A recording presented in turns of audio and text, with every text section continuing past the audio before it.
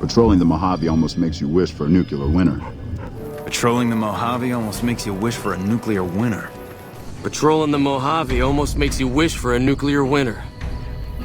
Patrolling the Mojave almost makes you wish for a nuclear winter. Patrolling the Mojave almost makes you wish for a nuclear winter.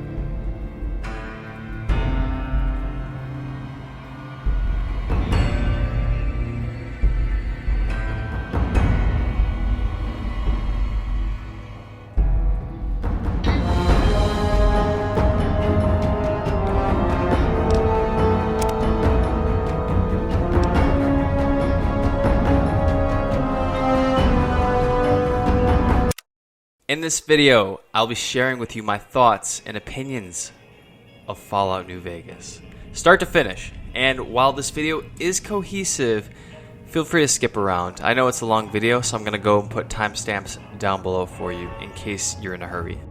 Before I start this video, let me first encourage you to share with me your own experience with Fallout New Vegas down below. I'm proud to say that I've read and responded to almost every single comment on my Witcher video so far.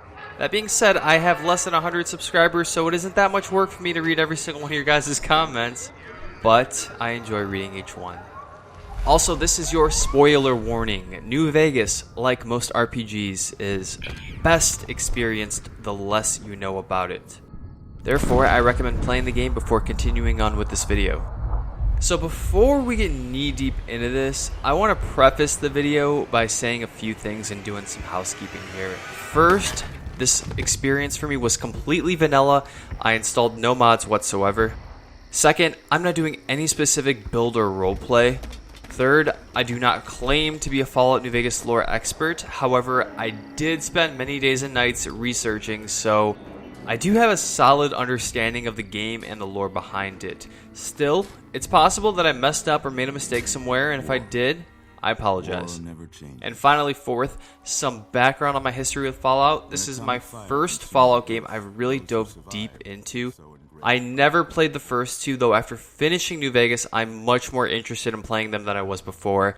I did play 3 and 4. The thing is, though, I rushed through 3 before 4's release, and with Fallout 4, I just quickly bounced off of it for whatever reason. I'll probably come back to them both one day and give them a proper play.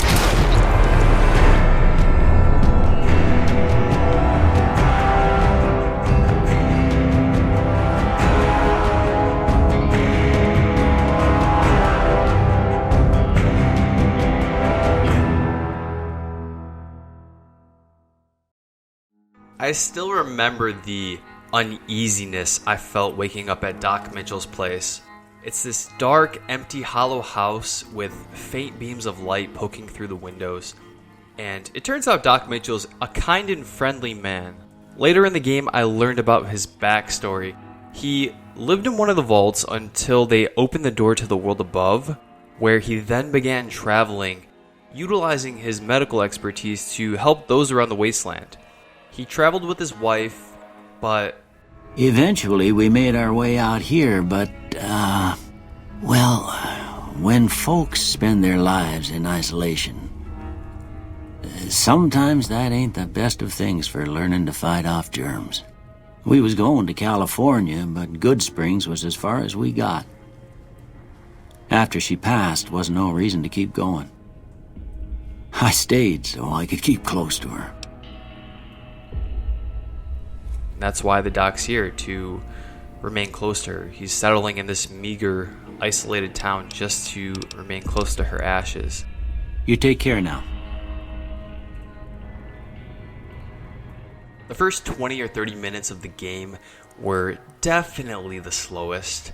This is, of course, when you build your character, and it all starts off with the player model. You can see my stats build on the screen, although later on I did decide to make Charisma 10 and Luck 1. Apparently this was a bad idea since charisma is pretty useless and luck is great for gambling. Who would have thought? Luck would be good in Vegas. Obviously not me. Skill-wise, I wanted to be good at speech since I knew this game had a lot of dialogue, so I focused there first. Next, I knew I needed to pick at least one type of combat form so I'm not completely useless in fights, so I picked guns. And finally, for the third skill, I didn't really know what to choose, so I just picked science. For perks, the first one I chose was skilled, which does +5 to every skill, but minus 10% from experience gained. The second perk I chose was trigger discipline, which makes me have 20% slower fire rate, but 20% better accuracy. And I assume that would just make hitting headshots easier, so I didn't really see a downside to that. I understand this game isn't known for its amazing buttery combat, and I knew that going in, so I decided to play the game on normal. Looking back though, it was a little bit on the easy side, but I really wanted to avoid bullet spongy enemies because I hate that when games just make it harder by making you shoot more bullets. I wanted to avoid that. The enemies were still challenging for me early to mid game, but things were much easier mid to late game, especially when I started running around with companions. I immediately clicked with the Mojave setting. The rural landscape, the amber tone, the bleak ambient background music. There's something about the atmosphere of the Mojave that hits you, and it hits you hard. My first few minutes, I simply walked around and took it all in. My adventure was finally beginning here in Goodsprings. After walking around, talking to the locals, and looting a couple of buildings, I went to the general store to turn in whatever scraps I mustered up for some caps. Inside the store, the walls were peeling, the windows on the casings were all broken, the shelves were tilted. It's obvious this place was just trying to get by, but what I really loved was the contrast going on in there. What do I mean by that? So, in that same shop, there was a radio playing a cheerful tune.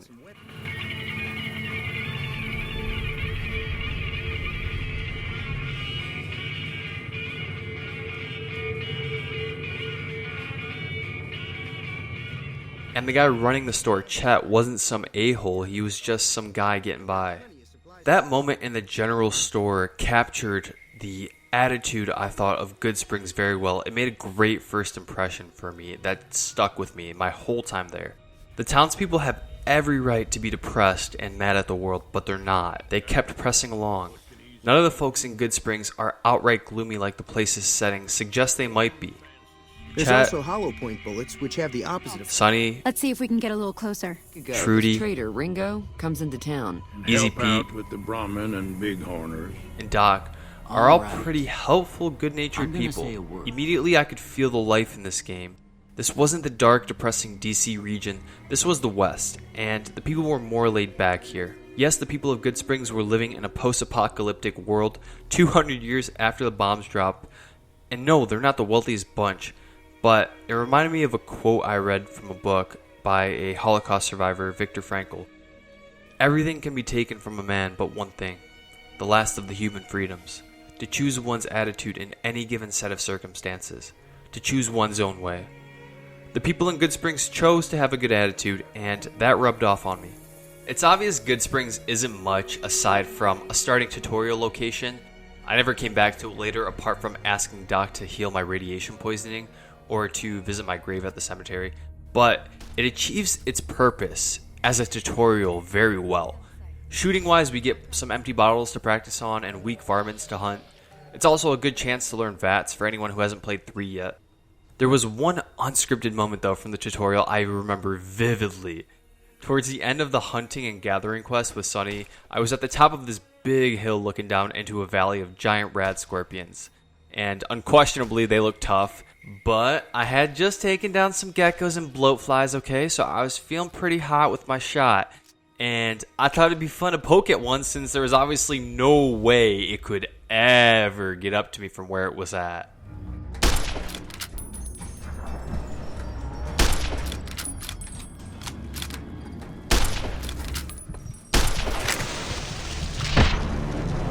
The Goodsprings questline concludes very well with the shootout where I was able to team up with my buddies that I just met and help defend the town and Ringo from the Powder Gangers. I really liked that Obsidian had us personally recruit the members to fight alongside us rather than oversimplifying the quest For instance, another game might have just had us talk to Sunny and have her gather up the town for us. But those extra conversations with Doc, Pete, Trudy, Sunny, and Chet, they all gave the town more personality and connection to the player. And now when I think back to Goodsprings, I think about those guys much more vividly. It seems like a minor point when you look at it in a magnifying glass, just a few more conversations, right? And it is. But good world building is done through lots of little details. It's the details I think that separate good games from great ones, and why so many of us think of this game as a great game. It's because of stuff like this, and I'll try to highlight more of Obsidian's attention to detail as we go along. Convincing the people in Goodsprings to fight alongside you is also an introduction to dialogue skill checks. I had enough speech skill to get Trudy to help out, enough barter skill to get Chet to help out, but not enough explosive skill to get Easy Pete to help out. It was a humbling moment realizing that I won't be able to get my way in every conversation, and I had to understand that depending on how I build my character from here on out, some content's going to be blocked off. That is until late game when skill checks don't matter at all because you maxed everything out. Which begs the question, and it's something I want to get into and ask you all. Do you think that we get too many skill points after each level? I don't know if I would have liked if the player was given less skill points after each level, but it definitely would have made playthroughs much more focused, I think, and would have been yet another reason to do a playthrough of the game. That being said, I could see how it would also make the game less fun, and there's already a large enough incentive as it stands to replay the game, just from choosing different story choices alone. In addition, I did a lot of side content that garnered me a ton of extra XP, and there's many casual players who play the game that don't do every quest like I did. So, you know what, I understand Obsidian needing to account for that, and the fact that casual players might just mainline the story, and they need to be able to have enough skill points if they do that. So I'm of the team that skill points are fine the way they are, although I do see the argument. After killing all of the powder gangers, the game tries to incentivize looting by giving way more in value from the powder ganger corpses than the measly 100 caps Rango gives you, effectively telling the player to loot, loot, loot if they didn't already get the message.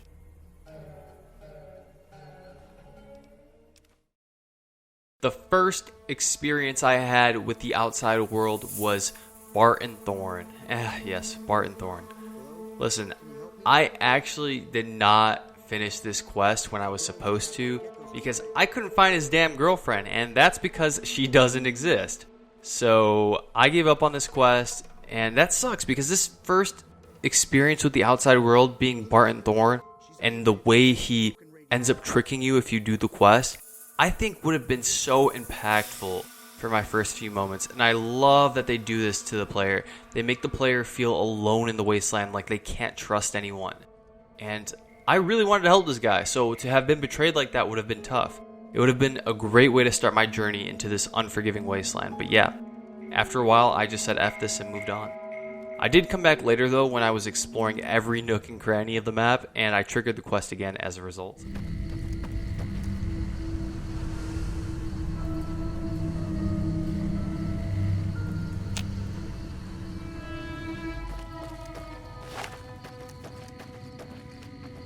Sorry I tricked you, but thanks for clearing out the geckos. Now I can get to that stash up there, after I deal with you. As I continued south, knowing I was still low level and really weak, I played it pretty slow and defensive, picking off geckos one by one. The combat in this game, like I said, gets a lot of slack, but really it's just the shooting. I personally didn't have much of a problem with it, but then again, I was able to tolerate The Witcher 1's combat, so your mileage may vary.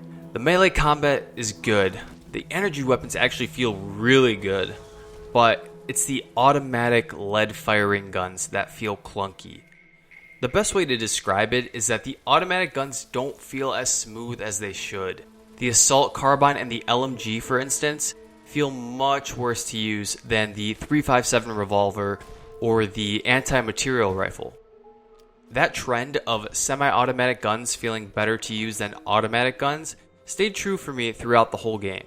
The guns could have really benefited from having some hit markers that would have given them some more oomph and a little bit more satisfaction and tactile feedback for the player that the guns really needed. With all of that being said, guns were my main form of combat throughout much of this game, and I got used to it. I was okay with it. It was serviceable, and I'm not playing Fallout New Vegas because of its amazing combat. I knew that going in. Even if it resulted in me not finding the NCR Correctional Facility until much later in my playthrough, I'm happy I didn't take the main road to get to Primm and instead rode the West Plateau. Taking the high ground gave me a little bit more combat experience with weaker enemies, but more notably, it provided me with a remarkable view of a gigantic gated settlement. I saw an interesting flag of a two-headed bear and a pre-war roller coaster just waiting to be ridden. It was time to explore Primm. After meeting a few New California Republic troops and getting an introduction to the West's leading faction, I met Johnson Nash over at the Vicky and Vance Casino. He actually foreshadows Courier 6 in the Divide, which is pretty cool to see looking back. Guess it was just your chip that didn't make it. First deadbeat we hired to do the job canceled. Hope a storm from the Divide skins him alive. Well, that's where you came in. He told me to go talk to Deputy Beagle, who was in the Bison Steve Hotel, so after talking to Ruby Nash, and the most annoying robot in the game by far, Primm Slim. Yeehaw! Man, I hate that tin can. I headed over to the hotel. The Bison Steve was my, and I'm guessing most of yours, first experience with one of the core gameplay loops in New Vegas. In a lot of the game, you're going to find yourself in an abandoned building, a cave, or a vault, probably taken over by a faction, critters, or the like. Then you're going to head on in, explore it, look for some loot, and then kill enemies along the way. This is a pretty common gameplay loop featured in a lot of games these days, but it works especially well in a post-apocalyptic setting because most of these locations have a story to tell and aren't just places to mindlessly loot. That being said, you can still mindlessly loot them if you want. The cool thing about Fallout's world design is that the lore is there if you really want to look for it, but you aren't forced into doing so. This is mainly done through terminals. Care about lore? Put all your skill points into science and hack away. Each hard drive likely contains information about the past that came before you. Don't care about the lore? You don't have to open a single terminal unless it's mandatory for a quest, or unless you need to disable robots. Terminals were, of course, already present in previous Fallout games, but I wanted to quickly highlight them because they're such a clever game design component that cater to the player's own pace and interests.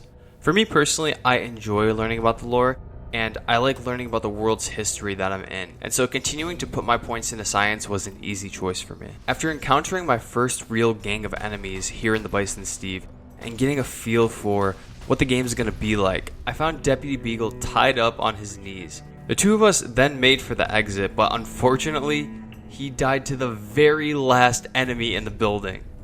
But New Vegas being New Vegas, I didn't get a mission failed, Deputy Beagle has died at the top of my screen, and then an automatic reload. No. I had to live with the consequences and share that information with Johnson Nash. Nash then told me I needed to find a new leader for the town, and that became my next objective. This is the type of stuff I love about New Vegas that just isn't in many other games. Having sufficient science skill, I was able to reprogram Primm Slim to become the town sheriff, forever assuring I will not be a Primm resident. Reinstated, partner. Initializing use of force authorization. Authorization found. Yeehaw! The highlight of my time in Primm, though, was definitely when I left the Bison Steve from its top floor exit and walked onto the roller coaster track.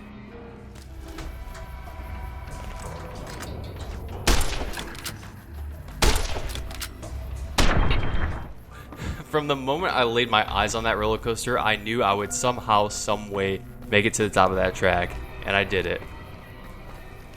Getting down, though, was the hard part.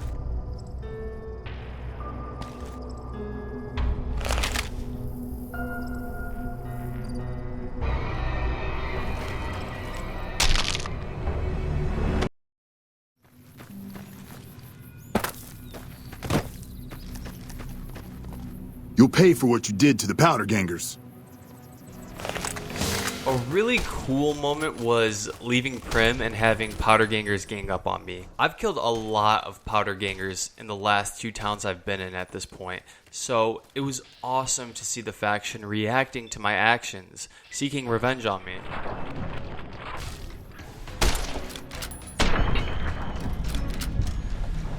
My journey from Goodsprings to Primm was a short, relatively safe, linear path.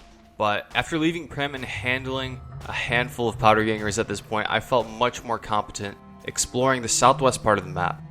I planned to head over to Nipton like Deputy Beagle suggested, but I couldn't help but spot the 2 towering stones that were at the top of the hill, and I'm sure this was a deliberate attempt from Obsidian to signal, "Hey, come here so we can have you learn more about the NCR," and it worked. It caught my eye, and I went up there. I met Sergeant Kilborn, Major Knight, Ranger Jackson, and Ranger Ghost, all New California Republic members at the outpost who gave the NCR some much needed personality. I then went ahead and did Ranger Jackson a favor despite the fact I had no respect for him whatsoever for reasons that should be obvious. As I went to go help out Ranger Jackson with clearing the roads, I ran into my first sandstorm. And this sandstorm was the moment I really began to feel like I was in a desert. I know there doesn't need to be sand flying in my eyes for a place to be considered a desert. Geological fun fact of the day, deserts can be snowy. But when I think of deserts, I think of something like this. As you can see here, I'm using the 357 Magnum, and this was actually my favorite early game gun. The reload animation on it is so cool. Shooting with it has a nice pop, and it hits like a mule. Just a fun gun to use. I felt like a cowboy who got lost in time. As I made my way over to Nipton, I was met by a fellow wastelander. I am now. I was just minding my own business heading west when that psycho came out of nowhere and started shooting. He kept shouting about stars or something. Does that make any sense to you?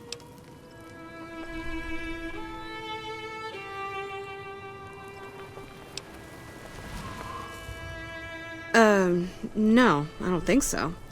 Caps are caps, right? Look, I think I need a few moments to compose myself, then head out. Once again, thanks. Don't worry about me. Sucker!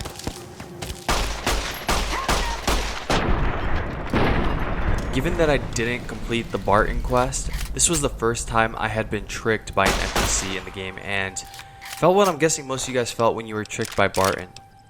That you really can't trust anyone in the wasteland. I don't think I'll ever forget my walk into Nipton. It was this encounter that made me realize I was in for one hell of a ride. After getting bamboozled by a bandit, I began hearing this dark, twisted melody playing in the background. Every note was another shriek of horror. Then some guy came running out of the city. Yeah! Who won the lottery? I did! Smell that air! Couldn't you just drink it like booze?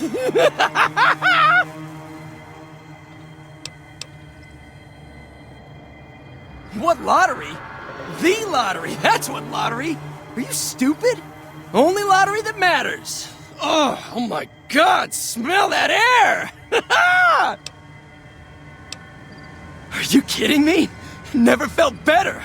Yeah! Powder ganger? What? I mean, yeah, used to be, sure. But not no more. Powder gang is small time, man. I'm a winner!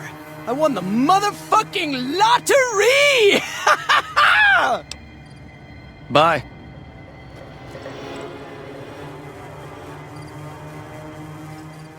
Okay, right now I'm thinking, what the hell? So I walk in, I see skulls on top of stakes on the ground. Then I see fires everywhere. Burned down houses. Then I spotted a still standing shop on my left. Are you fucking kidding me? First I get my leg smashed, and then in walks the Powder Ganger's Grim fucking Reaper. What the fuck have you got against us, man? Jesus fucking Christ. If you want me dead, just give me 15 medics and I'll fucking OD for you, okay? Fuck! As I was listening to Boxcars talk about the lottery, I could feel my heart rate speed up. My respiration increased. The Legion didn't just kill everyone in Nipton. They gave them lottery tickets. They toyed with different execution methods, crucifixions, burnings, and if they were lucky, just a beheading. On top of all of that, they promised to let one lucky person get out alive, giving N-1 people a false sense of hope and only exacerbating their pain of death. I'm not a big fan of horror movies, but I'm guessing what I felt was similar to the sensation that people who watch horror movies feel and why they enjoy it. I felt sick, but I also felt so immersed. I was actually in a horror movie. As abominable and grim as this was, it was so wonderfully crafted. The producers did an outstanding job with this scene.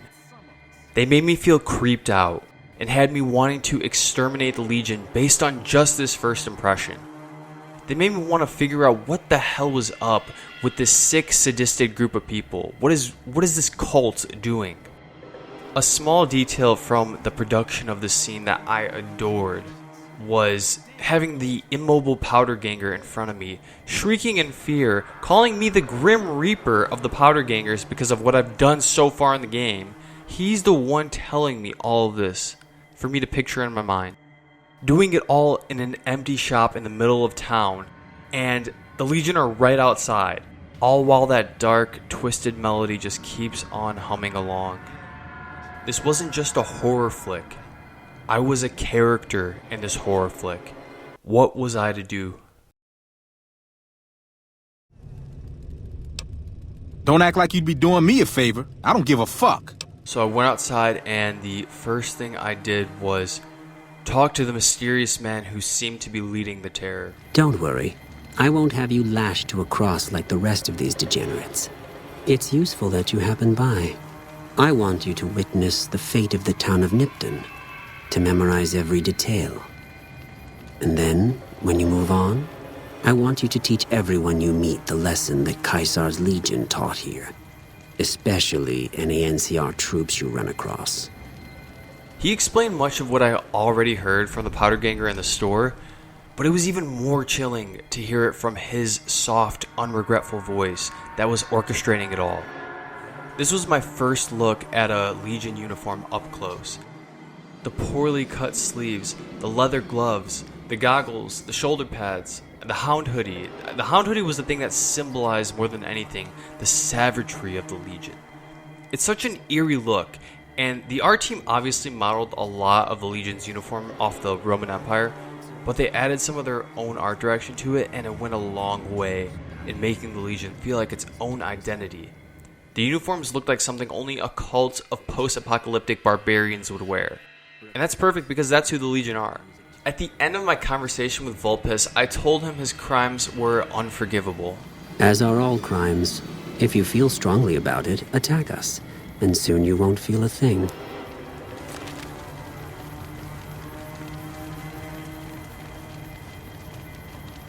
There was no way I was gonna let something like this happen. I wanted to kill the Legion.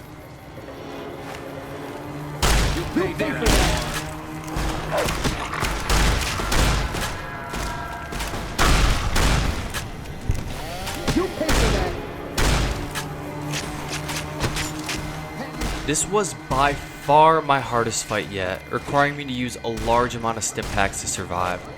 But I was able to avenge the victims of Nipton. The mayor of Nipton and the powder gangers involved in the Nipton heist deserved punishment. Nipton was a wicked place, debased and corrupt. It served all comers, so long as they paid. Profligate troops, powder gangers, men of the Legion, such as myself. The people here didn't care. It was a town of whores. For a pittance, the town agreed to lead those it had sheltered into a trap. Only when I sprang it did they realize they were caught inside it too. But nobody deserved the brutality the Legion delivered here. And the fact that the Legion punished the whole city for the mistakes of just a few people, that meant innocent lives were lost in this massacre, and there was no way I was going to let these men walk away. It left me thinking, though, that the way these innocent people died of Nipton is similar to the way that the innocent civilians pre-war died from the nuke, if you think about it. So The people pre-war suffered the consequences of decisions made by those higher in authority. Do you guys think this is a reference to that, an allusion to that, or am I looking too deep? You tell me. After taking care of the Legion, I then entered the Nipton Town Hall, and this was the first time I really felt the pre-existing life in New Vegas that once was. I could see ghosts of people as I was scavenging the hall. I saw them sitting in the chairs. I heard their voices bouncing off the walls. Walking through abandoned buildings in Fallout it's a surreal experience, and part of why I love the post-apocalyptic setting so much. You use your imagination to fill in the missing blanks. That pervasive mystery just lingers as you go through each and every building. When I finished looting the hall and the town, I then began exploring the area around Nipton before I headed off to Novac. This is also when I ran into my first cavern and got absolutely demolished by Night Stalkers.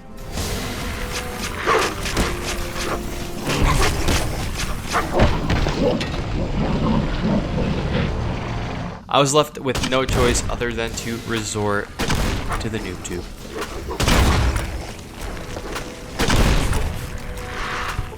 AC-130 standing by. My prize was a still warm body with some decent loot on it. A seemingly small, insignificant moment, but it's these gratifying moments of exploration and discovery that make me love New Vegas. I tore my body up pretty bad in that fight, so I headed back to Goodsprings to get healed up by Doc and trade some scraps for coins with Chet. Can do. This was also the first time I ran into Victor. Howdy, partner. Might I say you're looking fit as a fiddle? The people in Goodsprings hinted that there's something fishy about Victor, so I had a hunch he'd play a part later in the story. But as for this interaction, there isn't much to say other than it's an obvious foreshadowing put in there by the developers to cause mystery and intrigue in the player, and it definitely did. Traveling back to Nipton, I started doing more exploring towards the southern part of the map at this point in the game. I stumbled into the Crescent Canyon after getting attacked by some golden geckos coming from that direction. If radroaches are the Goombas of New Vegas, geckos are definitely the Koopas. I was hoping for some loot, a dead body to scavenge, or something down here. Maybe I missed something, but all I received for my troubles were golden gecko hides from the carcasses. Those hides are still pretty high in value, but I've been trained by recent games to expect a rare item drop in a place like this and not just nothing. So you can imagine my brain was a little bit let down. I'll touch more on this later, but I actually quite like how some areas are just there because they're part of the world, and not every area in the map is there to give you a piece of legendary loot. At this point, I was done drifting around the southern part of the map and ready to head to Novac. I was attacked by some legionaries on my way there, and it made me rethink if I should have killed Vulpes and his patrol back at Nipton or not. But I wasn't going to reload a save just because of this. I believe that the Legion were scum for killing those innocents at Nipton and deserved to die. But boy, did those Legion patrols that were hostile towards me as a result of my decision, boy did those make my first 10 hours stressful. And I like that. That meant that there were consequences for my actions. The path from Nipton to Novac is a pretty spacious one. One cool thing about the Mojave terrain is that there seems to always be a hill nearby you can get on top of to survey the desert with. I loved making my way up the land to gain a better vantage point and to figure out what was around me, to pick the next location I was going to discover. We live in an age where, if we're not careful, we can train our brains to expect dopamine shot after dopamine shot. There were many times where I'd just be sitting on top of a hill looking off into the post-apocalyptic Mojave Desert, just chilling. And it's really incredible how video games are able to paint worlds for us we may have never been able to see otherwise. I mean, I remember playing Assassin's Creed Origins a couple years back thinking to myself, wow, it's a damn wonder how I'm able to experience 40 BC Egypt. Then on top of that, as a deadly parkour assassin. At the risk of sounding preachy here, I encourage you guys to take in the sights and sounds of your video games and just notice the things that are easy to miss. I did that in the Mojave, and man, it's amazing. Like, I'm never going to be able to live in a post-apocalyptic Mojave Desert, or at least it's very low chance that's ever going to happen. So being able to experience that is just wondrous. Some people like listening to music or the radio while roaming the wasteland. I myself actually enjoy the ambience that plays.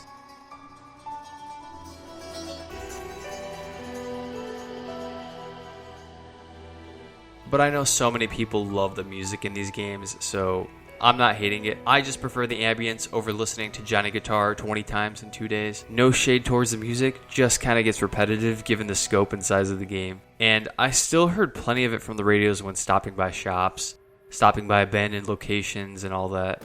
One thing's for certain, every song in New Vegas was better than Bingo Bango Bongo. While continuing to explore, I spotted a fenced area that I just had to check out. There were feral ghouls surrounding an abandoned shed who were quite tough to fight, warning me that I should probably get back on track to Novac after this and level up some more before I come back here. But I was able to make it to the shed, and inside the shed there was this very Fallout-esque, uncanny story of a girl who hates her life and wants to become ghoulified. You actually can see the girl laying on the bed. A weird, sad story. I think it really lies perfectly in the Fallout universe. The oddness of it all is perfect.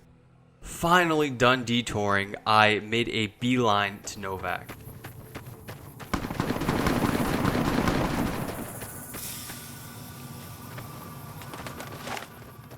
You'll pay for that.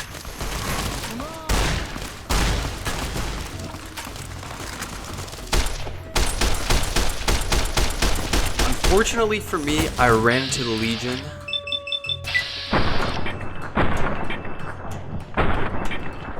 Then after fighting them, going to a nearby abandoned shed to rest and heal.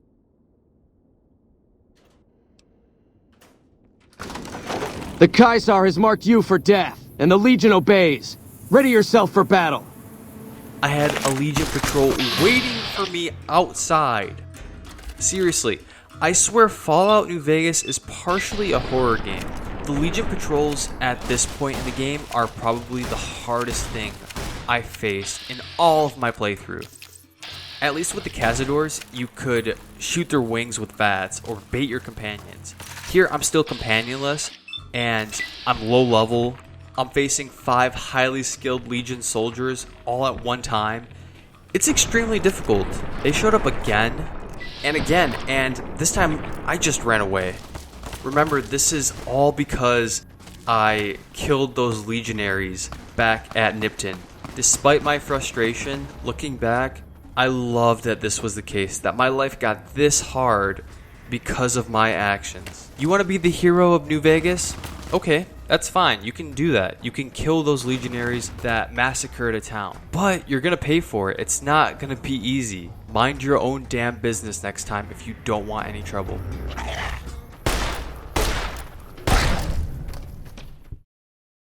Dinky's statue is probably the first thing you think of when you think of Novac. When I first saw the giant T-Rex sculpture, I couldn't help but smile ear to ear. Partly because he reminds me a lot of Reptar and I loved Rugrats as a kid. Partly because I could breathe a sigh of relief knowing I was momentarily safe from Legion patrol units. Nowhere else in the Mojave aside from maybe the Strip was more memorable than Novac. Nowhere else in the Mojave felt more like home than Novac. There's no doubt the charm of the town's mascot had a lot to do with that. Novac might have the most odd, diverse cast of characters out of all the towns surrounding the Strip. There's Dusty and Alice McBride, who are the 2 Novac settlers whose cattle are being attacked. There's the questionable medic and the 2 guys harassing her. She hasn't paid me anything yet. Should I be Between worried? you and me, I don't think she studied at an accredited institution. There's Nobark, of course, who resembles the old hippie Uber driver where everything that comes out of his mouth sounds like crazy talk, but actually it turns out that he may be right. The government is contaminating our water to brainwash us. There's Victor, who we just talked about. There's a vocal artist and an Enclave pilot taking up rooms upstairs in the motel. There's Cliff Briscoe, whose voice actor's voice stands out amongst a pool of great voices in the game. Well, there's T-Rex figurines, of course. That's our bread and butter. There's Manny, who's probably the most generic character in the bunch, but is integral to the main quest. And then finally, there's Craig Boone, retired NCR 1st Recon sharpshooter and Novac night shift town guard. I want you to find something out for me. I don't know if there's anything to find, but I need someone to try. My wife was taken from our home by Legion slavers one night while I was on watch. They knew when to come and what route to take, and they only took Carla. Someone set it up. I don't know who. My wife's dead. I want the son of a bitch who sold her.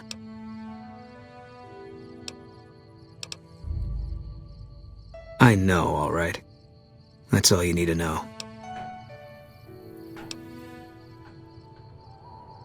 Bring him out in front of the nest here while I'm on duty. I work nights. I'll give you my NCR beret to put on. It'll be our signal, so I know you're standing with him. And I'll take care of the rest. I need to do this myself.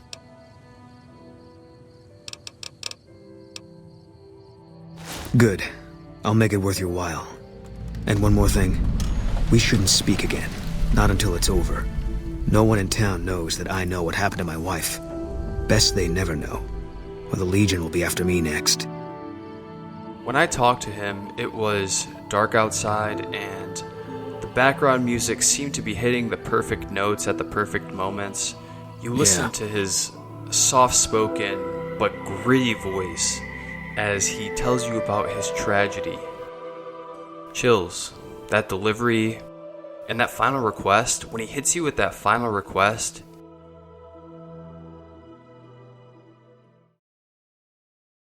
Ranger Andy asked me to check out Ranger Station Charlie and see if his men are okay. And so I did.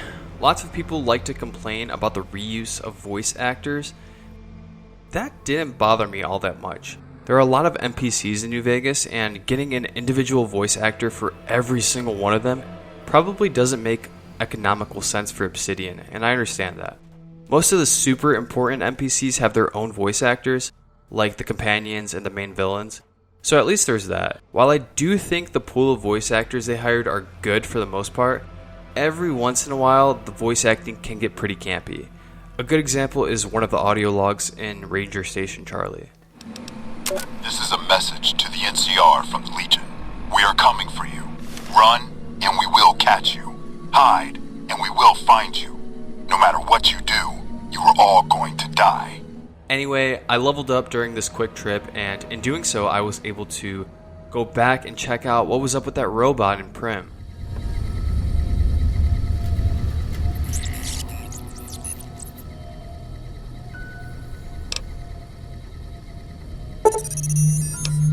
Turns out that robot became my first companion. The combat became 10 times easier once I started traveling the Mojave with Eddie. So much so that I began regretting playing the game on normal at this point. Now having a 75 gun skill combined with a companion who enhances my build's lack of perception, all while he zaps enemies to ashes, allowed me to roam pretty much anywhere I pleased at this point. Heading back to Novac, I decided to help out the McBrides with their cattle killer predicament.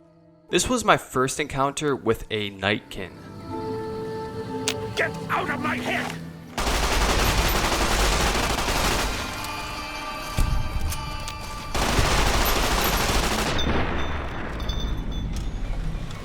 When I first talked to Nobark and heard him speak about the cattle killer, I thought he was absolutely deranged.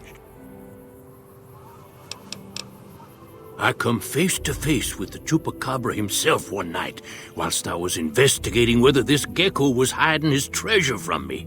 He was the meanest, ugliest Chupacabra you could imagine, had 2 heads and fangs down to the ground. Best I could tell anyways, since when he come up to me he was invisible. Had himself a blunderbuss, what would rotate and shoot bullets real fast out of a backpack. Never seen nothing like it. Walked right past me having an argument with somebody. But I only saw one Chupacabra, so I guess the other fella had to be invisible too, only more invisible than the other one. But it turns out that Nobark was right. The Nightkin was indeed invisible.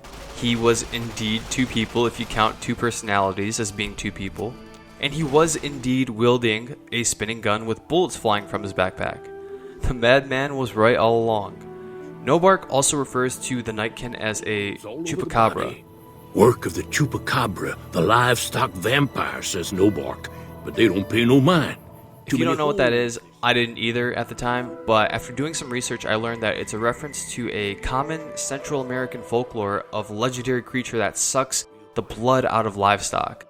But what was perhaps most interesting to me from this whole quest was when the Nightkin screeched, "Get out of my head," during my encounter with him. Get out of my head! Nightkin are some of the most interesting occupants of New Vegas. Most of them have developed schizophrenia due to prolonged use of the stealth boys. I didn't know this when I heard him scream out that line, so it caught me off guard. But now rewatching this encounter, it's pretty cool to see the little details like that stick out. I asked around about Boone's wife, but hit a roadblock and couldn't figure anything out. So I decided to walk around and check out what was north of town.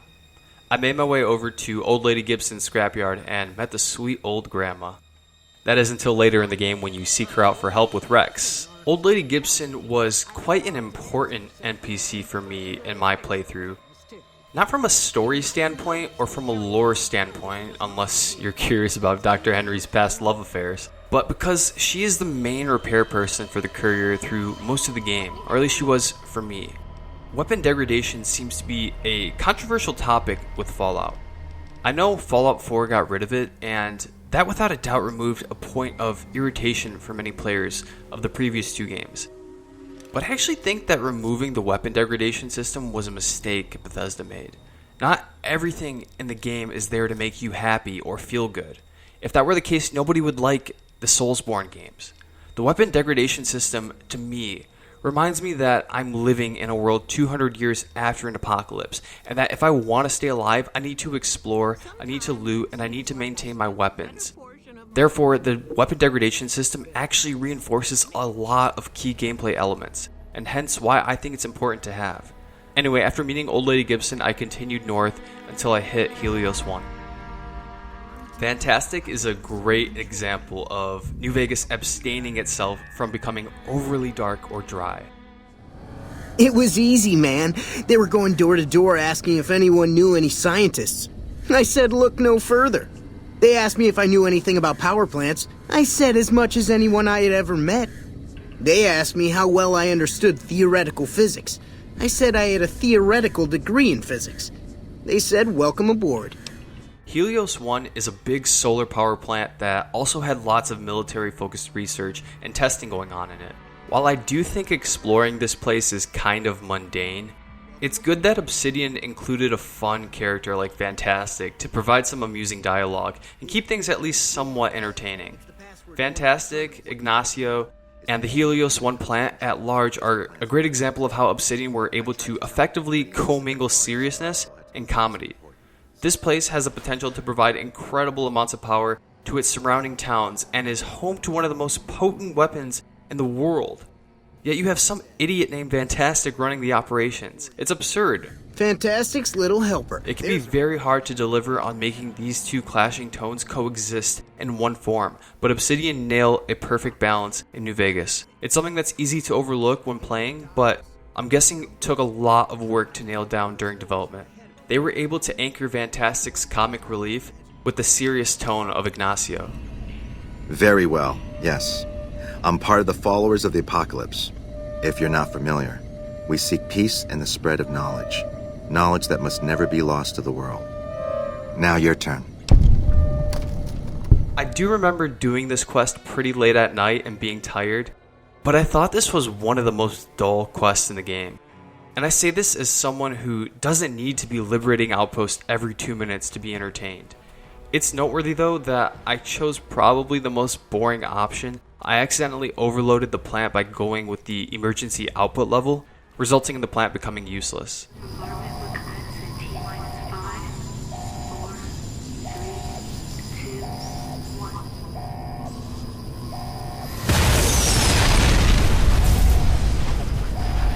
The next quest I did, on the other hand, had me glued to my seat. The end of the quest might be the most memorable moment of the game. After my time at HELIOS One, I headed over to the REPCONN testing site to satisfy Manny Vargas' request and clear out the ghouls over there. Hey! Over here! Are you listening? Go to the big room on the east side of this building and take the metal staircase all the way up. And hurry. I love both of the main characters in this quest, mainly because of their oddity. Alright, Smoothskin. I'm letting you in. You better watch yourself. I'll sure as hell be watching you.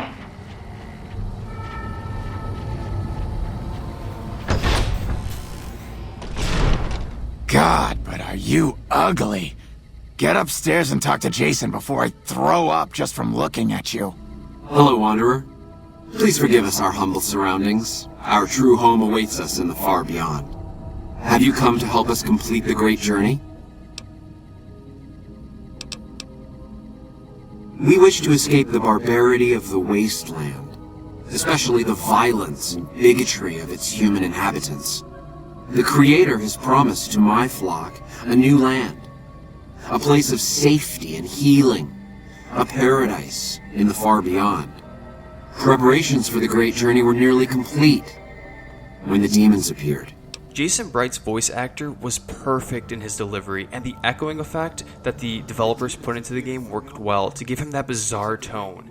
What you do in the quest isn't anything groundbreaking in terms of quest design. You clear out some Nightkin, take out their leader, then scavenge for some items. But it was the story and the characters that had me captivated and excited to see what would happen next.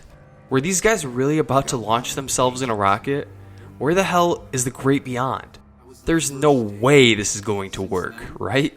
Wait, they're actually about to board this rocket. This is the stuff I was thinking in my head. I want you to know that we will remember for all eternity how you delivered us to the threshold of the great journey. I don't think anyone who's played Fallout New Vegas will ever forget the rocket takeoff.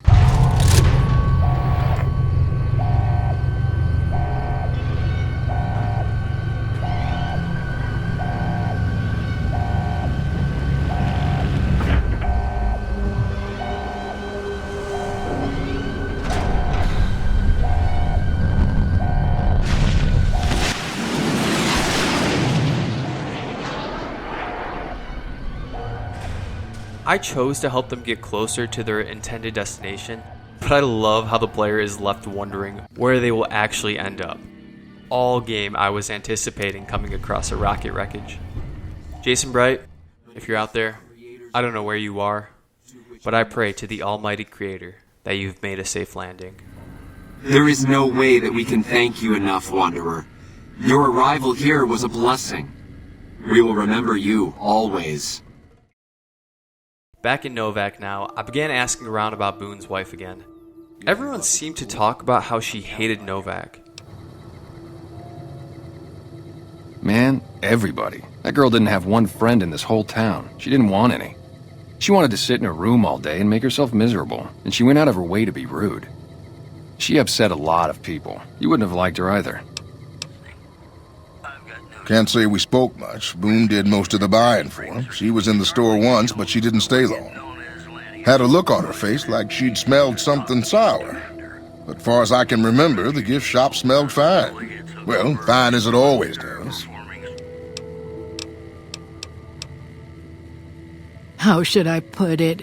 I guess you could say she was kinda like a cactus flower. Real pretty to look at, but there was just no getting close to her. She never did take to living here. She liked the big lights and fast living of New Vegas. Carla was a knockout. Whenever Boone walked around with her, he always had this funny grin on his face like he couldn't believe his luck. I know we couldn't. That wasn't the only reason she stuck out, though. That girl never minced words. If she'd had better food or hospitality, she'd let you hear it. Trouble was, she usually had. I don't think she meant it. She really was a sweet girl. I think she just wanted to remind herself that there's still nicer places in this world than Novac. Who could blame her for that? I didn't pay that information much attention though, which turned out to be a mistake. When you talk to Jeannie Mae, you have the option to criticize the city. You can jump out the window for all I care, mister. You got no right to come in here and start criticizing our town. Folks work hard to keep it clean and safe. We do the best we can, but still, there's always some of you finicky types that there's just no pleasing. As you can tell, she gets very defensive. I just wasn't sharp enough to catch on to it, and so I kept searching for clues. One night, I was almost certain I found the perpetrator.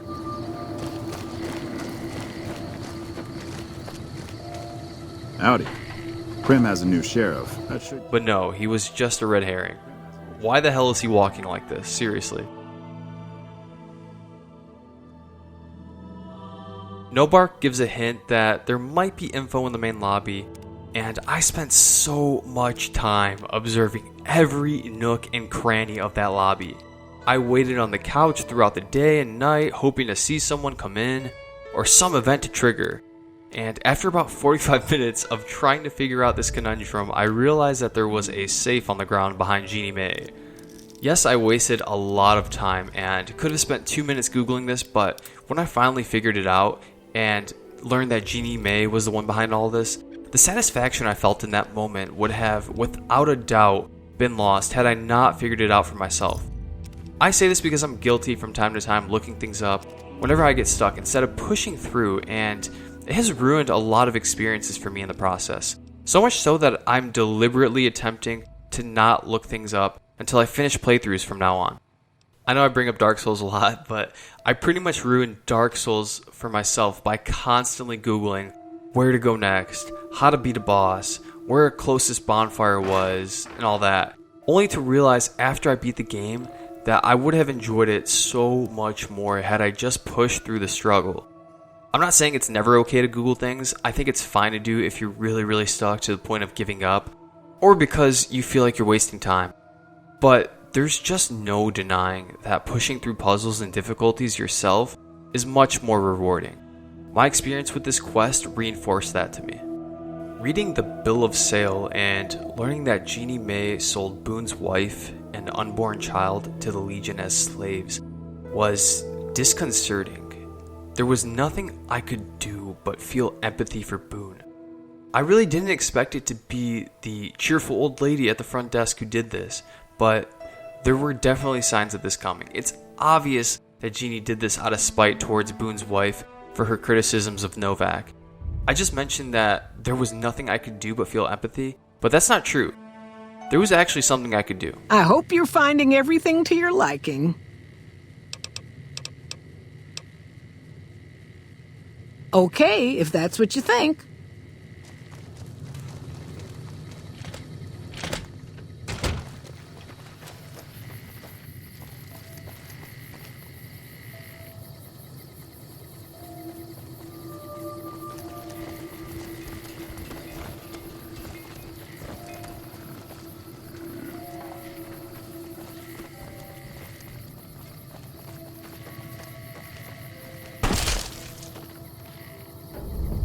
Yes, I missed the shot, I know, I was pissed too, but what an outstandingly written tragedy. This quest marvelously demonstrates the power of good storytelling through video games. After letting Boone know what happened, I convinced him to join me on my journey. Fine. Let's get out of here. We had similar interests, being that we both despised the Legion, and I thought the guy could use some company for a while. While wandering with Boone, I couldn't help but think to myself, wow, I really do care about this guy. There was something powerful about fighting alongside Boone that I didn't feel when fighting alongside any other companion in the game. Maybe because he was my first humanoid companion, or maybe because I played such an integral part in his wife and unborn child's revenge. Maybe because with him each legionary kill meant even a little bit more than it already meant to me. It's probably a mix of all these things, but I didn't feel closer with any companion in this game than I did with Boone, and I'm wondering who that companion was for you. Let me know. I'll have to do some exploring before continuing my search for Benny at Boulder City. I departed from Novac and began on my way again, this time with a friendly sniper helping me out. I discovered a few ostensibly meaningless locations like the toxic dump site, and I say ostensibly meaningless because while they didn't have any good loot, or anyone to talk to at those places, I thought to myself that it's nice to just have some locations in the game that are there because they're there. I feel like this is good world building in a way. While taking care of some geckos, Boone had something to tell me. We're getting close to Nelson. Any closer, I'm shooting any legionary I see. Hope that's not a problem.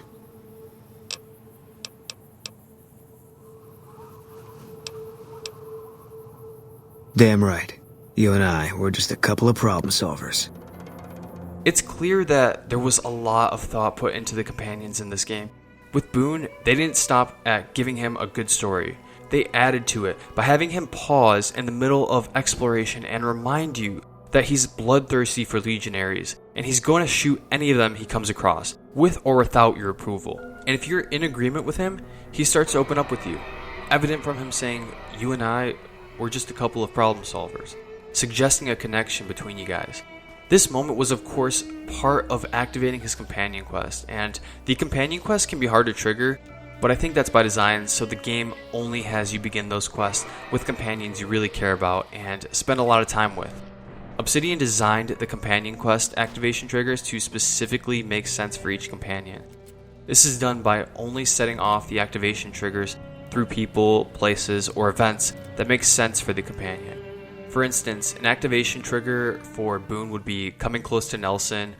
For Arcade, it would be talking to Dr. Hildern. With Lily, an activation trigger with her is when she gets weak in battle. On top of these unique activation triggers, Obsidian incorporated meaningful dialogue with each companion for when these triggers occur. These are just some of the small details in New Vegas that are easy to overlook but truly help transcend the game from being good to great, specifically in regards to character development.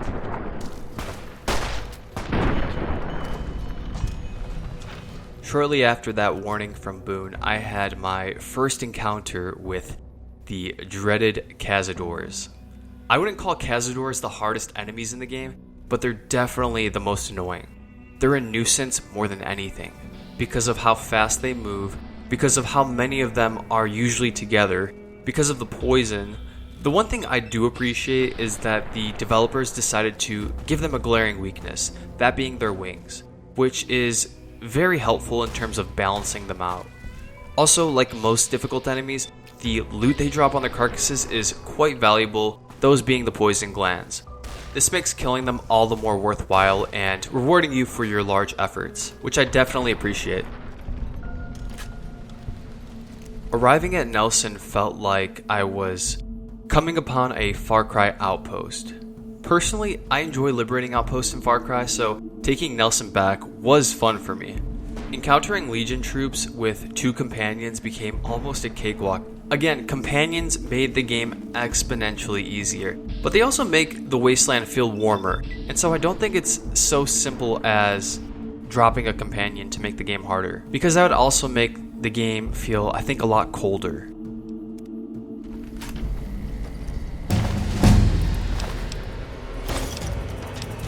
After killing some more Cazadors, I got to hear those sweet, sweet level up drums for the 10th time. Here's a look at where I stood stats-wise.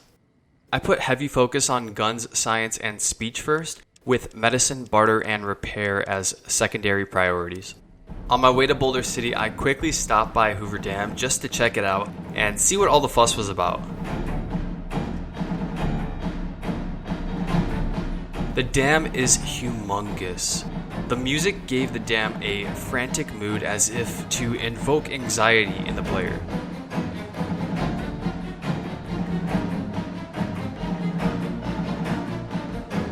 Everyone at the dam seems busy and unable to talk, and I couldn't help but notice that there was a higher purpose for everyone there that went beyond themselves. I'm not here to make money. I'm here to watch the NCR supplies for the dam, and that means no supplies for you. Whereas my entire main quest was just to seek out personal revenge on somebody. It was a little bit humbling. I'm not required to answer questions from a civilian, and I don't trust you enough. Go bug someone else with your questions. Boulder City was the sacrificial lamb Chief Hanling gave up so that the NCR could be victorious during the first battle of Hoover Dam. Hanlon had his soldiers plant explosives all over the town, he was able to lure legionaries into the city when they attacked, and then he detonated the booby trap to effectively secure victory in the war. Joshua Graham, the Legion's legate at the time, was the one to shoulder the blame for this mistake and was sentenced to be burned and tossed into the Grand Canyon as a result. And we'll talk much more about him later in the DLC. The town since hasn't been renovated.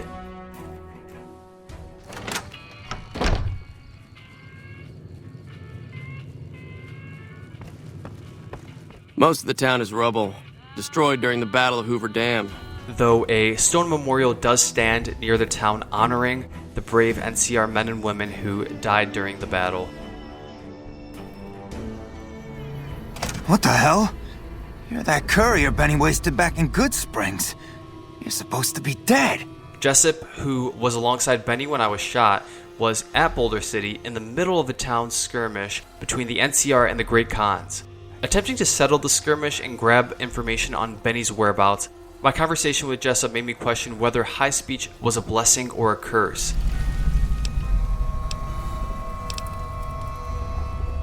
What's to negotiate? The NCR backs off, we walk out of here, nobody gets hurt.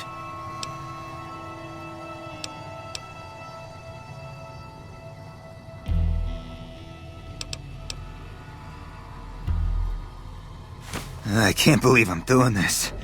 But alright, the hostages can go. The NCR had better keep their end of the deal, though.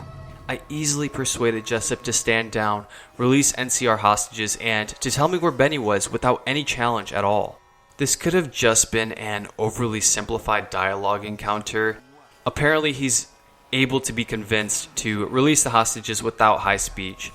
But not knowing that at the time, it made me question if I was skipping good bits of gameplay and dialogue by magically bending everyone's mind in my favor with high speech. My inevitable next playthrough of this game is probably going to be a low speech one, at least at the start, just to see how much more difficult things become. I crossed the 188 on my way to the strip, and that's where I of course met Veronica. I didn't elect to make her my companion at the time because I had just started traveling with Boone and wanted to keep doing so. Continuing on, I found the REPCONN headquarters and took a tour around the place. Ready for the REPCONN tour, Rocketeers? Courtesy of the fine folks at Robco, I'll be your guide today on the path of scientific discovery. It showcased the exceptional humor from the writers and made for a nice breaking gameplay. How may I serve you, Master? In the lead-lined case behind me is a spent radioactive rod from one of our old reactors. I wish we could have had a Protectobot to ride around the Mojave in, considering how it can be a pain sometimes to walk around, especially for medium and heavy armors. Following my break at REPCONN HQ, things got really crazy when I went inside an ant mound. This naturally meant I would have to kill a giant ant queen. Part of me wishes there was just a little bit more outlandish and silly stuff like this in New Vegas, but I could see how too much of it could make the tone become chaotic.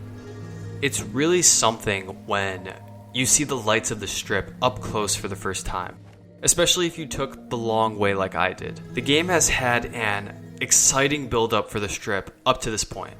Before beginning New Vegas, and surely while playing, there's no doubt that thoughts have crossed your mind about what the strip will look like once you're finally inside. Like I said, the game does a great job getting the player anticipating for that moment.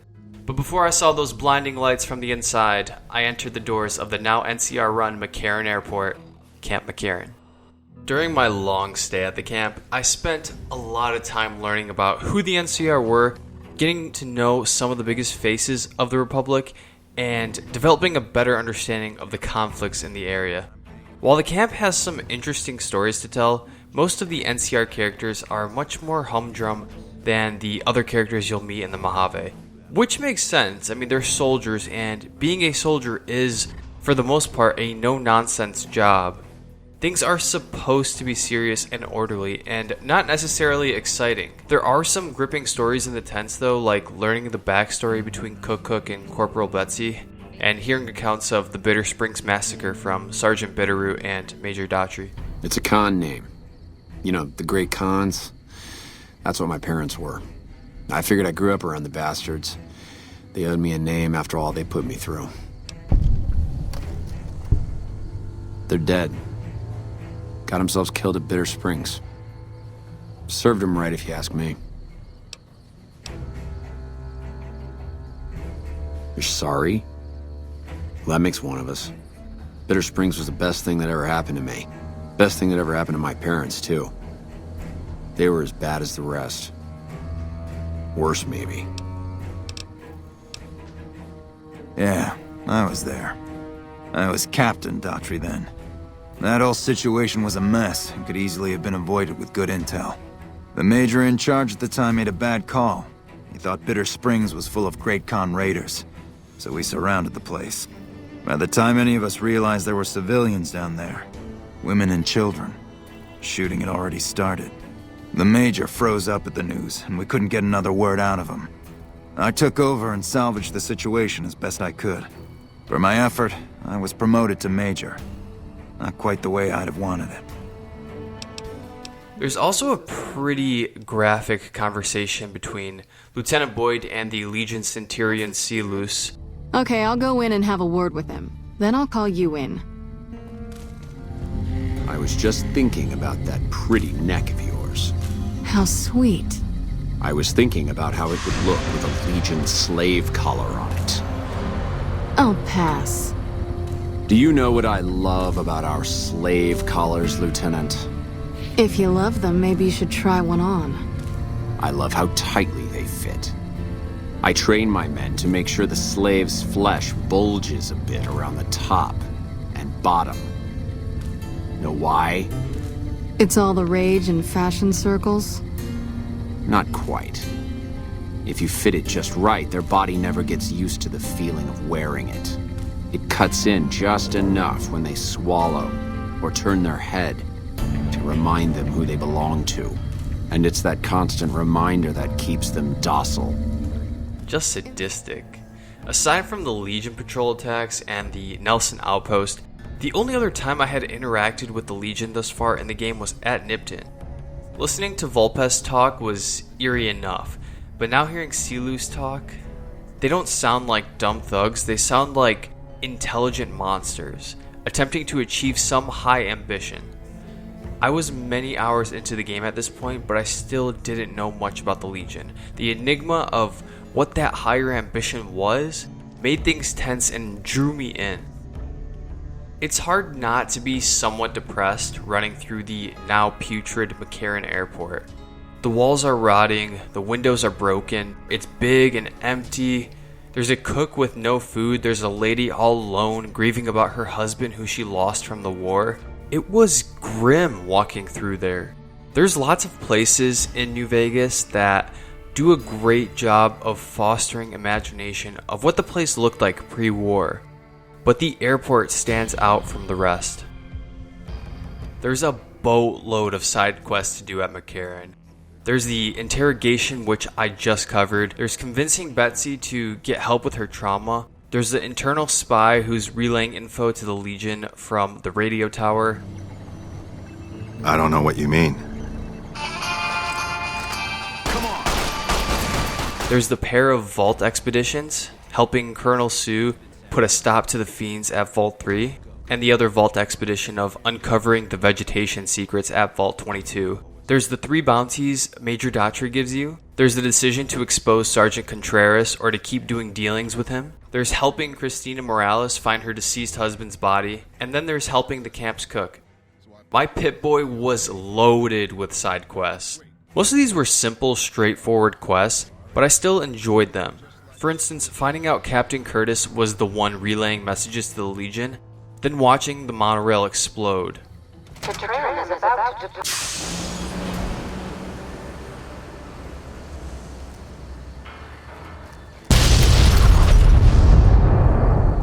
Unless you're not good at catching climactic moments like me and you missed it. Then there were the bounties, which were a fun change of pace that provided meaningful combat engagements. I wasn't just killing mindless geckos and raiders anymore, I was killing a rapist. The lead I was spitting out had an important reason to be flying through the air. The last thing I want to touch on from the Camp McCarran quests are the 2 vault expeditions. When I was told to go explore these vaults, it was perhaps the most excited I was at any one point in the game. Vaults are obviously core to Fallout, and this was the first time I was going to see a vault since I wasn't even in one myself. So I'm sure you can feel where I'm coming from here. What the fuck are you doing here? You got some kind of fucking death wish, asshole? I have a wide range of feelings regarding the vaults. The biggest headache for me in New Vegas, aside from the bugs, was the labyrinthine design of the interiors in the game. That's not to say it's a bad thing. It could have very well been a design choice to make the player feel lost and befuddled as they make their way through the building, the cave, the vault, whatever it is. But there were many times where I dreaded navigating through an interior just because of its maze-like floor plan. That being said, each vault seemed to make up for it by the time I made it to the Overseer's office and learned about the vault's history. Most of the vaults had a captivating story that artfully revealed itself as you made your way through. Vault 3 was no exception. When I first made my way through the vault, it seemed like nothing more than some vault taken over by fiends. I guess it isn't a secret. Yeah, the residents of the vault are all dead. We killed them. Funny thing is, they just let us in. We didn't have to force the doors or anything. Yes, this is a vault the fiends took over, but Obsidian were able to make the vault more meaningful than just that. They developed a backstory behind the vault that centered around a disagreement between potential overseers on how to approach interaction with the outside world. It turned out that the elected overseer was for forming lasting bonds with our neighbors in the outside. And continuing to read the entries further, you learn that he also hid the guns in an inaccessible submerged chamber. So those guns could have been utilized for defense against the fiends. When I learned this, I began to visualize the scene in my head of the fiends entering and attacking the vault's inhabitants as the inhabitants frantically scramble around looking for guns to protect themselves with, only to find out their overseer sealed their doom. The hung bodies outside of the vault now had more significance to me than just being some people who the fiends killed. This vault highlights what I was talking about earlier in regards to the game letting you set your own pace. Learning the fascinating, tragic backstory of Vault 3 made me personally want to continue to dig deep into the lore of this game. But if you're just playing casually or don't really care about the Vault's backstory, the cool thing is you're not forced to care. You can just as easily run in, interact with Motor Runner. I'm not here to talk. I'm here for business. Either do some or get the fuck out. Make the decision to do business with him or kill him. Elect to free the captives or not, then go back to McCarran and finish the quest. After choosing to kill Motor Runner, then freeing the captives, then figuring out how to loot the submerged chamber without a rebreather, which I had no idea even existed at the time, I made my way back to McCarran and gave Motor Runner's head to General Sue. With that, I hit level 15, and here's a look at my stats thus far. As you can see, I maxed out guns, science, and speech, and got to at least 50 in barter, medicine, and repair.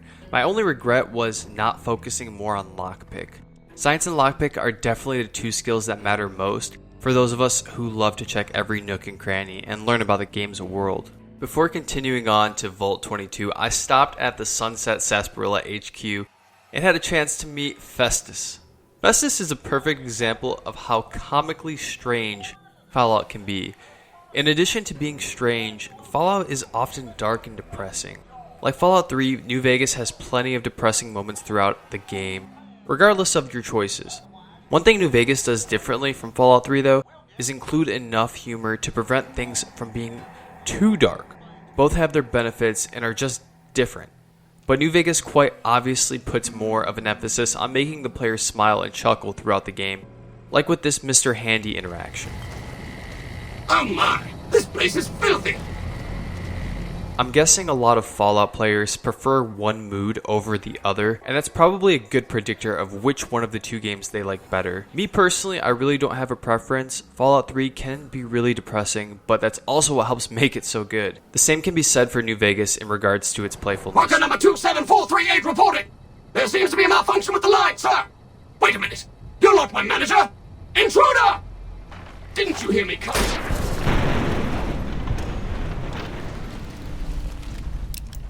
Most of the vaults have some kind of unique exterior that differentiates them.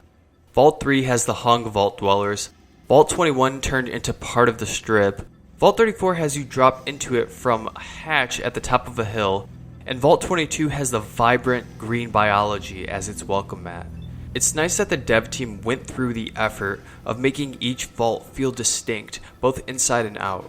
After entering the vault, you come into contact with some of Keely's logs, as evident by the Keely out at the end of the terminal entries. The Keely entries I thought were contrived. I can usually suspend my disbelief, but I couldn't help but wonder why she would leave random notes on terminals throughout the vault and not just on a notepad or something. It didn't really make any sense. Again, I usually suspend my disbelief, but this was just a little weird. I would have preferred if they just kept the logs from the old vault inhabitants and had Keely tell you her findings in person when you run into her later. I dig the whole science experiment gone wrong feel of the vault. The spores spawning and camouflaging in the plants was off-putting in a good way, and supplemented the botanical horror atmosphere of the vault very well. Flamethrowers are always fun weapons to use in any game, and that's definitely the case in Fallout New Vegas. It also makes sense to drop it here amongst the flora. How do you get rid of plants? You burn them. The fact that Vault 22 connects to a cave with no loading screen in between, given that the game is so cluttered with loading screens, is quite admirable. I also like the nice touch of having the cave entrance be located behind a shifted control unit. It's clear that some serious thought went into the level design of this place. After running into Keely, she tells you to meet her upstairs, then asks you to create an explosion to kill all of the spores in the vault. Time is of the essence, so I'll be brief. This place is filled with spores that are toxic to humans, and we need to get rid of them.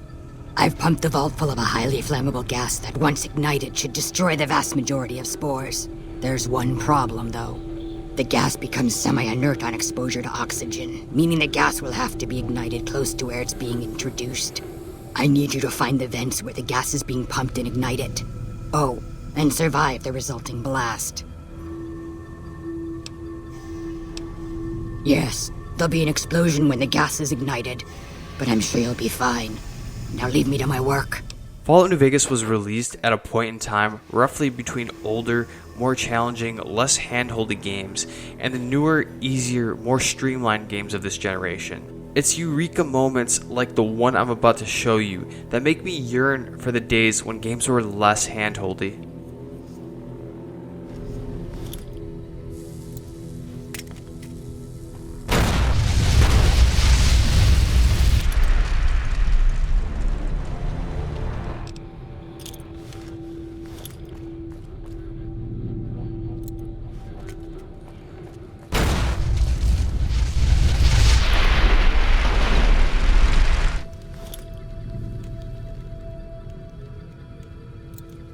Grenade!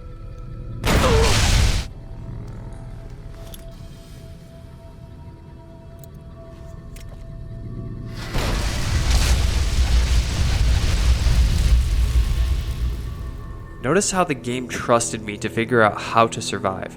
It isn't the most incredible puzzle known to man, but had this game been made a few years later, I'm guessing there would have been an on-screen marker on the ground directing me to run inside the room after I threw the nade. Either that, or this would have been entirely removed. Sure, it made for a frustrating first few attempts, but like in Boone's Revenge Quest, when I finally figured it out, it was incredibly rewarding. Having a high enough science got me out of making the choice between handing over the data to Keely so she could destroy it, or not handing it over and turning her hostile. But suppose I didn't have a high enough science. As a quick refresher, Dr. Hildern will pay you around 1,000 caps if the courier returns to him with the data from the vault. A lot of RPGs have the player making a similar decision to the one the courier makes in this quest. Decisions that can effectively be reduced to displaying morality versus receiving in-game currency, experience, or the like. I'm not a fan of this quest's conclusion, as it's much more good guy, bad guy than the rest of the game normally is. It's obvious from talking to Keely and Angela Williams that they're the good guys, whereas killing Keely and siding with the patronizing old man who will give you caps for retrieving the data and who takes credit for Dr. Williams' work and who sends people to effectively die in the vault He's obviously the bad guy, and siding with him is the bad way to go about things. It's not explicitly said like that, but it's pretty obvious. On top of that, currency in a lot of games is just really not that hard to come by, and New Vegas is no exception, though it is more economically straining than a lot of other games, I'll admit. On top of that, you can't unkill Keely, but you can always make more caps. The economy stayed relatively balanced throughout the game, but I never thought an extra 1,000 caps really mattered, especially compared to the life of an innocent. That being said, I might be naively looking at one layer of this. It's very possible that Dr. Hildern's 1,000 caps was supposed to act as a bonus if the player had a high enough science skill to evade handing over the data to Keely and keeping her alive at the same time, knowing that most players would choose to hand over the data to Keely if they had to choose between that and killing her. If that was the intention all along, to have a good side and a bad side, and you're obviously going to side with the good side, but if you have a high enough skill, we're going to give you the benefit of the bad side as well, then that's cool. I like that design. That's brilliant. One final thing I want to note is that I realize the main conflict in New Vegas is between the NCR and Legion, and this is also a pretty obvious good guy, bad guy scenario. Despite the NCR having some rough edges, I think most people would agree that they're more ethical and humane than Caesar's Legion.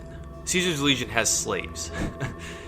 I actually think the good guy, bad guy dynamic works for that conflict because of how well Caesar's Legion is done as the bad guy. They're very nuanced, and that's not really the case with Keely Angela Williams versus Dr. Hildern. On top of that, Caesar's Legion is an interesting villain. It's like the Joker is an interesting villain, even though he's obviously the bad guy in Batman. A narrative doesn't need moral ambiguity to be good, but it shouldn't be so simple and boring either.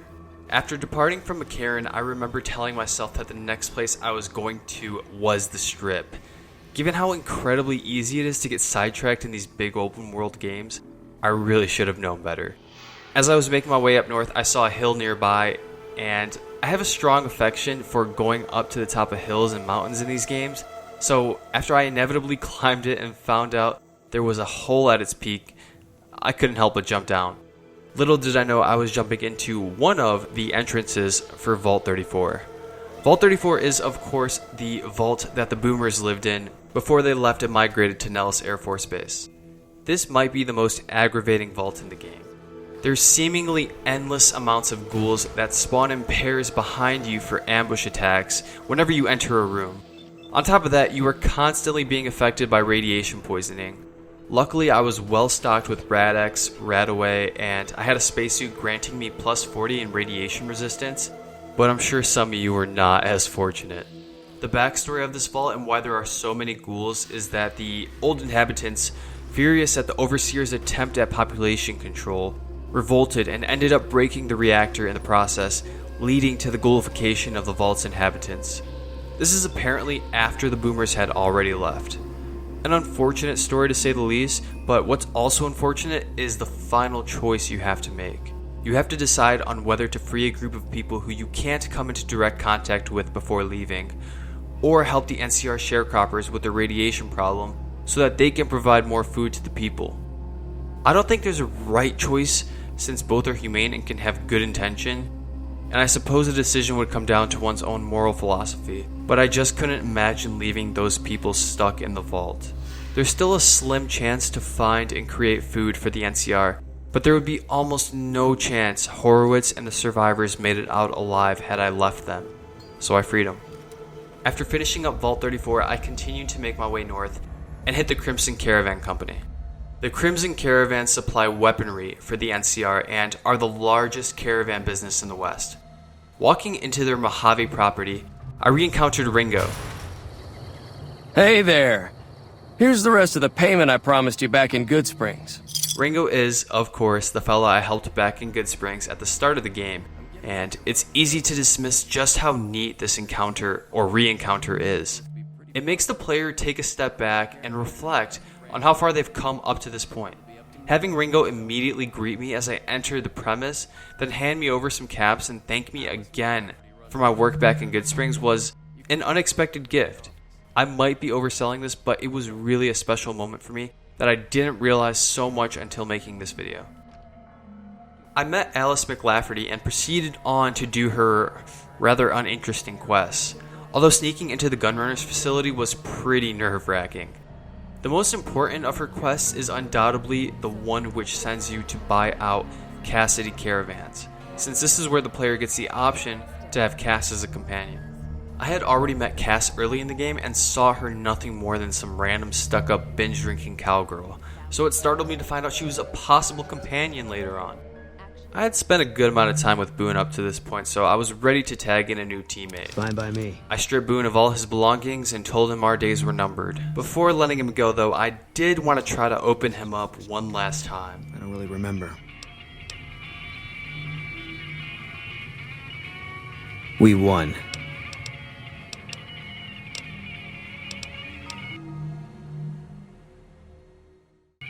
I don't see what this helps. She's dead.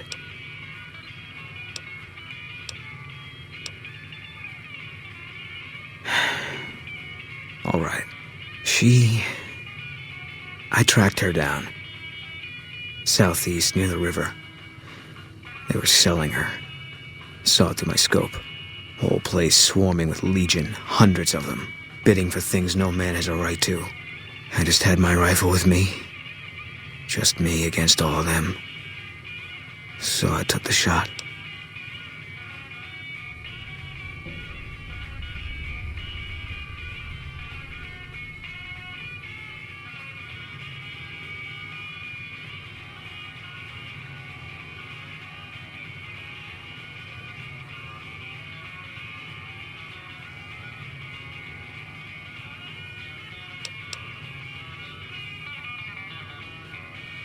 There was never any saving her. They'd have taken her where I couldn't follow. What I did, that was the only rescue.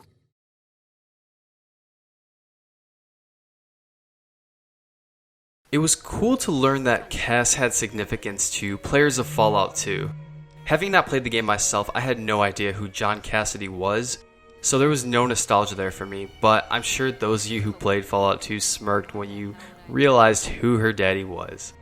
While sometimes it can seem like pandering to the player, I do love, when done well, stuff like this. It shows that developers care about their day ones. I was supposed to return to Alice after Cass signed the papers, but making Cass my companion quickly led me down a rabbit hole. Her companion quest opens up immediately, so I jumped right into it and played detective with her. After inspecting wrecked caravan after wrecked caravan, we finally figured out what was going on with her caravan outfit. In doing so, I took my first steps into Freeside. Are you drunk?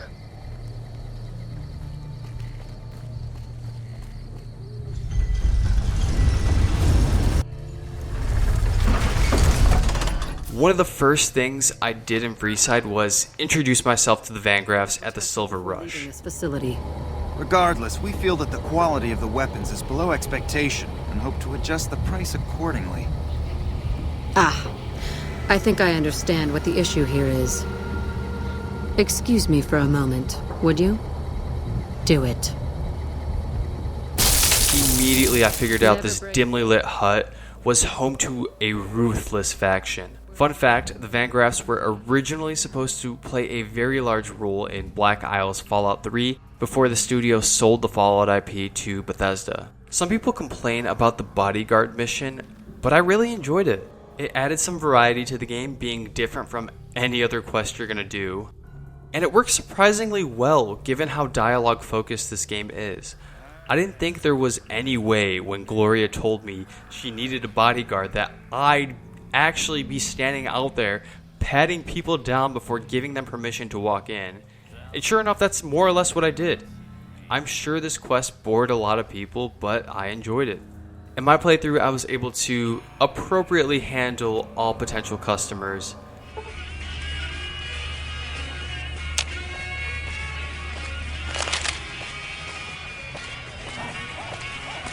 Hey, looking for something to replace my old revolver. Mind if I head in?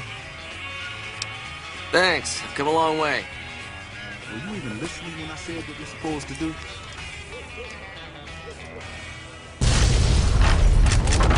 Shit. After delivering a package for the Van Graffs, the final task is to look for Rose of Sharon Cassidy. Now looking back, it should have been pretty obvious who this was, but I had no idea who the hell that was at the time. It's funny looking back at it now, I walked out ready to hunt this chick down, Rose of Sharon Cassidy, whoever the hell she was, only to find out that the quest marker was back in the Silver Rush. I was super confused, wondering if this was a bug or if I was really supposed to talk to Jean-Baptiste again. So I went ahead and talked to him, and it made things clear. As I live and breathe, Rose of Sharon Cassidy, the late Rose of Sharon Cassidy, was hoping you were on that caravan I massacred. But Crimson Caravan and Van Graffs won't need to worry about you anymore. Mojave's ours, and we're shutting you down for good. I've had some pretty stupid moments in this game, and this was one of them. Also, you gotta love Cass getting angry at me after I just spared her life. If you say you're going to gather evidence, then kill the bitches anyway. At least tell me when you change your mind. I found a letter from Alice to Gloria while looting the Silver Rush, and Alice refers to Cass as a young booze hound. First of all, that's very rude. Second of all, she's a mature booze hound. She's 37. Now that we've put an end to Alice's dirty work, we can comfortably relax in the friendly and peaceful place that is Freeside. Check it out, between the dumpsters there. What's your rush? The boys and I here want to get to know you better. My first impression of Freeside was that it was nothing more than some low-class outskirt outside of the Strip. And to a large degree, that's exactly what it is. However, the longer you stay there, the more you ignore its external blemishes, and the better you perceive its purity. We're different than other gangs, and not just because we dress better. We're not just a group of thugs looking for our next fight. The Kings are about an idea, you see, where every man is free to follow his own path, do his own thing, where every man is a king in his own right. To understand Freeside, you have to look back a few years. Originally, we were all just tribes making a living in this area. That all changed when Mr. House came around. He made an offer to the 3 biggest tribes that were willing to listen to him. Today, everyone calls those tribes the 3 families, and they live in luxury and run their own casinos in the Strip. The rest of us were left to fight over the crumbs, living in the shadow of those more fortunate. Things got pretty nasty for a while, but we wanted more.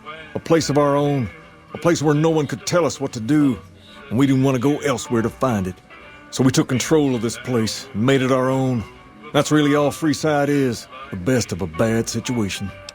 The Kings could have been one of the families to partake in the Strip's renovation under Mr. House, but didn't agree to the restrictions on their freedom.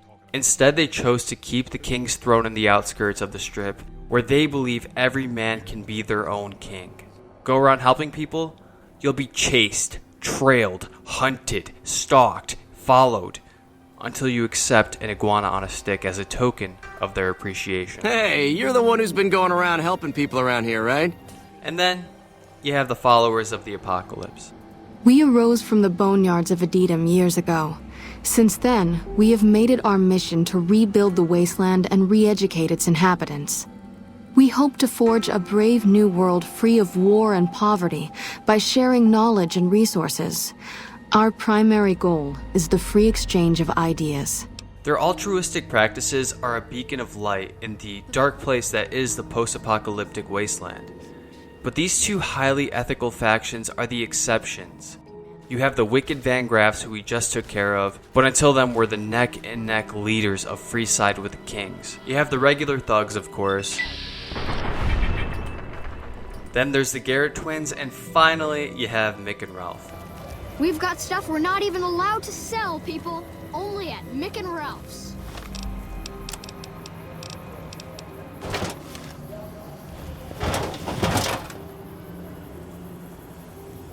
On top of all of that, Freeside is home to some of the most extraordinary individuals in New Vegas. Whoa, baby. Am I looking at a mirror? Or are you just that ugly? Hey, look at this guy. I didn't know they let ramen into this joint. If you had your life to live over again, let me make a suggestion. Play in traffic. Buddy, you look tough enough to drink a pint of glowing water. Why don't you do us all a favor and try it?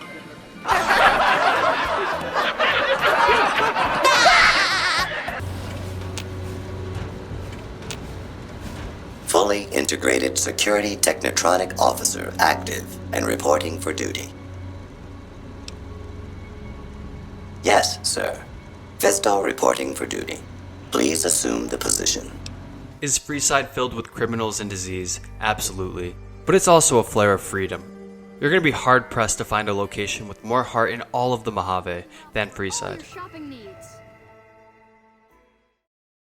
Move along through the gates and you're going to find Freeside's antithetical sister.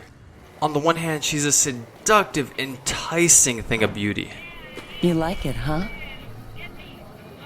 Hey there, friend. A bit of advice. You look like you could use some protection. On the other, she has a tin can for a heart. We finally made it to the strip.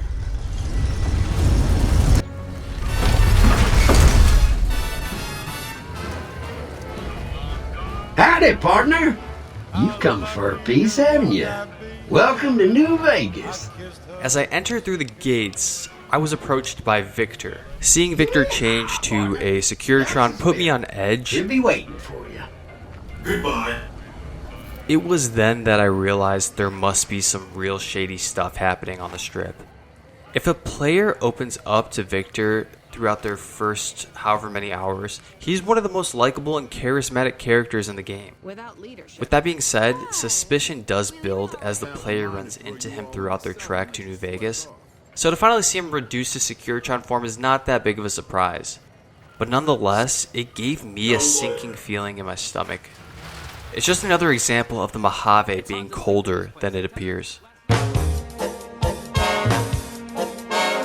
The Vegas that we were representing was really classic Vegas. This is something that dovetails nicely with the general aesthetic of the Fallout series as a whole. Everything to do with the Strip is a big artistic playground. One of the strengths we saw about being able to use Vegas as a location is because all those casinos have their own individual themes. It's like a big amusement park the size of a city. And not only do designers have a lot of fun doing quests for those areas, but artists have a fantastic time going, you know what? We can just play around with this location because that's what Vegas is all about. That's a short snippet from The Making of Fallout New Vegas, which is a DVD included in the collector's edition of the game. One of the developers mentioned this area feeling like an amusement park. I certainly got that feeling. I couldn't decide which ride I wanted to go on first. It was invigorating to finally be in a high socioeconomic area, one featuring big bright neon lights, casinos with games and entertainment, safety, and of course, the beautiful women. Damn, you're looking tasty.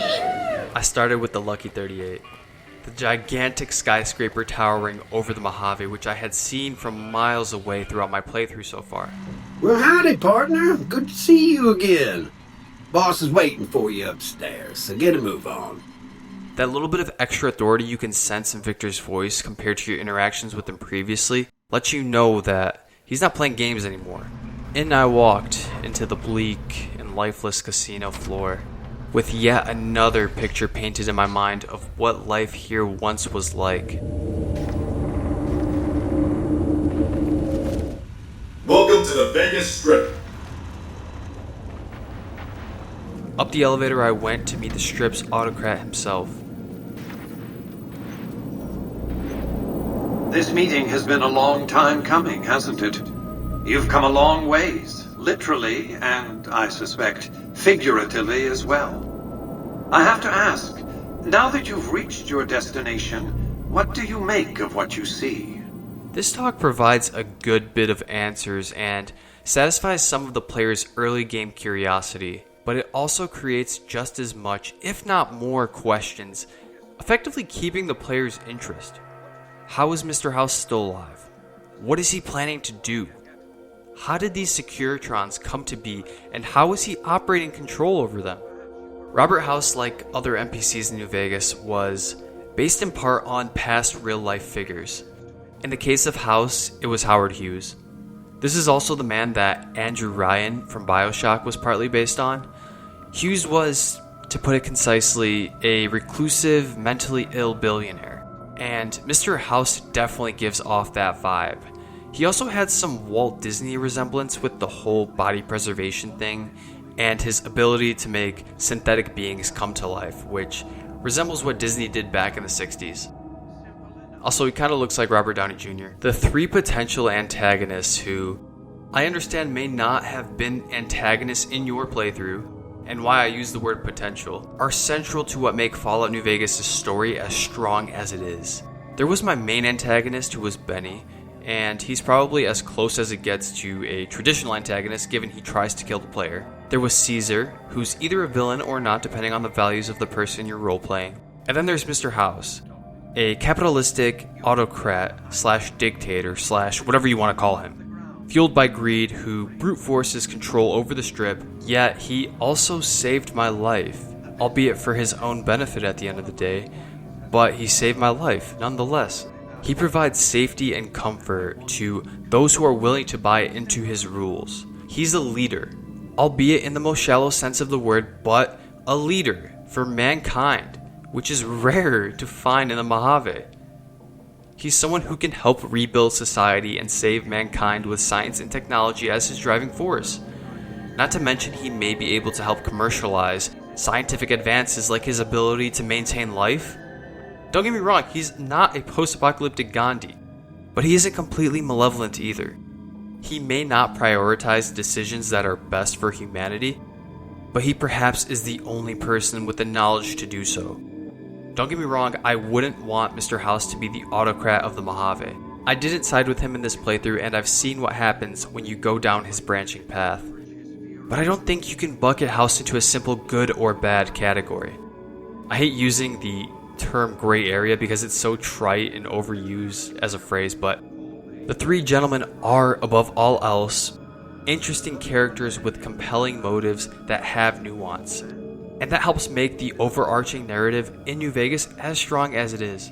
After leaving the Lucky 38, I made a stop at the NCR offices and learned heaps of information about the NCR from Ambassador Crocker, almost assuredly at this point ready to side with the NCR. There were a couple key conversations that convinced me siding with the NCR was the right way to go. Talking with Sergeant Bitterroot and Major Daughtry back at Goodsprings made me realize that the NCR's leadership has a heart. Take Sergeant Bitterroot. Here's a kid whose family was massacred.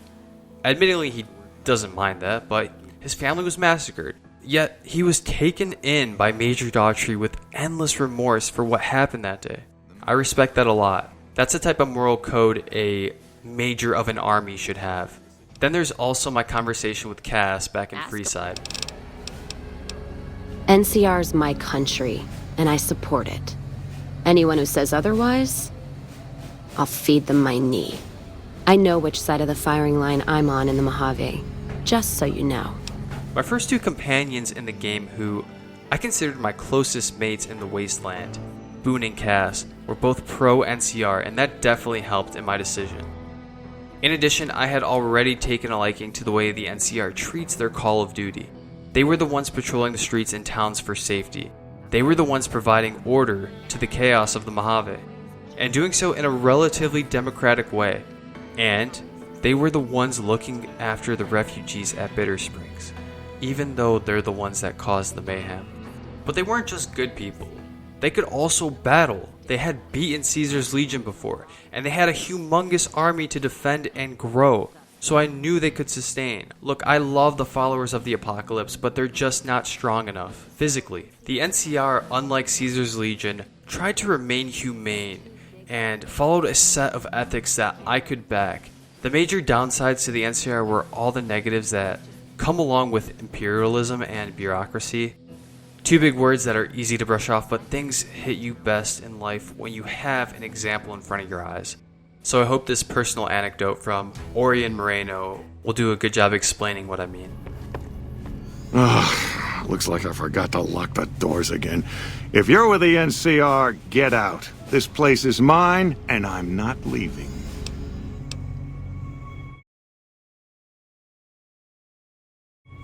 Oh, like you wouldn't believe. The NCR makes a habit out of wrecking homes. I came out here to get away from them. Didn't work out so well. Next thing I know, I'm squatting in their land. Never mind that I already been living here for years. Talking to Orion made me seriously rethink whether siding with the NCR was the right thing to do. In a lot of ways, the NCR are a mirror image of 19th century imperialist America, except going eastward instead of westward.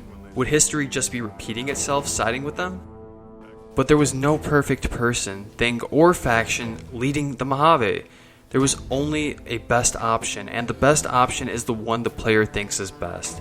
The NCR was my choice, but I'm well aware of the arguments for all four. The fact that there's great arguments to be made for each of the four branching paths should be a testament to how well of a job the writers did.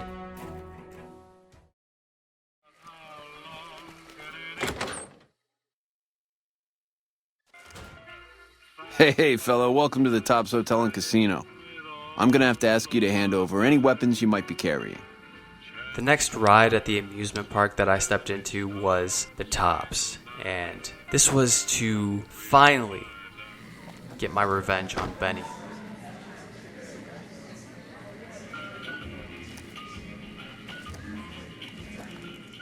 What in the goddamn? Let's keep this in the groove, hey? Smooth moves, smooth. Hello. I was able to coerce him to meet me upstairs one-on-one.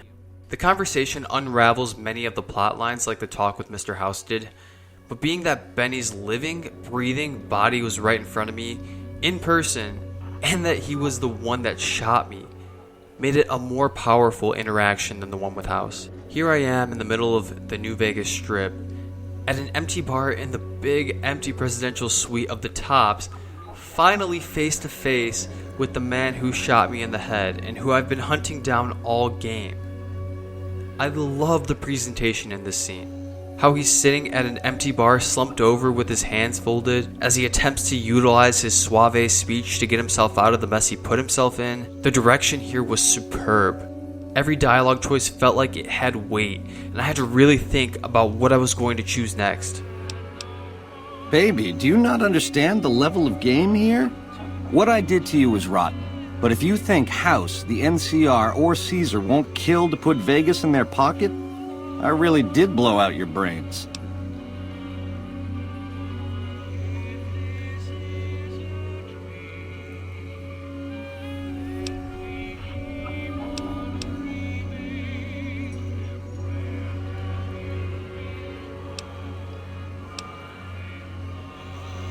Not the point I was aiming for, but... well, let's see this through. Something has to be said about the myriad of ways you can kill Benny. You can fight him here in the suite like I did. You can reveal Benny's plans to Swank and get Swank to set up a hit for you on the 13th floor. You can kill him after you have sex with him if you're playing as a female and have the Black Widow perk. More than you ever dreamed, baby. You're platinum, pussycat. You know how to swing.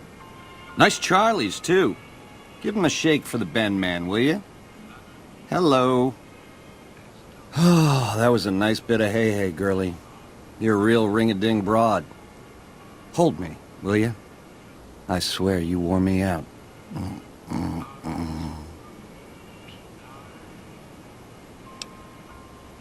Huh? Oh! Or, if you let him run off, you can find him at the fort where the Legion reside, opening up a whole new set of ways to kill him. You can fight him in an arena with machetes as if you're in some sort of Roman Colosseum. You can crucify him if your courier is really callous. Or you can even pickpocket the gun he shot you in the head with at the start of the game, and now shoot him in the head with it. It's all up to you. A fair kill. I don't think I truly appreciated the effort that goes into making a game with branching paths before producing this video. How Obsidian were able to first come up with the narratives at the level they did, second, provide different possibilities for each of those narratives, and then tie it all together somehow so that any subset of decisions works in the game, and finally third, actually go out and execute on it in 18 months and have it mostly working, albeit with plenty of bugs. How Obsidian were able to pull all of this off is completely astounding. It's truly amazing that games even exist. Add on to that everything I just mentioned, and you have to wonder how the hell something like New Vegas actually happened. The cons are just... they're a dirty people. They live in tents like animals, and they're very rude. They've been kicked around a lot, but no one's finished them off. Not yet, anyway. They were one of the tribes the 3 families pushed out of Vegas. A whole bunch got killed. So they settled at Bitter Springs, but they kept being so obnoxious, the NCR had to kill a whole bunch more of them. So then, they settled at Red Rock Canyon. There's just no getting rid of them. There are too many great NPCs in the game to have a favorite.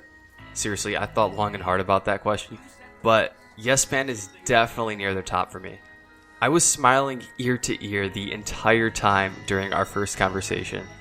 Though I ultimately sided with the NCR, briefly jumping ahead, I actually ended up installing Yes Man at the Lucky 13 in this playthrough and went down his path as far as I could until I was told that any more interaction with him would result in being shunned by the NCR. Having been dead set on becoming a member of the NCR, and since I've listened to enough Elon Musk interviews to know not to let artificial intelligence dominate the world, I decided to stop interacting with Yes Man. The NCR weren't perfect, but they were a community of humans who I could trust and stand behind. That doesn't exist in any of the 3 other main paths. Yes Man's path at first glance seems like it promotes good values. A free and independent New Vegas means no autocratic command from a 200-year-old ruthless businessman, no unethical savagery from Caesar's Legion, no imperialism by the NCR. It's actually the path that perhaps most aligned with the good guys of the Mojave, the kings. Every man can be their own king in an independent New Vegas. But at the same time, we see how well that's working or not working when we examine the countless issues of Freeside. Drugs and crime continue to run the streets, despite the freedom those people have. Freedom and independence don't necessarily result in order or a functional society. In fact, we learned that the followers of the apocalypse are actually excessively burdened by the influx of patients, struggling to provide even the most basic of services. When we choose the Yes Man path, there's a democracy under the NCR, the capitalistic, scientifically focused autocracy under Mr. House, the primal, savage autocracy under Caesar's Legion, and the ambiguous government structure under Yes Man. At first glance, it may seem like Yes Man is the default choice for someone trying to quote-unquote be a good guy. At least that's what I initially thought, but the full-fledged state of chaos that results from siding with him isn't obvious from the start. With Mr. House out of the picture, the remaining Securitrons on the Strip were hard-pressed to keep order. Anarchy ruled the streets. It can be assumed with enough forethought, but it isn't obvious, or at least it wasn't to me initially. You have your own robot army that follows your every command, and who better in your mind to devise the subjectively optimal direction of New Vegas than the person behind that subjectivity, you. Hence, this is why you might think that the Yes Man path is the best. Or maybe you don't really care about politics and governance or any of that crap, and you just chose Yes Man so you could watch General Oliver get uppercut into a 726-foot freefall.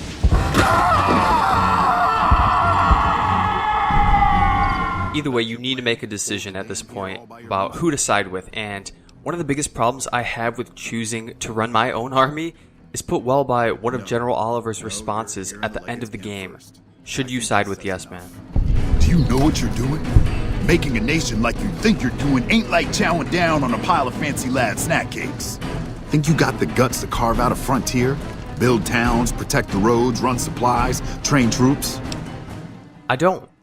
I'd just be a less smart house with better morals, and even that is subjective. Who's to say that me running the Securitrons is any better than letting House run the Securitrons? New Vegas would probably be worse off. You find out at the end of the game that Yes Man actually performs actions without asking for your consent, only making siding with Yes Man even more enigmatic. You did a super job wrapping things up, and I'm not just saying that because I have to. I didn't want to make a big deal about this until after we won, but, well, I found some code snippets in one of Mr. House's databanks that will let me, reprogram my personality to be a little more assertive, basically. So that's what I'm going to be doing. and it's going to take me a while, so it'll seem like I'm offline. But don't worry, everything will be okay. Obsidian could have easily made the Yes Man path the default good guy choice, but they didn't. And the main story benefited immeasurably because of that decision.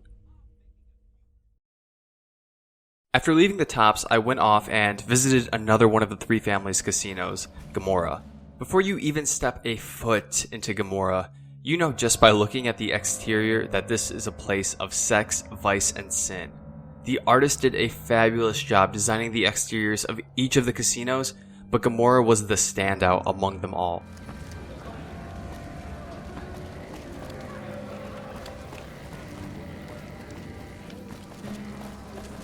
What the fuck are you looking at? Casino? Get out of my face. What the fuck are you looking at? Casino? I hear you've been asking questions about me, dickweed. What the fuck do you want? Gomorrah is a sick and wicked place. It's home to one of the most awfully gloomy, darkest quest lines in the game that is destined for hell no matter which way you branch. It doesn't matter if it's on the inside of a safe or if it's on the other side of a door. There's a big chance you're gonna see something that'll make you sick to your stomach. That includes some of the strippers. Damn, you're looking tasty. Let Casino run the hotel, you're letting a crooked pervert, one who sexually abuses Joanna, run the joint. He's a filthy monster.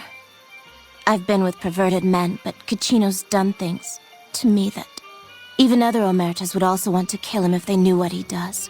Turn Casino in? You best not if you're siding with anyone but Caesar. The Omertas are plotting to shoot up the entire strip with the Legion. Siding with Casino prevents this. I sided with Casino, but I don't think there's really a right answer here unless you're doing a Legion playthrough and you want to shoot up the strip. I love this double-edged sword narrative. It goes so well with the atmosphere of the casino where it just seems like everything is awful and terrible, but that sex, booze, and gambling can hide it all for a while. Up until this point in the video, I've not been very harsh on the game at all. And that's because there haven't been a lot of bad things for me to say. This game does a lot of things well. But just as a heads up, that's going to change before we leave the strip. Unfortunately, Gomorrah did frustrate me on a few occasions. I never uncovered what Clandon was up to on my first playthrough. They let him have the run of the place, though. He seems like a nice guy, but he makes me nervous. He's a little arrogant, but he's too nice. Too open. I've never seen him fucking or gambling. Everyone has a vice, but this guy seems like the Pope. This safe is in such a cheeky spot. I figured I just had to kill him to continue the quest. I recalled what Novac murmured to me earlier about people who are overly nice and quiet. I don't trust a man that doesn't have something strange going on about him, because it means he's hiding it from you. If a man's wearing his pants on his head, or if he says his words backwards from time to time, you know it's all laid out there for you. But if he's friendly to strangers and keeps his home spick and span, more often than not he's done something even his own ma couldn't forgive. And the old man had yet to prove me wrong thus far, so I went ahead and assassinated Clandon. It turns out that he is a murdering rapist, so Novac was right again, but I didn't know that at the time, and it felt more like an unqualified murder than some sort of retribution, and that didn't sit well with me. However, you could make the argument that all of this is my own fault since I didn't have enough attention to detail when scouring Clandon's room, in which case, I'll stand down and concede that tucked away safe spot was probably by design. Fair enough. Another frustration of Gomorrah, though, is that the local quest markers were super unhelpful and confusing. This seems like it's just an unfortunate result of the overlap between floor levels on the 2D local map. Whatever, that's fine. I mean, this game came out in 18 months, it's not going to have the greatest polish of any game ever made, and this isn't really a big deal, it's a nitpick. But then finally, there was this.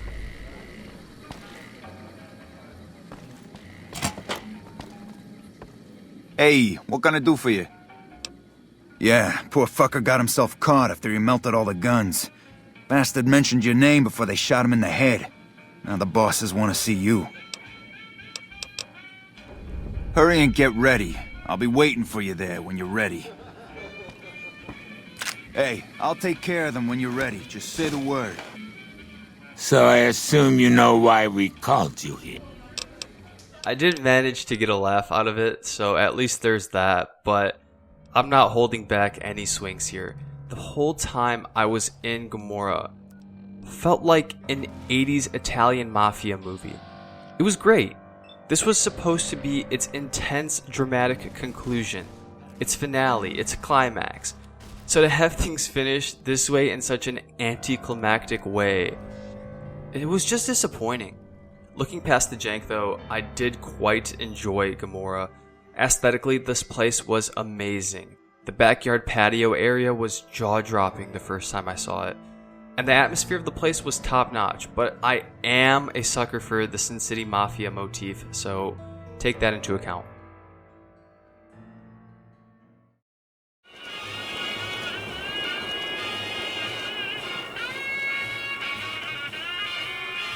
The only Three Families hotel we haven't visited yet is the Ultra-Luxe, operated by the White Glove Society. Throughout my time on the Strip, I'd heard over and over again about how the White Glove Society seemed like a nice group of folks, but that something was off about them. Finally stepping foot into the casino, I was stirring with intrigue. I couldn't wait to uncover what all the fuss was about with them. Like the Italian Mafia theme in Gomorrah, I love the theme of New Vegas' snobby elite rubbing elbows over glasses of wine in a luxurious hotel filled with the finest clothes and first-class foods. The first person I talked to at the Ultra-Luxe was Heck Gunderson. Beg your pardon, stranger, but I'm looking for someone. You ain't seen a young man with dark brown hair and a white hat on lately, have you?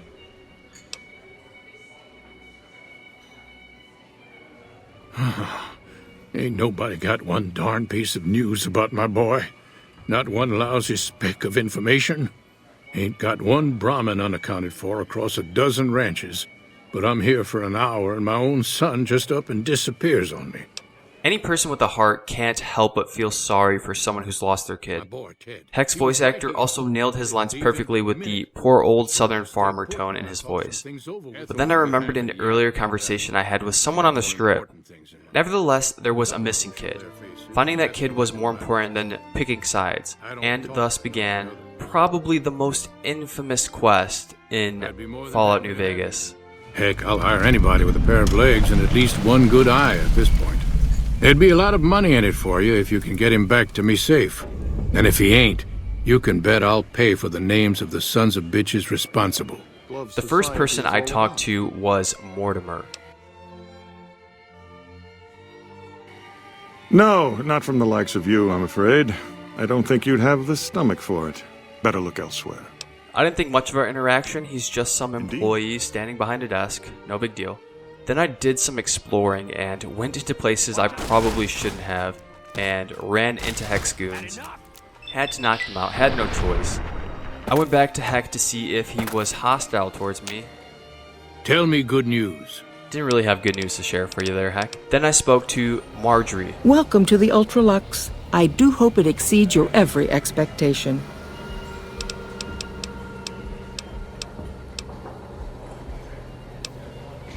This again?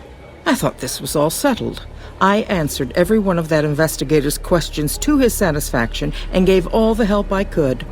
I know our reputation hasn't always been spotless, but that's all in the past now. How some people can't get over it is beyond me. For the last time, the White Glove Society has never and will never consume human flesh for any reason. It's written in the charter. There's something about this talk. The lighting, the voice, the unhealthy, pale look of Marjorie, the rough, rugged background, the music, of course, and then to hear her become defensive of a cannibalism accusation.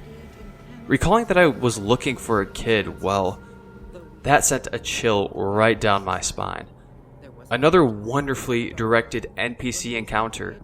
I talked with her some more and learned that the White Gloves artificially constrict food supply so as to only offer dishes to the high spenders that dine in the Ultra-Luxe. But a delicacy is just that, delicate. If everyone can get it, it ceases to be a delicacy. it becomes a perfectly ordinary staple. And if the gourmand served staples, it would no longer draw the caliber of people it deserves. It would be a diner or a family restaurant. So as much as we'd all love for there to be enough steak for everyone, I'm afraid there are more important things to consider. We saw food shortage as a serious problem earlier in the game already, so seeing this really bothered me. For that reason, I was almost certain I'd be planting C4s in the kitchen. But first, I had to find the kid. Marjorie sent me off to talk to Mortimer again for help with that. How may I be of service, sir? After talking to Mortimer for a second time, he told me I could go meet with the investigator upstairs if I'd like. Sure, I thought, why not?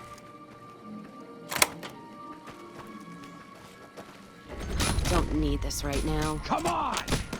That how you want to play? Being duped by Mortimer was a good you're not smarter than you think moment. After fighting off some of Mortimer's henchmen and then finding out from the investigator's dead body that he was supposed to meet someone in the steam room at 4, I made my way down to the bathhouse to figure out what the hell was going on once and for all. In the steam room, Chauncey clarifies everything that's going on. Wait, did you hear something? Were you followed? Conveniently just moments before being assassinated. So now it was up to me to choose how I wanted to finish off the quest and save Ted Gunderson. But first, let's recap. I walked in the Ultra-Luxe suspicious, given what others around the strip had told me. I then found a man who was missing his son, and agreed to help him. Next, I mistakenly learned that the White Gloves were known for being cannibals. And after that, I got bamboozled by an NPC I thought was innocent. And now finally, after being debriefed by an internal whistleblower who was executed right in front of me, I'm left with multiple options on how to finish things out and save this poor kid. Throughout this entire time, the atmosphere of the place has been bar none superb. It's freaky as all hell. I could not wait to see where the end of this quest was taking me.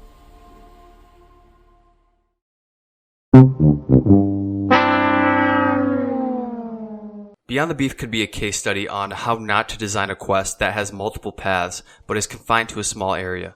First, just so we're clear, the scope of my criticism with this quest is going to be aimed specifically at the follow the investigator path. You can actually decide to work with Mortimer, become a cannibal again, eat Ted, get the White Glove Society and Marjorie to become cannibals again, and then frame heck for the whole thing, which is horrifyingly terrific. Now, I don't want to criticize this quest too hard, because I admire what it tries to do. It wants to give the player freedom, to let the player have the ability to make his or her own choices and solve the conflict in a way that he or she wants. And I love that. It's praiseworthy. But where Beyond the Beef falls flat is in its execution. I popped a stealth boy and made my way down through the basement to the kitchen. This part's very cool. It's kind of like a sneak mission that adds some variety to the gameplay. No other quest in the base game. Notice I said base game. So that doesn't include dead money. No other quest in the base game had me as nervous as I was down here. The rooms were cramped, the corridor was tight. I felt like I couldn't breathe. I stole the freezer key from Chef Philip and I was about to find out if the kid was inside the freezer. Everything was going fantastic. Until I actually met Ted. My daddy's gonna kill all you bastards once he finds out what you done to me. First of all, and this is a minor point, but I was expecting an actual kid, not a 19-year-old spoiled brat who still says daddy. Though I do understand it might be looked at as reprehensible to have eating a child as one of the quest possibilities. I took the simple approach of trying to get Ted out of the kitchen and back to his dad. Here's where things started going haywire. I did what I still believe is a reasonable thing to do. I retraced my steps back from where I came once Ted started following me. I was going to go through the gourmand, avoid any sight of Mortimer, then bring Ted back to his dad in the lobby. Why would I decide to continue down the corridor with Ted? I had no idea what was lying down further that way. If that's where Obsidian wanted me to go, then after meeting Ted there should have been a new quest phase that popped up saying, exit through the back of the basement, or something along those lines. Either way, not letting Ted go through the doors of the gourmand is perplexing and downright stupid.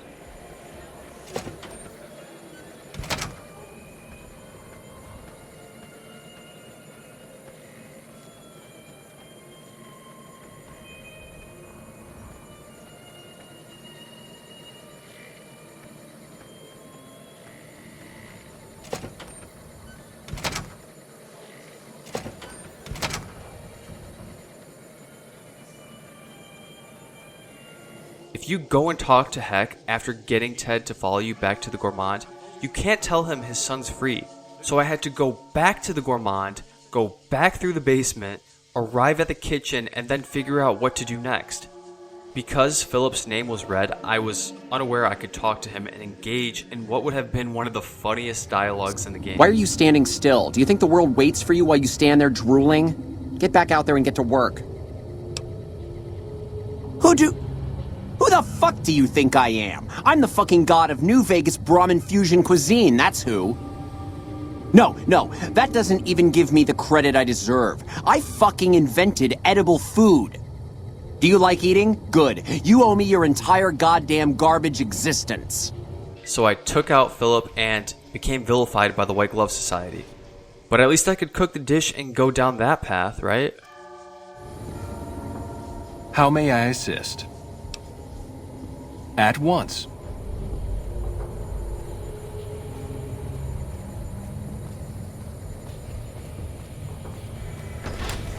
Over here. The thing is, I think becoming vilified by the White Gloves is what resulted in the waiter attacking me when he came to pick up the dish. Or maybe he saw Philip's body and became hostile from that, I don't know. Either way, I had to kill him and now there was no dish to serve to the White Glove members. I seriously considered save scumming, but decided to just play it out and see what happens. So then I finally decided to check out what was at the end of the corridor, and sure enough, it was where I was supposed to go all along. But there was no banquet speech, only some random woman attacking me in front of everyone with a cane. Mortimer was at the end of the table witnessing it all, and Ted was right by my side. Then Marjorie decided to randomly start attacking me.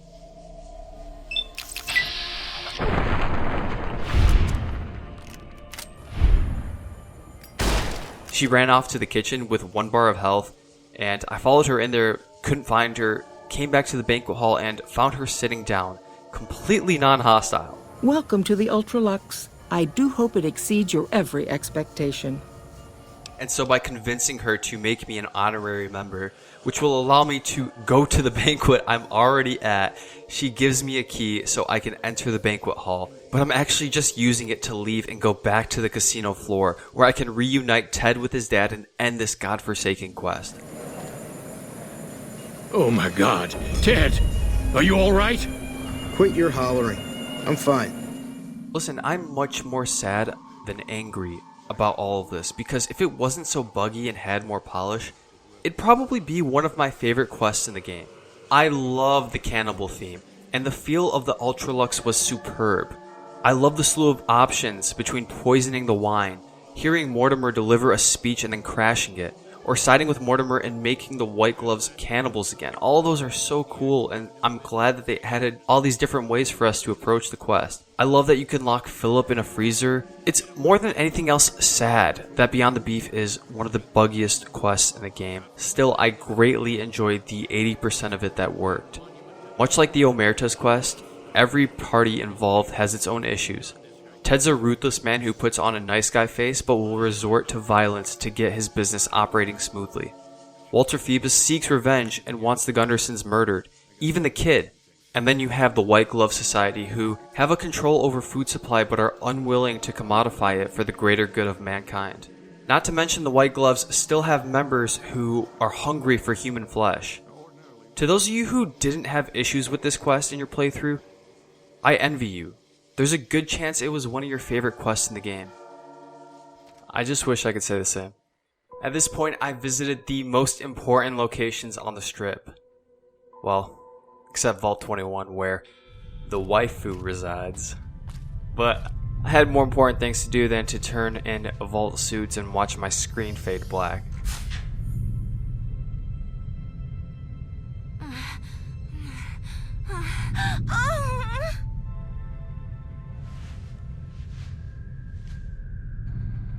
That was something else. I look forward to the next ride. Once I recover, you monster. There are dogs out there that need my help. Dogs with brain illnesses. So after borrowing Rex from the king, the only place I can take the poor boy to get help is up at Jacobstown. It's a long ways away from the Strip. The town's in the northwest corner of the map, but man's gotta do what a man's gotta do to help a man's best friend. Little did I know how beautiful the hike up there was going to be. Nor did I realize how much I needed to escape the neon lights of New Vegas. It was a nice breath of fresh air.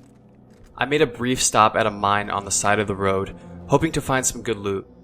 It's the first time I ran into the hideous mutated snapping turtles known as lake lurks. I love the unsettling noise they make when they emit their sonic pulse waves. They might be my favorite enemy in the game. Definitely one of the coolest. I left the mine with some pretty good loot and continued northwest.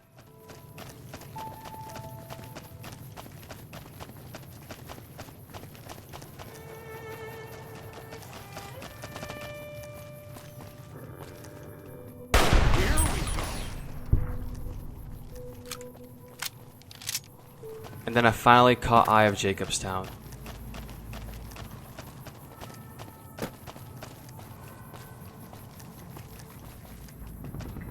Okay, I'll do my best.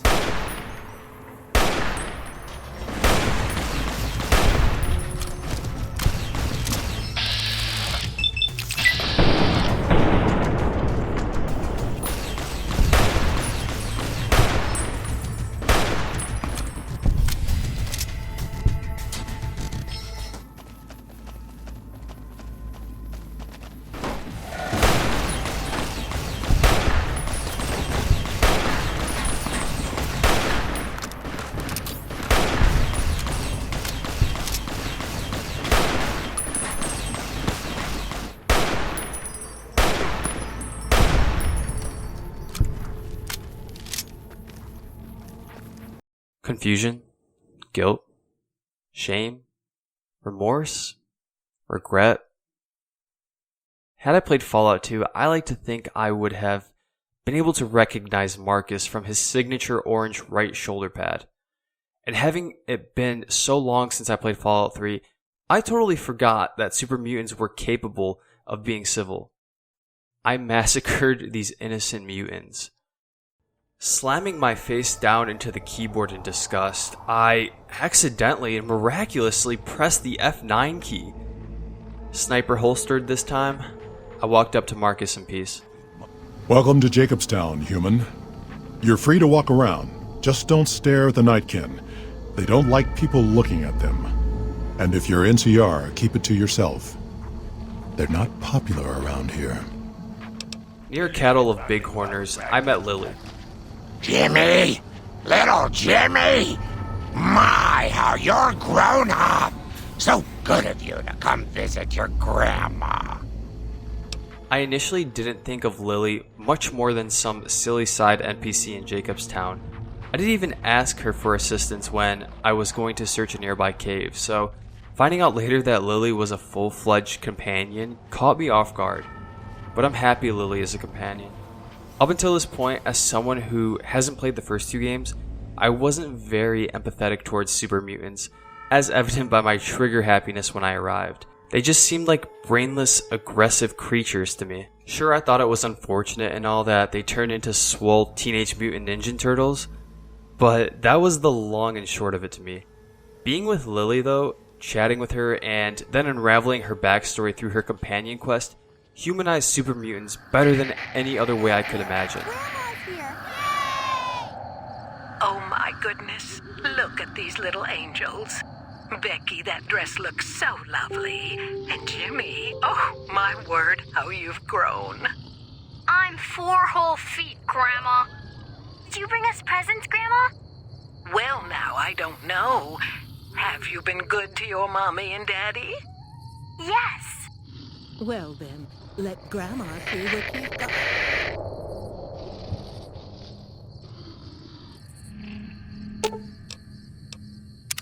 Hello again, dear. Oh, that old thing. That's just a holotape from the last time I visited my grandkids. Such sweet little children, you know, little angels. Sometimes it's hard to remember them. So I take that old tape out from time to time and listen. It's my medicine, dearie. It keeps me calm, but it makes my memory go all fuzzy. That's why I only take my dosage every other time. That way, at least I remember their faces. She has an incredibly sad backstory. As someone who's fortunate enough to be the little Jimmy to a Grandma Lily in real life, her story hits close to home. I have a special, close relationship with my grandma, and I feel like many grandmas out there would do the same thing Lily does. Painstakingly drug monitor themselves, just as long as it meant keeping memories of their grandchildren. Also, like many grandmas out there, Lily puts others before herself. She's willing to risk her life to help the rest of the Nightkin, regardless of whether they're jerks or not. From what I understand, the first 2 Fallout games are really heavy on super mutant lore.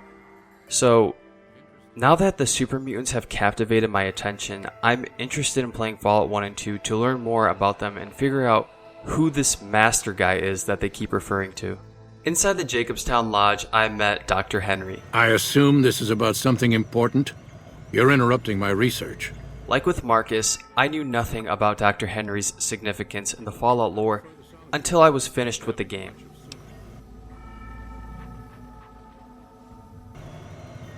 It's neural degradation. Biomed gel can only preserve a living brain for so long, so you'll need to find a replacement. I haven't left Jacobstown in years, but there was one woman in Novac, Gibson. I remember her living with a pack of hounds. So I went off and paid Old Lady Gibson a visit, wondering how this brain extraction was going to work out. I found her sleeping with her dog, Ray, by her side, and went to wake her up. So, you're back. Now, where did we leave off? Dr. Henry? Now there's a name I haven't heard in years. Hard to believe he's still alive. As for your request, it's a bit ghoulish if you ask me, but Ray is pretty old and I'll probably have to put him down soon enough. Here, Ray! Mama's got something for you. Rest in peace, Ray. You were a good boy. Heading back to Jacobstown, there's 2 more conflicts that arise. The NCR pestering around the premises. Got a problem. Could use your help. Been having trouble with NCR mercs harassing the town, and they just showed up again. And the Doc getting harassed by Keenan and his kin once the prototype to cure the Nightskin's schizophrenia is complete. I'll get back to you on that in a moment, once I've analyzed the results. Well, well, congratulations on getting the Mark II prototype functional, Doctor. Now, just hand it over, and we'll be on our way. I feel a bit slimy the way I settled these conflicts. Having maxed speech, I completely trivialized both conflicts with ease. And there will be no need for us to splatter the room with your insides.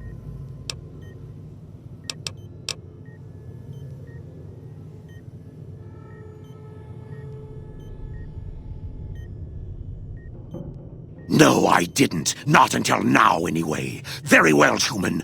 You've made your point, and I withdraw my request. So many staring eyes. Our business is with the muties, not you.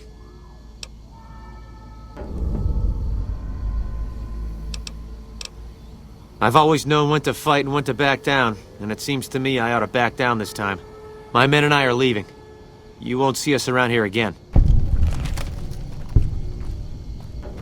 Resolving those 2 issues with speech back to back made me feel like the game might start becoming effortless.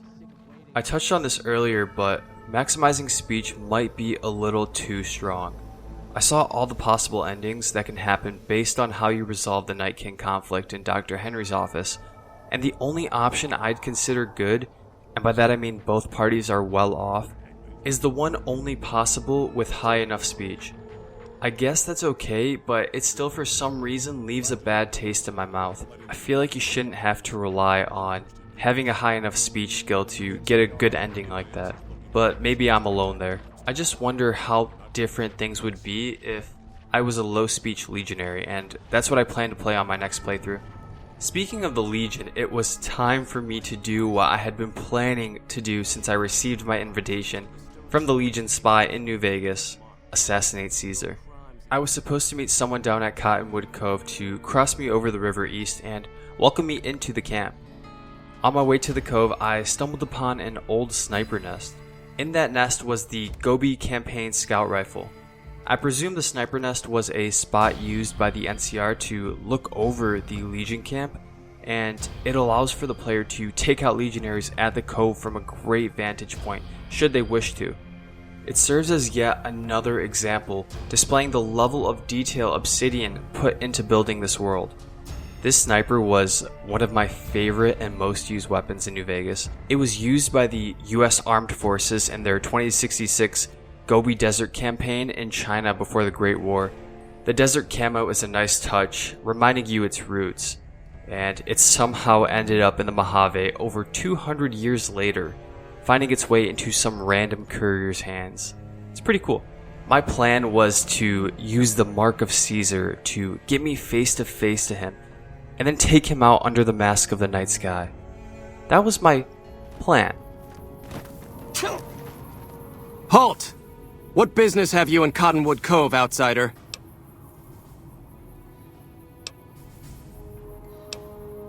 You wear the Mark of Caesar. You must be who Cursor Lucullus is waiting for. You may continue, but be warned. Mark or no, we will not tolerate aggressive action by visitors in the camp.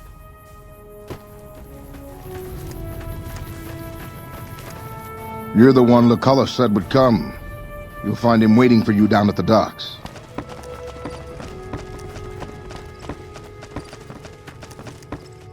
Awe, are you ready to head upriver? The trip will take a few hours. Take your place on the boat. By order of Caesar, all visitors must disarm and relinquish all banned items. This order also extends to the platinum chip you carry. For now. There was no way I was going to give up my platinum chip. I didn't know if I'd ever give it back, and I know in a game like this that these little small moments of decisions could mean a lot. Of course you do get it back, but you have to remember that I had no idea that would happen at the time. I thought there was a chance I was being tricked here into giving up the platinum chip and that I'd regret it later, so I refused to give it up. And that's when things got ugly.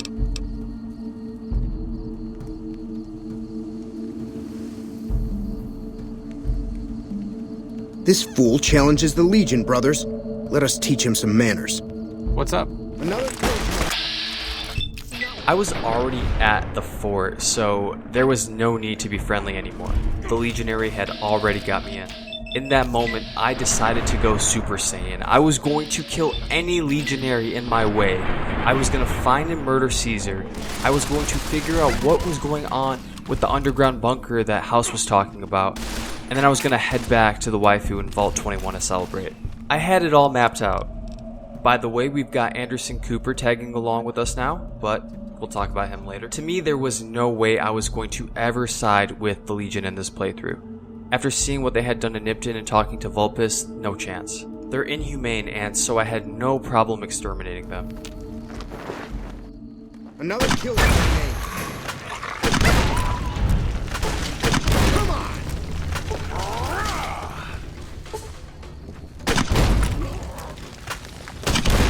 I'm hit!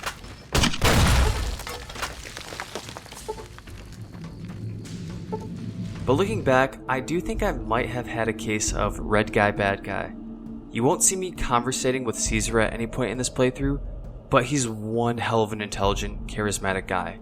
And if anyone were to be wily and cunning enough to convince me to side with slavers and torturers, it might damn well be him. I used Imperial Rome as the model for my Legion precisely because it was so foreign, so alien. I'd seen what had become of the NCR's attempts to emulate the culture of pre-war America, the infighting, the corruption. Rome was a highly militarized autocracy that effectively integrated the foreign cultures it conquered. It dedicated its citizens to something higher than themselves, to the idea of Rome itself. In Rome, I found a template for a society equal to the challenges of the post-apocalyptic world. A society that could and would survive.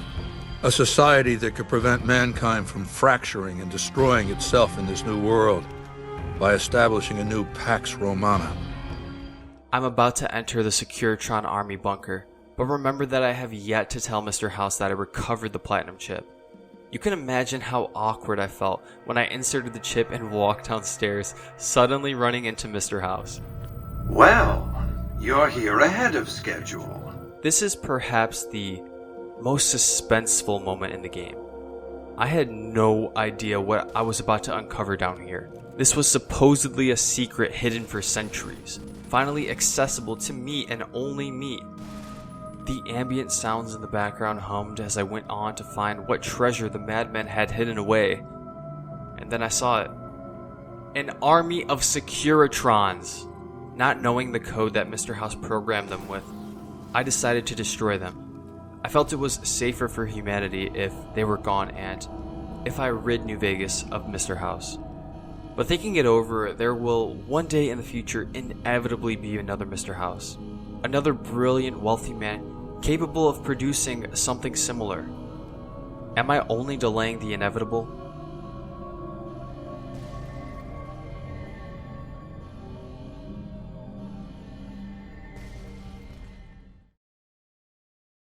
Sailing back west, I took out as many legionaries as I could find at the Cove. Once I cleared most of the area, I did what any good person would do and attempted to release the enslaved.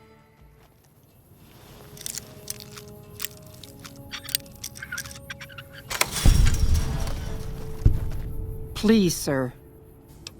You think we can make it? You really do? Freedom! Why did I just receive negative karma for that? I thought to myself.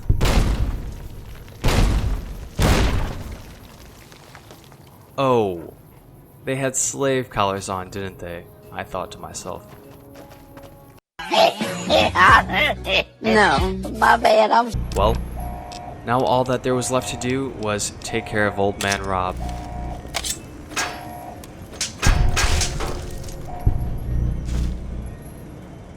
Nellis was next on my radar. I just had to figure out a way to get there in one piece.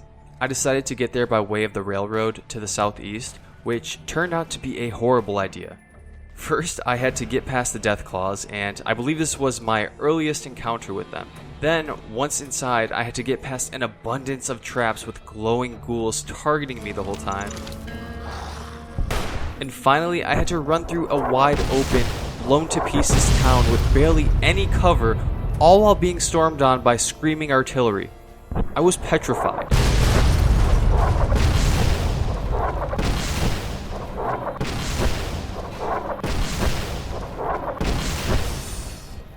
The western approach would have been much safer, and yet, somehow, with the help of many stimpaks and doctor bags, I made it to the fence with a big sigh of relief. I was at Nellis Air Force Base, home of the Boomers. Hold it right there. Don't you move. How the hell did you survive that bombardment? This place is colossal. I'm guessing around a quarter of my time here was spent walking. And not walking past anything interesting, just walking in big empty spaces. Looking back, this place was more uninteresting than I initially remember it being. Grandma Pearl was an amusing old boomer, but all the other NPCs here were mostly dull. Furthermore, the quests were extremely straightforward. Though, to be fair, I didn't do all of them, since you only need to do a subset to get high enough affiliation to continue. I killed some ants and flipped a switch, I passed some medicine checks, and I listened to a kid tell a story. Not much to say here. The second phase of the area's main quest is much more entertaining. You have done well to earn the trust of my people, child. I believe the time has come for you to show your value in full. The people have come to accept having you around. Find Loyal and ask him about our people's fondest dream. He will tell you what to do next. Pearl sent word saying it's all right to tell you about the lady and the water. It's helping the Boomers channel their inner Orville right, helping them achieve their dream of flying. I had to resurrect the Lady in the Lake, aka a bomber plane that was flown during not the Great War, which is from the fiction timeline of Fallout, but from World War II and the Korean War. It crashed in Lake Mead in 1948 and has remained there ever since. This is also when you're given the rebreather. After deploying the ballast, I went back to shore and triggered the detonator.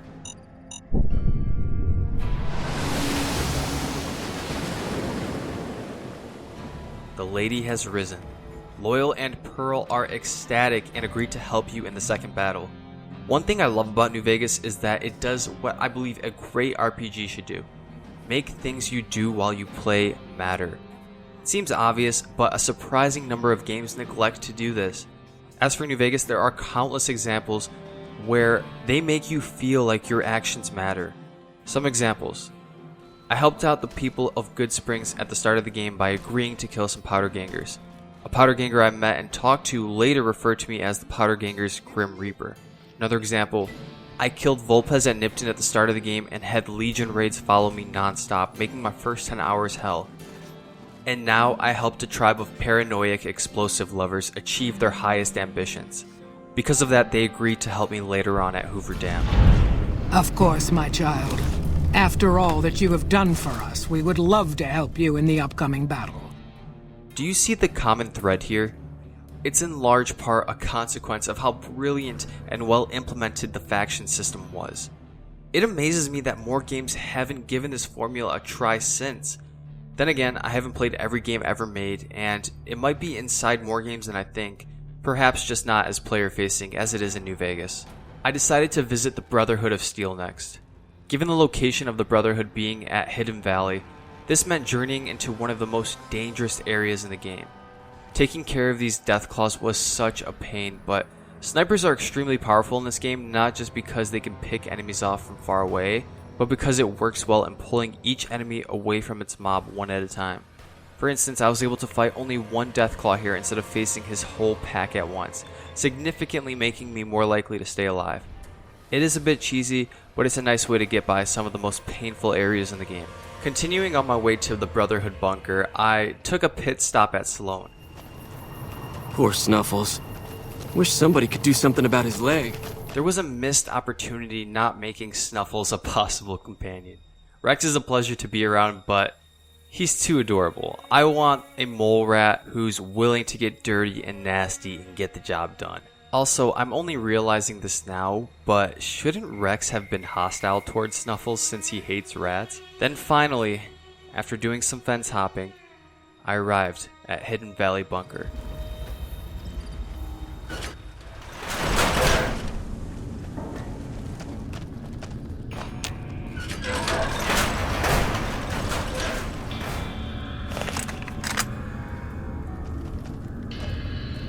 Listen very closely and do as I say. Your life depends on it.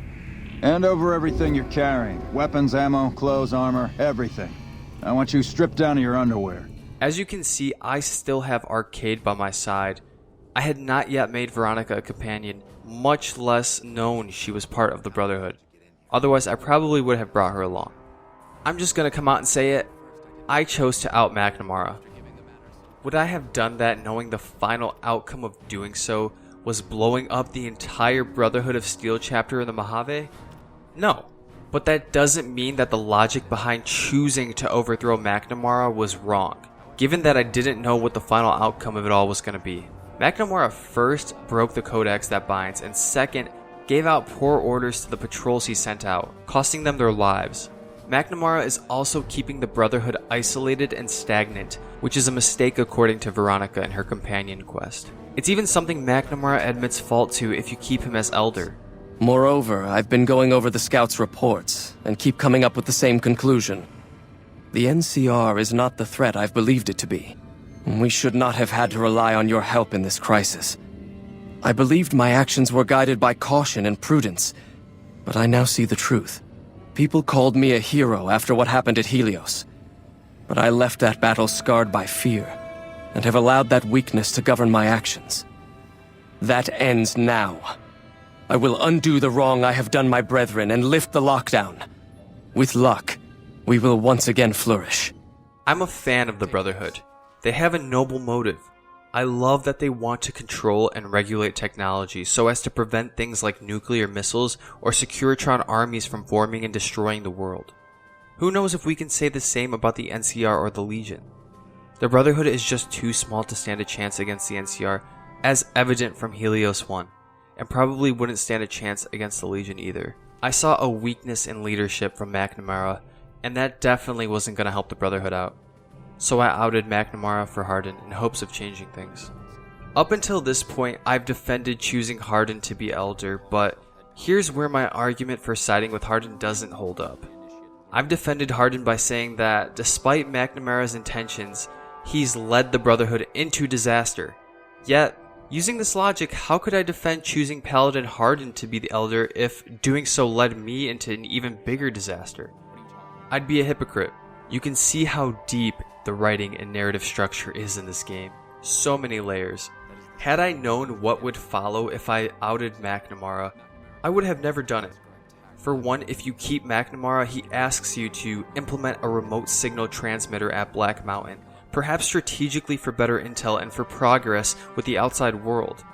Whereas Hardin just asks you to, quote-unquote, show the region that the Brotherhood are still a force to be reckoned with, by, quote-unquote, making an example of the Van Graffs.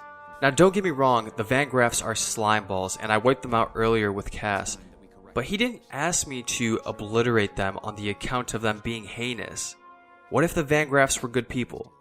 Would Hardin still have asked me to make an example of them? There's not enough information to know. But this isn't even close to being the most important reason why siding with Hardin turned out to be an awful idea. While it's being planned, I have one last mission for you. Several years ago, we managed to wrest the HELIOS One solar power station from the Brotherhood of Steel chapter local to this area. It was a crushing victory, but no one's heard a peep from the Brotherhood since. Most people assume the Brotherhood is scattered and not a threat. Recently, we've had scouts go missing in an area west of Helios, and I'm concerned that the Brotherhood is involved. I want you to find them, and once you do, finish them for good. Any questions? I had chills when Colonel Moore made that request to me. If, and only if, McNamara is Elder, can you avoid this and broker a peace treaty? So in my playthrough, obliterating the Brotherhood of Steel was unavoidable. Not knowing this, I brought Veronica with me, who I'm well acquainted with at this point in the game, hoping she might be able to work something out with the Elder. She couldn't, and so I had no other choice.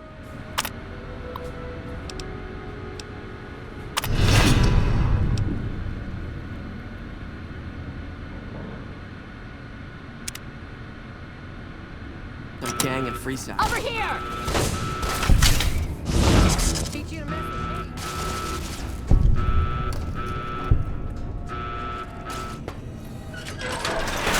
Okay, listen. The Brotherhood, they're not always the friendliest bunch, but I won't stand for you fighting them. This is your last chance. I guess I had built up a high enough reputation with the Brotherhood prior to this moment that I could take the massive infamy hit and still be able to have Veronica as a companion. After all, I had become one of them. You are free to come and go as you please, though I hope you'll return to us someday in a more permanent capacity. I wish you the best outside, brother. Roaming the wasteland with Veronica after that was just weird, and it didn't feel right after that. And how could it? I murdered her whole family. And it was all in the name of the Republic. Was siding with the NCR really the best choice here? My first reaction was to be upset at the writers who designed the outcomes to be this way. But the more I thought about it, the more I realized that this is exactly why the writing in this game is so good. You can think you're making the best decision possible, but that's not always going to net you an easy passage to the good guy outcome. The world's just not that simple. So you know what, I love this quest for that reason. It made me feel terrible, but some of the decisions we make in life will do that despite our best intentions. I still think picking Hardin to be the Elder is the best move, given what you know at the time of deciding, but I'm guessing that's probably the unpopular opinion.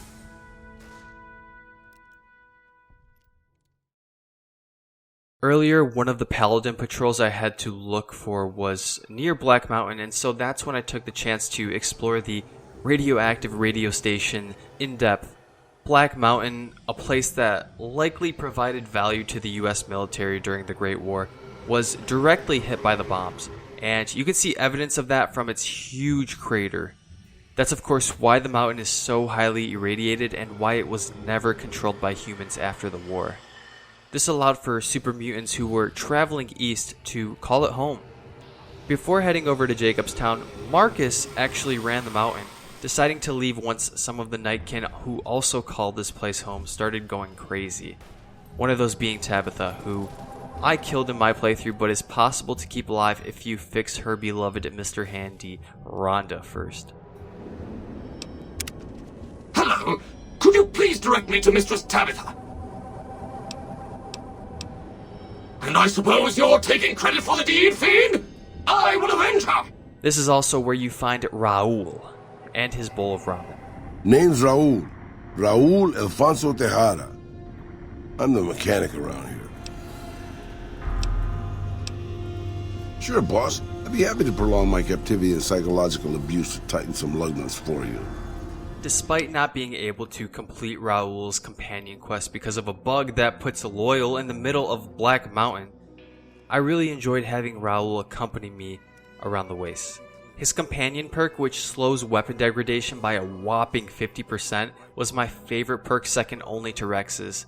Both of those perks save so much time and money.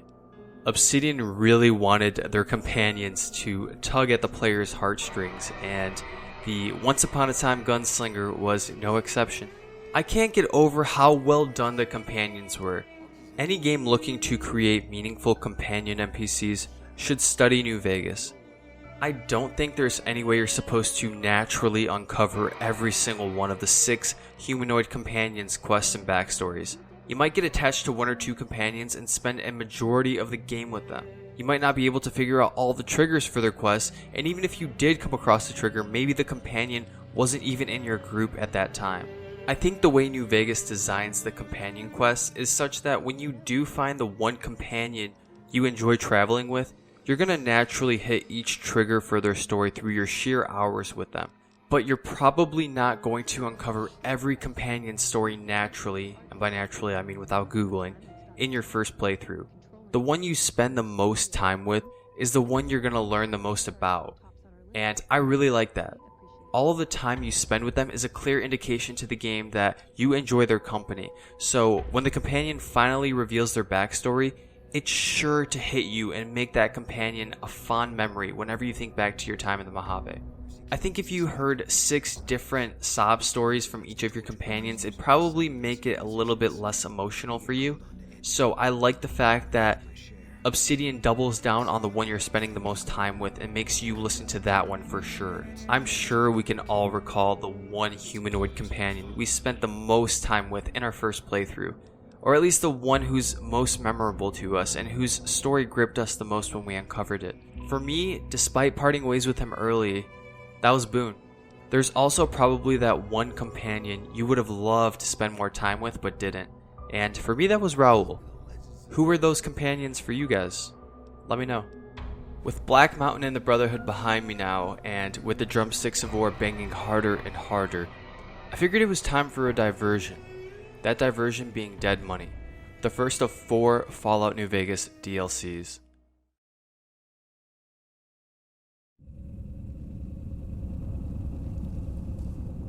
Are you listening? Good. From now on, when I talk, listen and follow my instructions.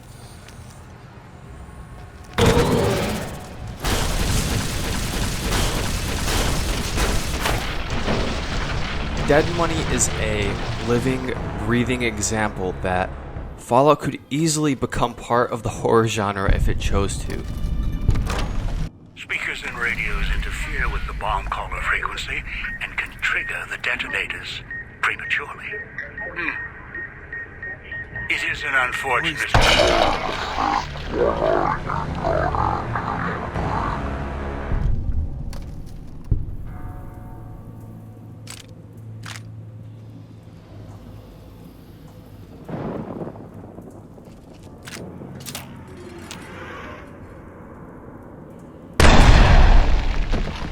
This DLC is best played at night with all of the lights off.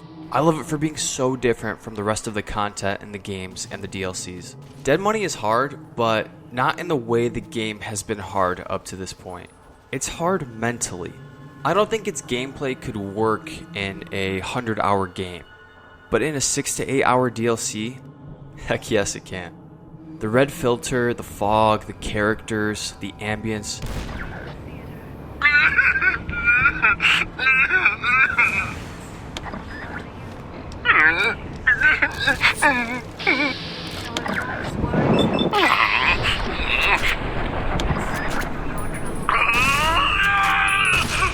Disturbing at times, but nevertheless impeccable. Was it mind-boggling, tedious at parts? Yes, absolutely.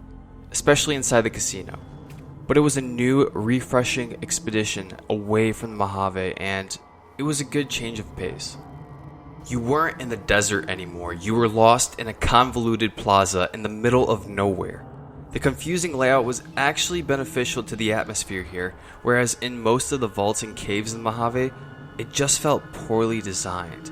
There are traps waiting to kill you around every corner, a collar constantly beeping around your neck because of a radio you can't find no matter how hard you try.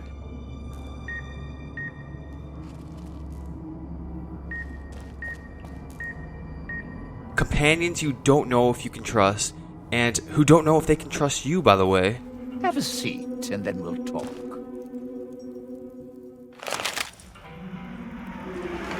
The Sierra Madre. Beauty, isn't she? She the one who invited you here? Or maybe you didn't catch her voice on the radio. Woke up confused like some of the others. Least you're still breathing. By the way, don't get up or make any sudden motions no matter how uncomfortable that chair gets. The cushion's just for show.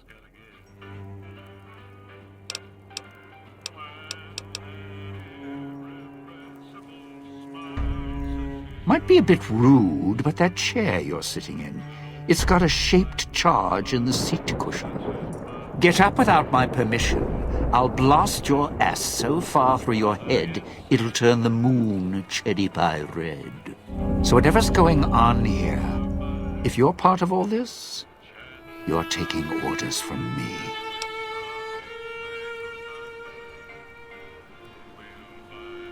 What are you talking about? I love how Obsidian decide the fate of your relationship with Dean Domino based on how well your first impression went with him. How well that conversation goes largely depends on if you can spot his fragile ego or not. Mindlessly following a 50 barter check, you're going to suffer the consequence. Even the way he says partner changes based on whether he likes you or not. I'm listening, partner. All right, partner. Yet another remarkable detail in this game. I chose to be assertive with Dean, and I paid for it. The 3 companions in this DLC were all outstandingly done. Their characterization, their voice acting, well, the ones with the voices, the cinematic setups the first time you meet them.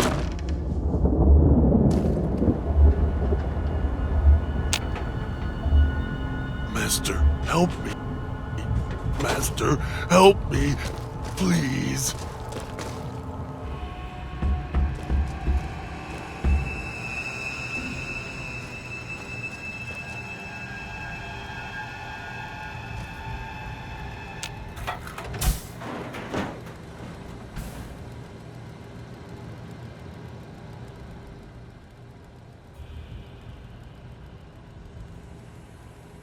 I never turn on subtitles for immersion purposes, but apparently Christine had detailed subtitles for what she was trying to say the whole time, and I had no idea. I was just trying to make out what the hell she was trying to say. The writing's on the wall the whole way through to watch your back here in the Sierra Madre. The treasures that await are so lucrative that countless before have turned on one another in hopes of satisfying their greed.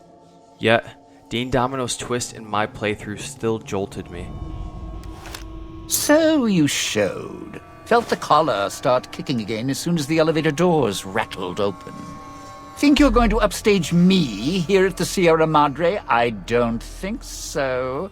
Now that I'm inside, well, I don't need you anymore. A large part why I was in awe when Dean Domino stabbed me in the back was because of the marvelous setting the dev team created for that encounter. What a moment that was putting the holodisc in.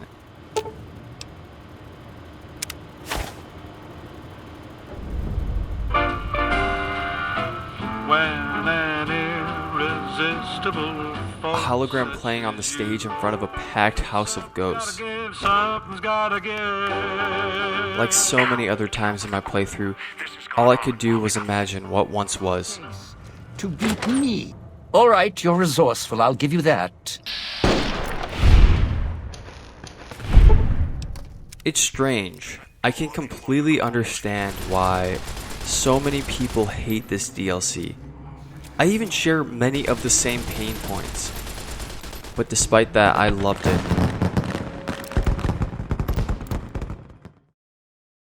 I took a break from the narratives for a bit and did some exploring around the wasteland.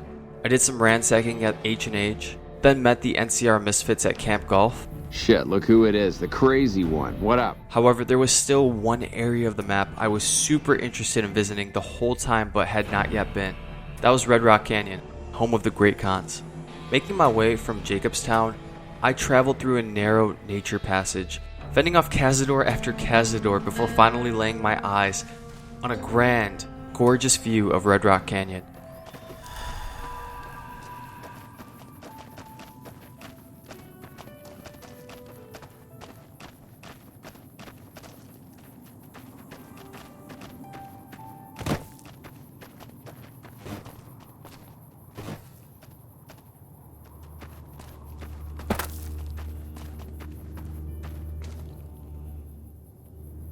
Witnessing the canyon for the first time was stunning.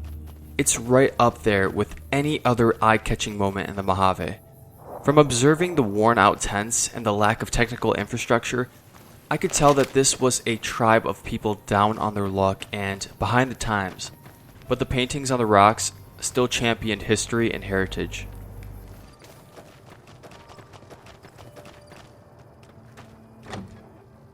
The fabrics on the wall, the collection of Khans all together in one spacious room, the leader Papa Khan at the end of the room eating alongside them. No matter how much they've bended, they still haven't broke. I know what happened to them at Bitter Springs. I talked to Boone and Major Daughtry about it. Then hearing Papa Khan's take, they tracked us to Bitter Springs and surrounded us. When our children, our sick and old, fled through a nearby pass, the NCR gunned them down.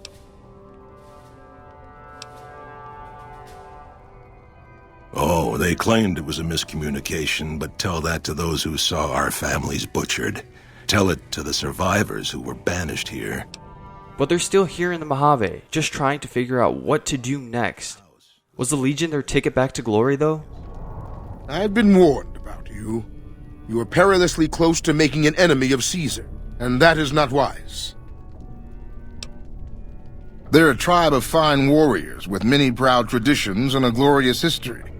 They will be worthy additions to the Legion.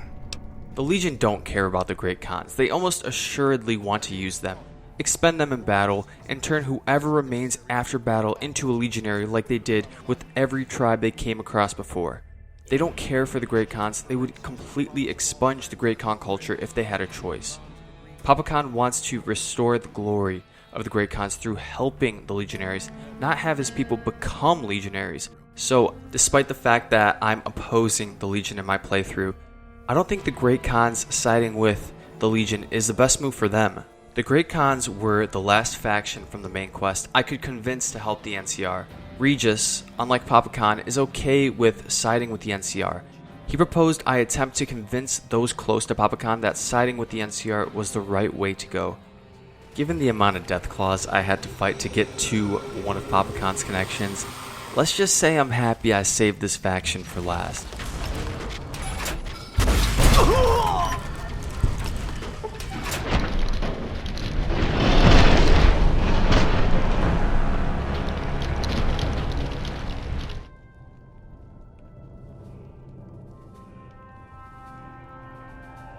You've helped me see Caesar for what he is, and I thank you for that.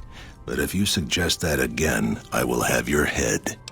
While I was able to dissuade Papa Khan from siding with the Legion, this didn't mean he would side with the NCR. After debriefing with Colonel Moore, she proposed a solution. We don't have time for diplomacy. This battle is coming any time now. If the leader won't be budged, he'll have to be replaced.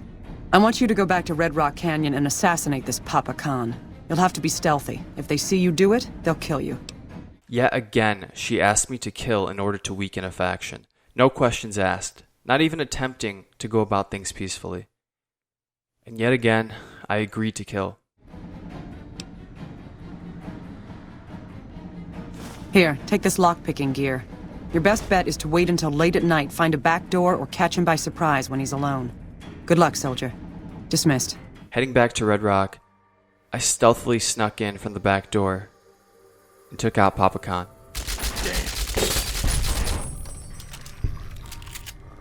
While this guaranteed the Great Khan's assistance at the second battle for Hoover Dam, it is one of the numerous decisions I regret making in New Vegas. In my head at the time, Papa Khan was an old, bitter man, unwilling to let go of the past. And to some degree, that's exactly who he is. But there's nuance here. Papa Khan didn't want to side with the NCR for a fair reason. He's a leader of a tribe that prides itself on being honorable and resilient, even after getting kicked out of their home by the NCR and having countless members of their tribe slaughtered by the NCR. Could I really blame him for declining to shake the hands that had his people's blood on them? I respect his remembrance of those who fell at Bitter Springs, and though Bitter Springs was an accident, that doesn't excuse it. It's clear that he isn't just going to forget all of the harm and the loss his people have suffered at the hands of the NCR, and can you blame him? This is my tribe, and these are my people. I didn't realize just how much this quest highlights the problems of the NCR until making this video. Without Papa Khan's guidance, I don't know what else to do. All right, you can tell the NCR the Great Khans will fight for them when Caesar attacks. Excellent. You've done very well indeed. These tribals will make useful machete fodder.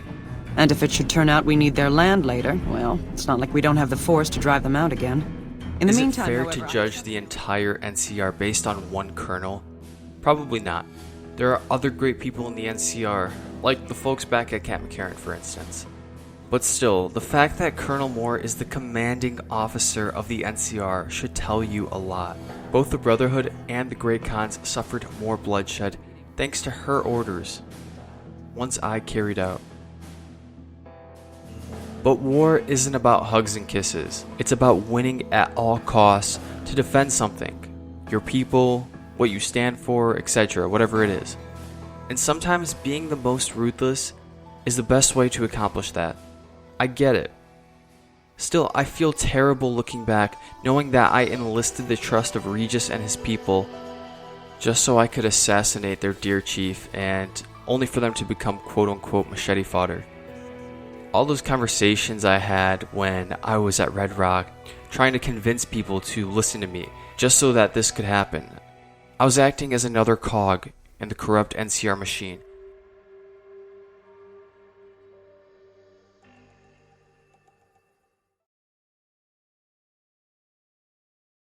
After dealing with the Khans, I did some more traveling around the Mojave and came across Camp Searchlight.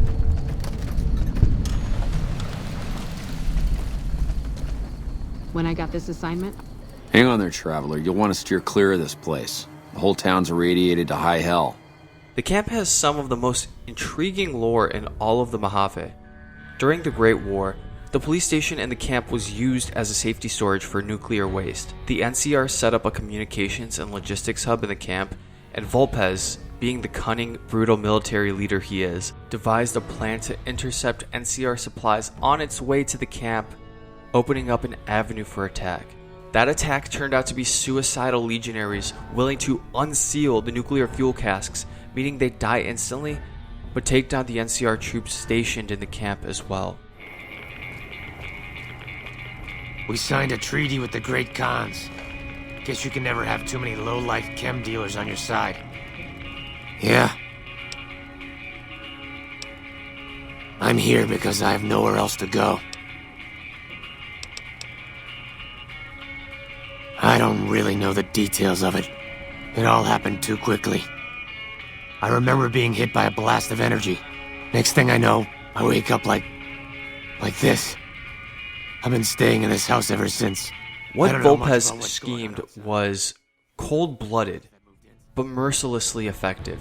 It allowed for the Legion to later on work their way north and take control of Nipton and Nelson. The story of Camp Searchlight's fall serves as yet another example of how brutal war can be for everybody involved. It's also a testament to how disciplined the Legion troops were. I found the now opened nuclear fuel casks in the fire station, and it turns out it had become the nest of a giant red scorpion queen. This encounter was during a side quest where you raid the town with some thugs, all while suited up in radiation uniforms. It was a very cool quest. Also one that was quite a surprise to me to come across, since I randomly ran into it when I was in the basement of one of the buildings when I was looting Camp Searchlight. There are a lot of uniquely tailored, non-repeated side quests like this in New Vegas, which is very commendable and pretty rare these days. What do you want now? Alright, thanks for the help. Time to die, loser. I can't say the twist at the end caught me off guard, but it was still an impressive little side quest that I'm happy they put in the game. They could have easily not done anything here and gotten away with it, but they didn't. They went that extra mile. Word in the Mojave was President Kimball was on his way to town, and I had to make sure he left in one piece. So I headed back to the dam and met up with Ranger Grant. President Kimball is arriving shortly. If you want to do any last-minute security sweeps or take a look around for anything suspicious, do it now. I did my due diligence and inspected the entire dam aside from the landing zone before President Kimball arrived. But to be fair, I got a little bit sluggish once Kimball actually arrived. Everything looked alright from the place I was watch guarding, which was the opposite part of the staircase from Ranger Grant. Probably would have been a good idea to be more mobile looking back. At the time though, I figured everything was okay, so I moved into the crowd to get a front row view. I had never met the president. We must always remember that wherever Californians stand, we carry our principles with us.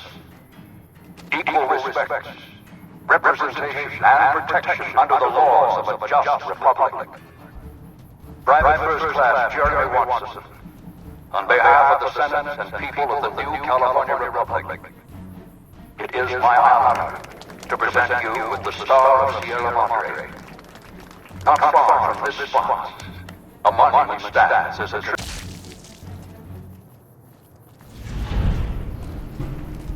I knew I had a funny feeling about that sniper, but he was so far away and I really didn't want to give up the best seat in the house.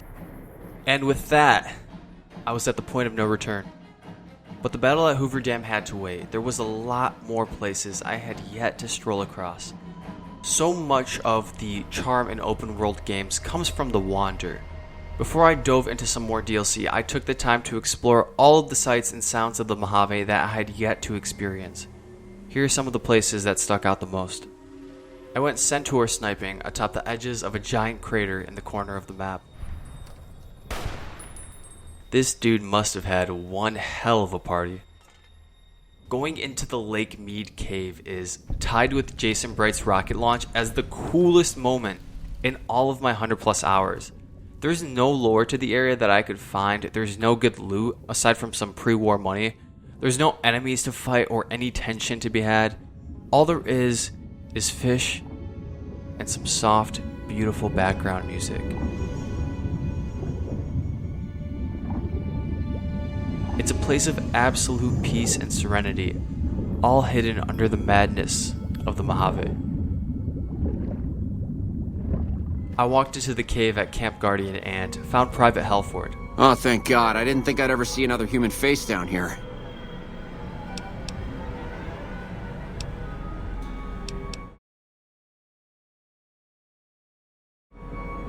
Ah!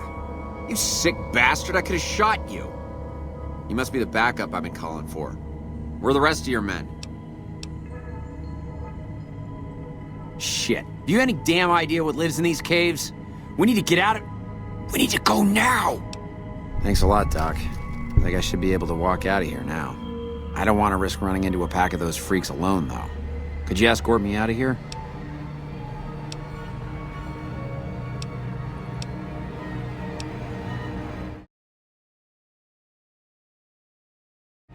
Great. I'll start heading back to California now. I may or may not have gotten Private Halford killed. I revisited my grave just to reflect on how far I've come. I crashed a golden gecko pool party. Side note, this area, Cottonwood Crater, was one of the few known places in the Mojave hit by an atomic bomb. It'll also convince you that not even a nuclear missile can erase Earth's natural aesthetic.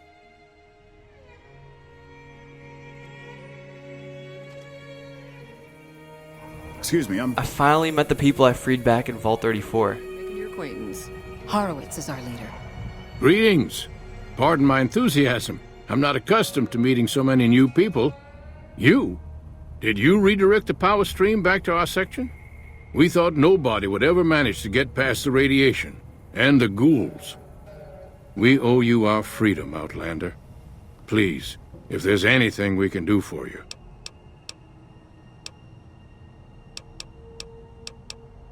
It fills me with hope to see that people from the surface world are kind and brave. Again, thank you. It was an awesome, unexpected moment, just like running into Ringo back at Crimson Caravan Company. I really enjoy walking through the 2 dry lakes in the Mojave. They are the places that make me feel most like I'm actually in a desert, even though I know that the technical word for a desert doesn't have to be something like this, but on the west side of the map, there's the Mesquite Mountains crater.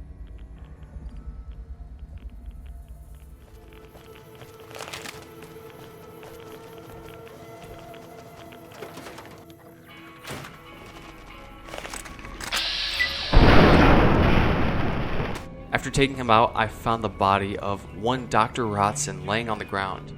There isn't much info known about him in the lore, but the guess is that he was probably trying to find a cure for the feral ghouls, obviously with no success. This location, like Cottonwood Crater, is another atomic bomb impact point that has somehow, 200 years later, turned into a beautiful landmark, despite being riddled with radiation. I found out just how much of a badass Veronica was.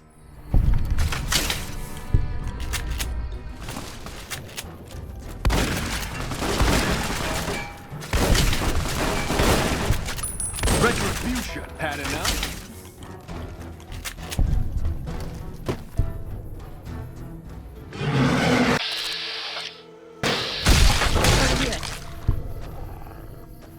One night around dusk, walking around the southwest portion of the map, I came across this disgusting but beautiful spot called Jackrabbit Spring. Am I alone, by the way, in thinking these radiated locations look lovely? While perusing the mountains, the squad and I ran into a blind Deathclaw away from his pack in the middle of nowhere. Thought it was pretty funny, but kind of sad too, I guess. Deadwind Cavern is a cavern of Deathclaws that will make you cry.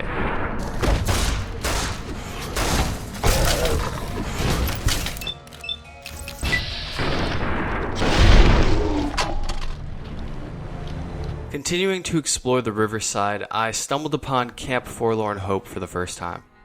This is late in my playthrough, so you can imagine how shocking it was to know that I had missed such an important NCR camp all this time.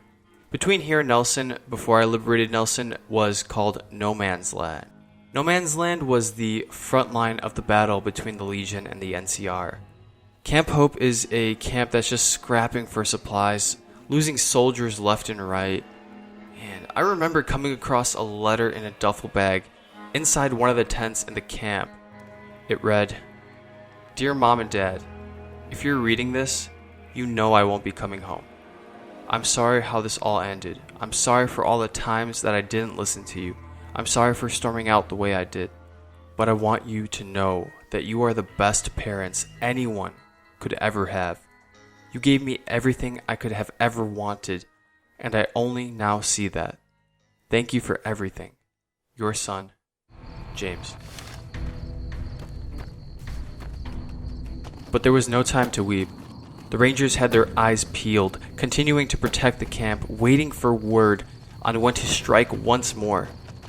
Now working with the NCR, I felt it was my duty to do the same.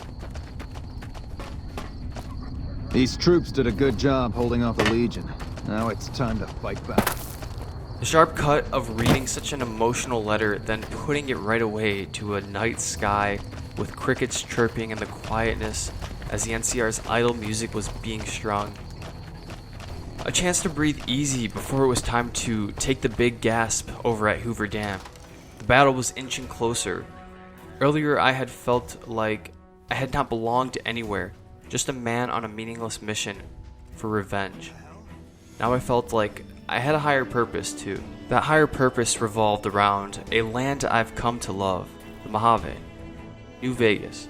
I wanted to bring it peace for as long as possible, to fight for the ideals the NCR stood for: democracy, personal liberty, the rule of law, general order to the chaos of the wasteland, improvement and development of infrastructure and economic systems, and a basic common peace between the people in the Mojave. A pipe dream, sure, but one I wanted to fight for. Management at the top was shaky, as evident from Colonel Moore, but I was confident that with time, a republic government system would use its invisible hand to expose the messes up top and get them fixed. The NCR is founded on good principles, at least I thought so. Like I said earlier, they were the best form of leadership I saw in the wasteland, and I didn't think they were the perfect answer, but I thought they were the best. I was ready to fight for them at Hoover Dam. I was ready for legionary bloodshed. Then I thought back to the letter I had just read, and that's when it all clicked.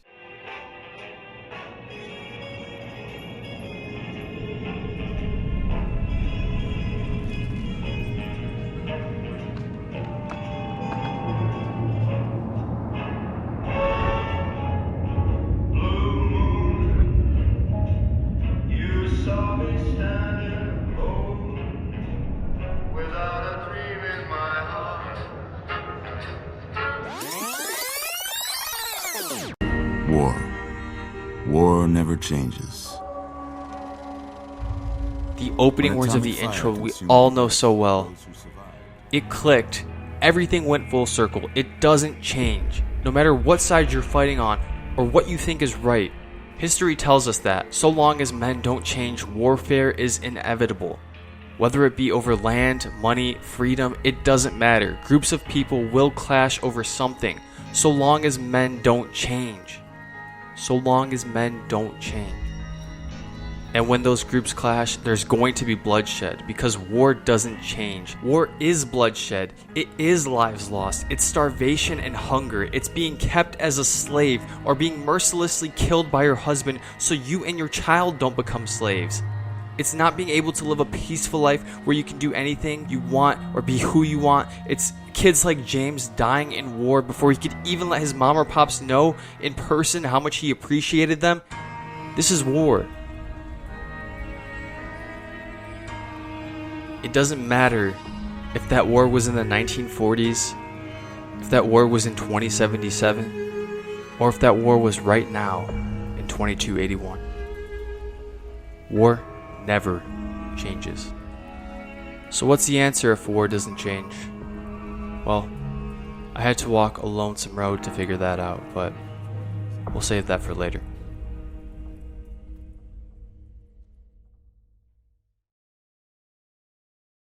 Right now, I had to squash the bug in the communication system for the comm officer at Camp Hope, but that meant figuring out what the issue was, or rather who. After disentangling the communication errors between camps, the culprit behind it all became clear. You've come back to see the chief. Hold on. If we're gonna have this conversation, let's go somewhere more private. Don't worry, not much bite left in this old dog. It was Chief Hanlon orchestrating it all. Hanlon was falsifying and misdirecting reports in an effort to save NCR's men and women. He thinks those in the lower echelon will inevitably suffer because of the upper echelon's greed for land. Hanlon's plan was to stir up enough bad morale amongst the soldiers to get them riled up at NCR leadership and ultimately prevent more bloodshed.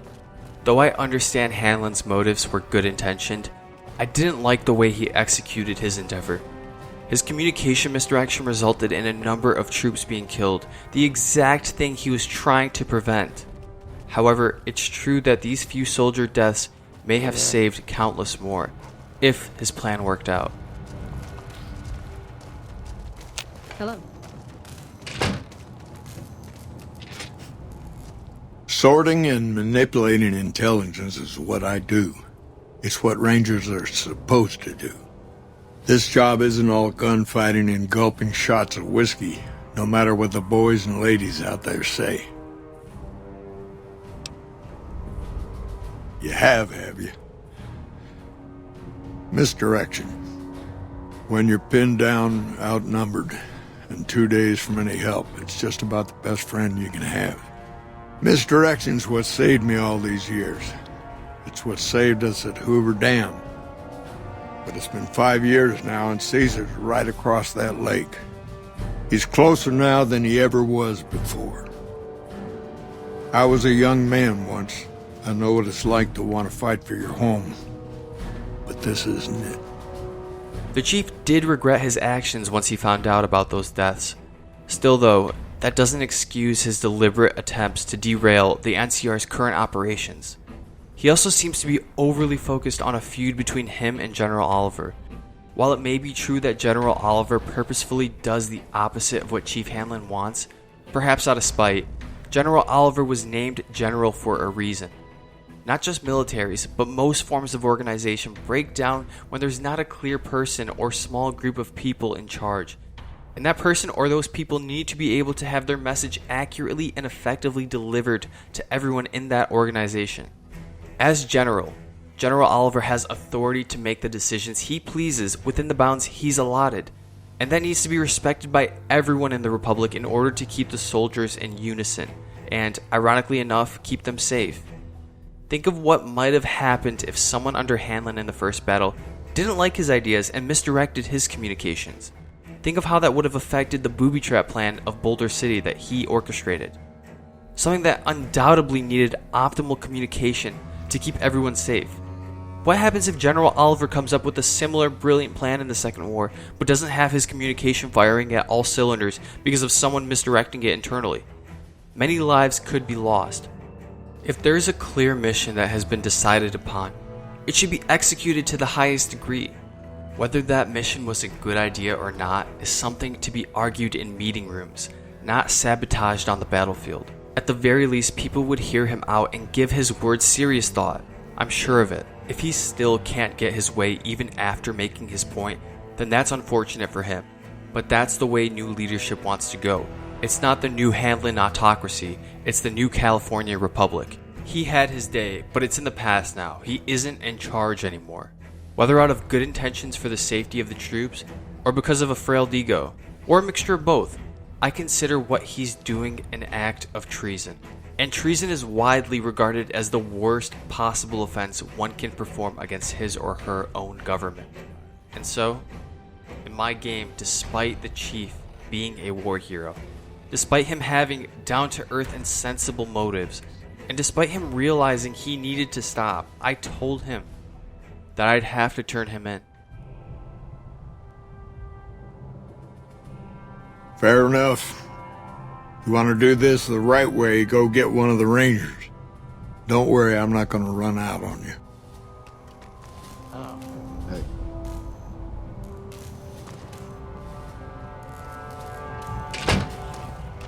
Rangers, We signed a treaty with Great Khans.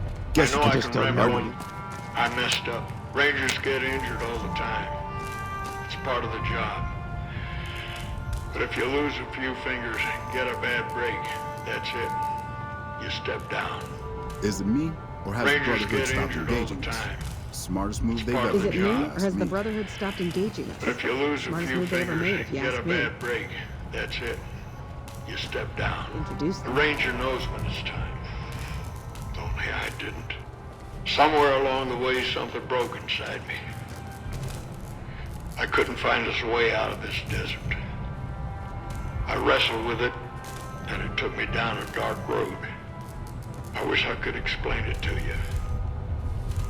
The old chief's finally at a loss for words. I wish I could explain it to you. The old chief's finally at a loss for words. Is it me? Or has the Brotherhood stopped engaging us? Smartest move they ever made, you ask me. That shot came from the chief's office. Hello. Smart move for the Kings to back down. They didn't know who they were messing with. Monster of the East, huh? Well, I've got the Monster of the West Chief, in my holster right now. We can monitor Ranger Hope I get to activity all introduce through the them. region with the systems here. Chief, why did you do it? Once again, Obsidian making me feel awful for my decisions. I was left wondering, should the fact that the chief just killed himself change anything at all? Logic says no, but the human inside me says yes. The chief was treasonous, sure, but he wanted what was best for his men and women serving in the new California Republic. He didn't deserve a death like this. The chief's fate was in the palm of my hand, and I clenched my hand into an iron fist. I'm confident in my argument for turning him in, but I do have emotions. Regardless if you think turning him in or not is the right decision, one thing is for certain. This was a messy, excruciatingly difficult, and emotional quest.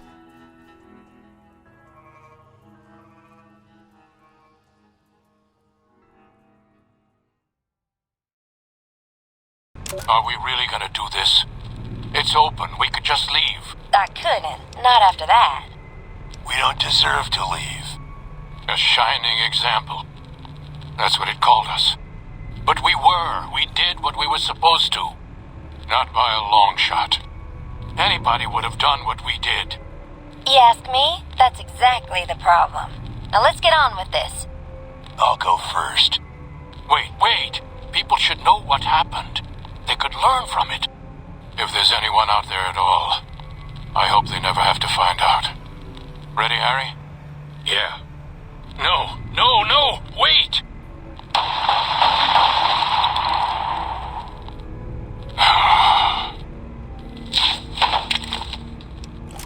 If there's one thing the vaults in New Vegas do a great job of, it's painting a picture in the player's mind. From a developer's perspective, I'm sure what you can have your players imagine is way worse than what you can show. Almost all of the vaults in New Vegas seem to tell a story. Many of those stories yield wisdom. Vault 3, for instance, teaches us about the dangers of blind naivety. If you recall, the Overseer in Vault 3 opens the vault doors, expecting to make friends, but only to have his people massacred by the fiends. Vault 22 is a clear illustration of what can occur when a scientific procedure isn't properly contained. And Vault 34 exemplifies what happens when you deprive a group of people from what they consider a human right, that being the right to defend themselves with weaponry. Or, as we put it concisely in the old world, my Second Amendment. A lot of the issues in the vaults come down to human flaw, negligence, greed, or just because of the plain motive to survive. Something we're all wired with. Sometimes, though, Vault Tech can exacerbate things. Vault 11 is the best example of this. Go to the light. Welcome. Please sit in the chair. The show is about to begin.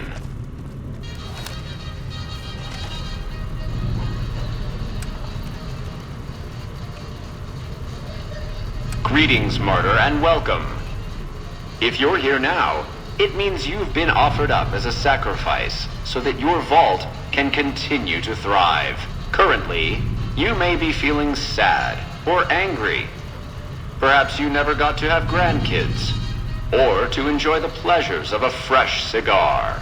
But march with your chin held high, soldier, and remember that each of us has an important role to play. For some people, their role might be to heal the sick. For others, it might mean they will drive a race car or fly a rocket ship. And some of us are meant to forfeit our lives for the good of the people. Sure, it might not be as fun as driving a race car, but it's every bit as important. Let's take a moment to reflect on the moments that made your life worth living. Think about that time you kissed your steady girl for the first time under the bleachers at the big game. Or when you snuck out after curfew to catch that new flick that your parents wouldn't let you see because it was too scary. Boy, were they right. And who could forget when you met the love of your life? What a looker. These are just examples. Do you feel that feeling stirring in your chest as you think of these things? Good. What you are feeling is peace. You've led a great life. Living it has been its own reward. But it is only the beginning. Close your eyes now and imagine what joys await you in the next life. The afterlife. Can you see them? Good.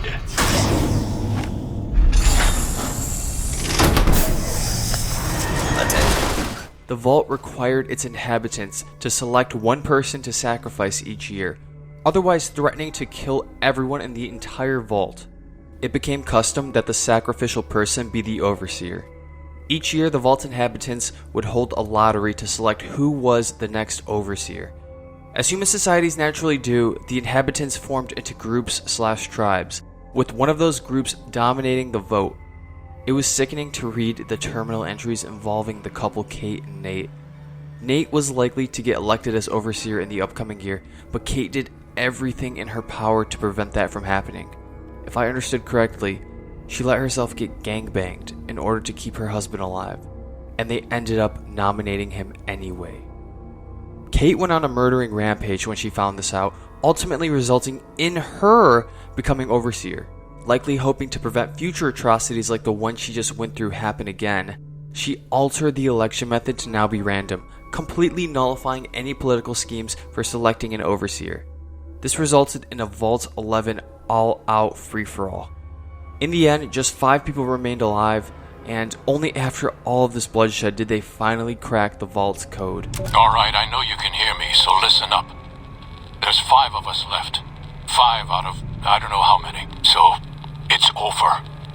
We've talked and it's over. We're not gonna send anybody to die anymore. So shut off our water, our gases, or do whatever it is you're programmed to do. But we're done listening to you. Congratulations, citizens of Vault 11. You have made the decision not to sacrifice one of your own. You can walk with your head held high, knowing that your commitment to human life is a shining example to us all. And to make that feeling of pride even sweeter, I have some exciting news. Despite what you were led to believe, the population of Vault 11 is not going to be exterminated for its disobedience. Instead, the mechanism to open the main vault door has now been enabled, and you can come and go at your leisure. But not so fast. Be sure to check with your overseer to find out if it's safe to leave. Here at Vault-Tec, your safety is our #1 priority. So it was all just a sick, twisted social experiment from Vault-Tec. Nice. On my way out of the vault, I took another look at the skeletons I saw on my way in. It all came full circle. 4 of the final 5 survivors killed themselves, unable to live with themselves any longer. The bones of those 4 people who killed themselves laid on the floor in front of me. The bones of the 5th survivor, though, remain unknown. The bones were deprived of flesh, signaling that this happened many, many years ago. But apparently, quote-unquote, Vault 11 survivor is present in the video game files, but was cut before release. Maybe these skeletons were once bodies, but became skeletons once Obsidian realized they didn't have time to put the Vault 11 survivor in the game? We may never know, but I myself definitely take the life I get to live for granted. You hope that we'd be able to remain civilized as human beings if things ever hit the fan, but try to put yourselves in the life of someone inhabiting Vault 11 just for a moment. Do you think that the people in that vault, excluding you obviously because you wouldn't do anything wrong of course, do you think the people in that vault alongside you would all remain civilized when the highest authority, Vault-Tec, forces someone to die every year? do you think everyone will remain civilized in that situation? I don't think so. You're bound to find at least a few nutcases or people willing to stretch the boundaries of what's considered morally acceptable. I'd like to believe the people in that vault would band together and reject that frame of authority somehow, but I'm not so sure that's how it would work out. We saw them band together when there was 5 people alive, but when there was however many inhabitants in there, when there's a great number of them, just playing probability, you're gonna have a couple bad apples in there and it's gonna affect the rest. How can a group of people possibly remain civilized when their vault is centered around human sacrifice, something so far from 21st century civilization? What is the right thing to do in a situation like this? This whole vault is just, it makes you sick to think of like what humanity could be reduced to if the constraints were as such. I just want to stop talking about this and listen to the smooth voice of Jed Masterson. Are you now? You know we ain't coming back this way for a good long while now, right? And you know about the weight limit. I don't want no whining about old Mr. Masterson. I left my one-of-a-kind plasma cannon back at base. Can we go back for it? You sure you're ready now? Honest Hearts has an unfortunate shortcoming of content, yet is somehow carried to adequacy by one living NPC, one dead NPC, and an engrossing narrative that interweaves the area's past and present. The Mojave isn't the most action-packed place in the world, but there's enough quests to do and enough places to go that all in all, I didn't feel like it was too barren. I mean, the Mojave is a desert after all, so that certainly helped whatever dullness there was at times. The fact that the setting is post-apocalyptic obviously also helps, but still the Mojave didn't feel too dull. As for Zion though, despite it being a beautiful break from the Mojave, it is noticeably much more sparse in content than the base game. It is a DLC, so it does get that benefit of a doubt, but that doesn't erase how lifeless it feels.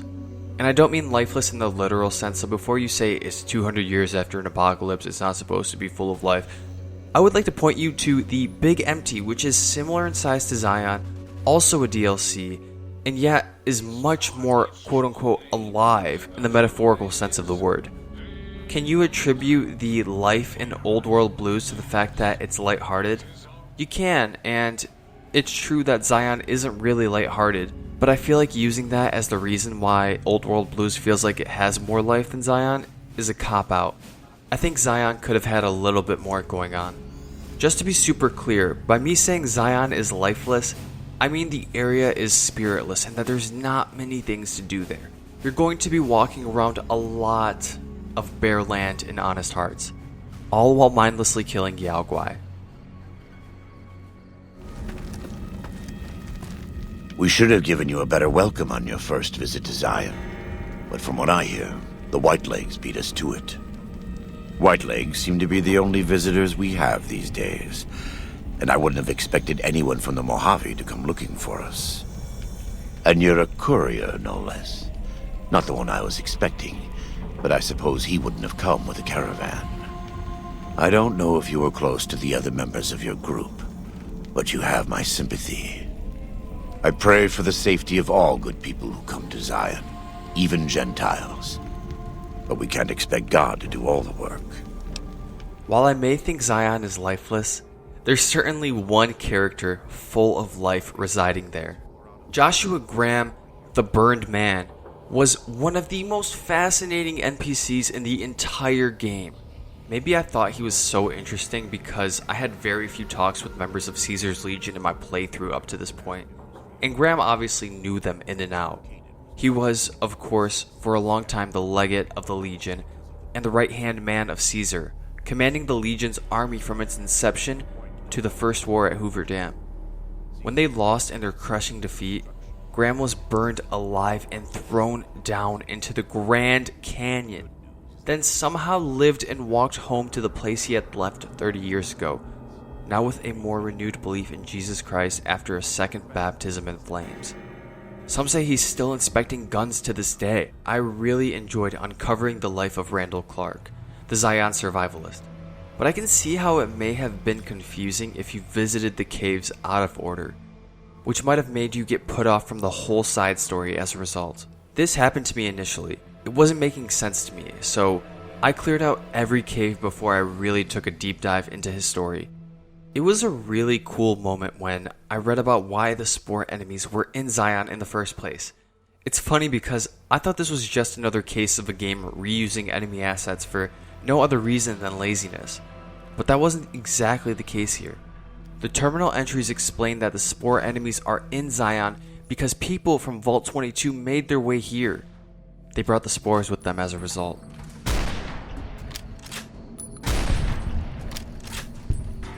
After reflecting on the choices I made here in Zion, and particularly the final most important choice of siding between Joshua and Daniel, I realized that I didn't read these terminal entries well enough because I chose the wrong person to side with. I originally chose to side with Daniel.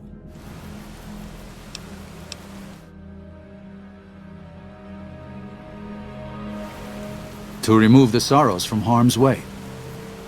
I have to give credit to the Whitelegs for finding their way here, though I imagine many died in the process. But they can't follow us east, not into the Grand Staircase. They don't know how to live off the land. We head there, we can find some safety. Daniel had pointed out the Sorrows' incompetence.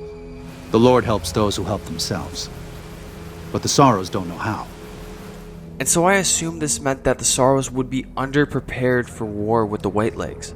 He also mentions that the Whitelegs will die out in a generation due to their inability of surviving without raiding. If they can't join Caesar's Legion, they'll die out in a generation. They've never learned how to survive. Food preservation, tanning, even basic hunting and cooking seem beyond them. They only survive by scavenging and raiding, but that can't last. This led me to believe that the wasteland would be free of this tribal personification of Cain naturally and without the need for bloodshed. Therefore, I concluded that escaping from Zion and leaving it for the Whitelegs to control and inhabit was the safest course of action. The biggest counter-argument I had going on in my mind against siding with Daniel was that Zion was considered a sacred land to the New Canaanites, and the Whitelegs would almost assuredly treat it with disrespect. Joshua wanted to destroy the Whitelegs in this holy land as a sort of poetic justice. But I think Joshua twists Christianity to favor his more bloodthirsty outlook on things, which is badass and helps make him a fascinating character. But the Bible is clear about revenge. In Romans 12:19, God says to never take revenge and to leave it to the Lord.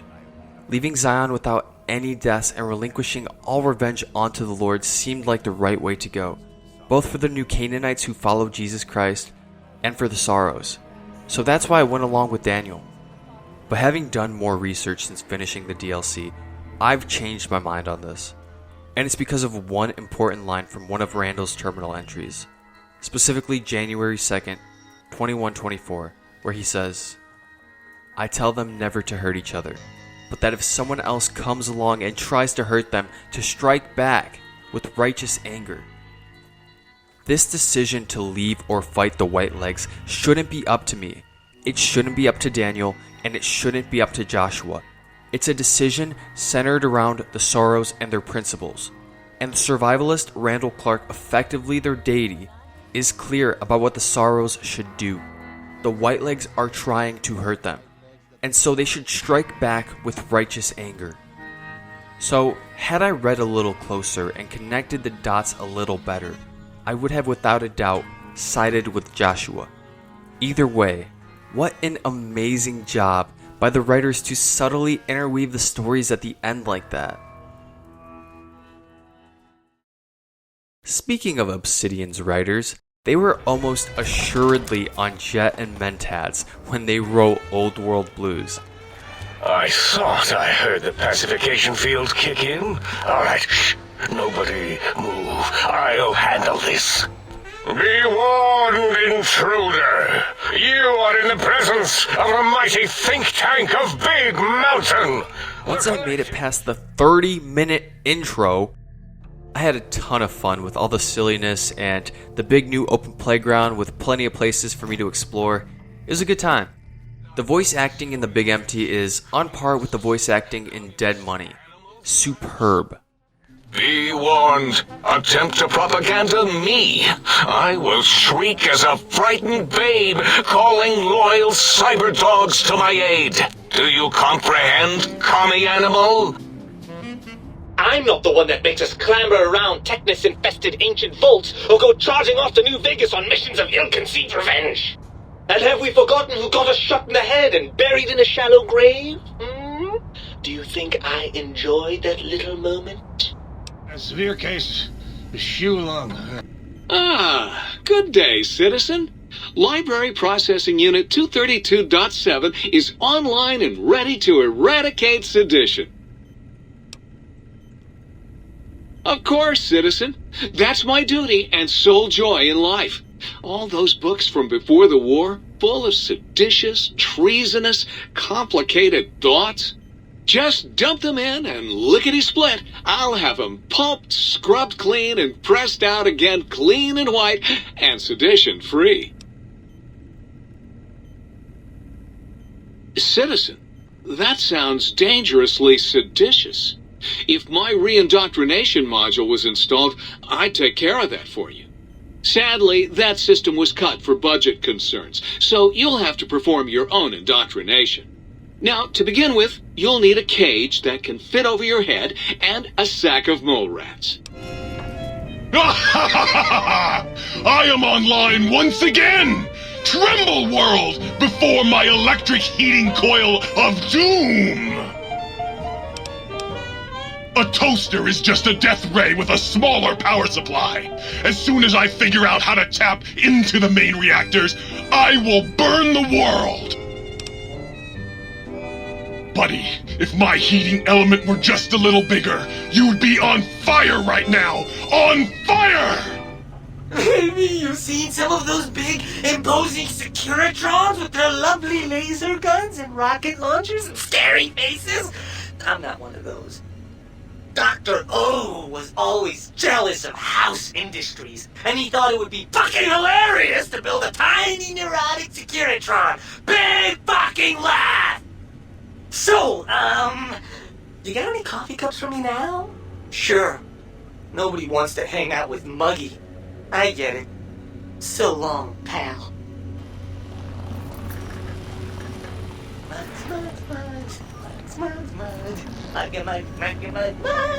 God, why can't I stop singing this fucking song? I was smiling and chuckling the whole way through this DLC.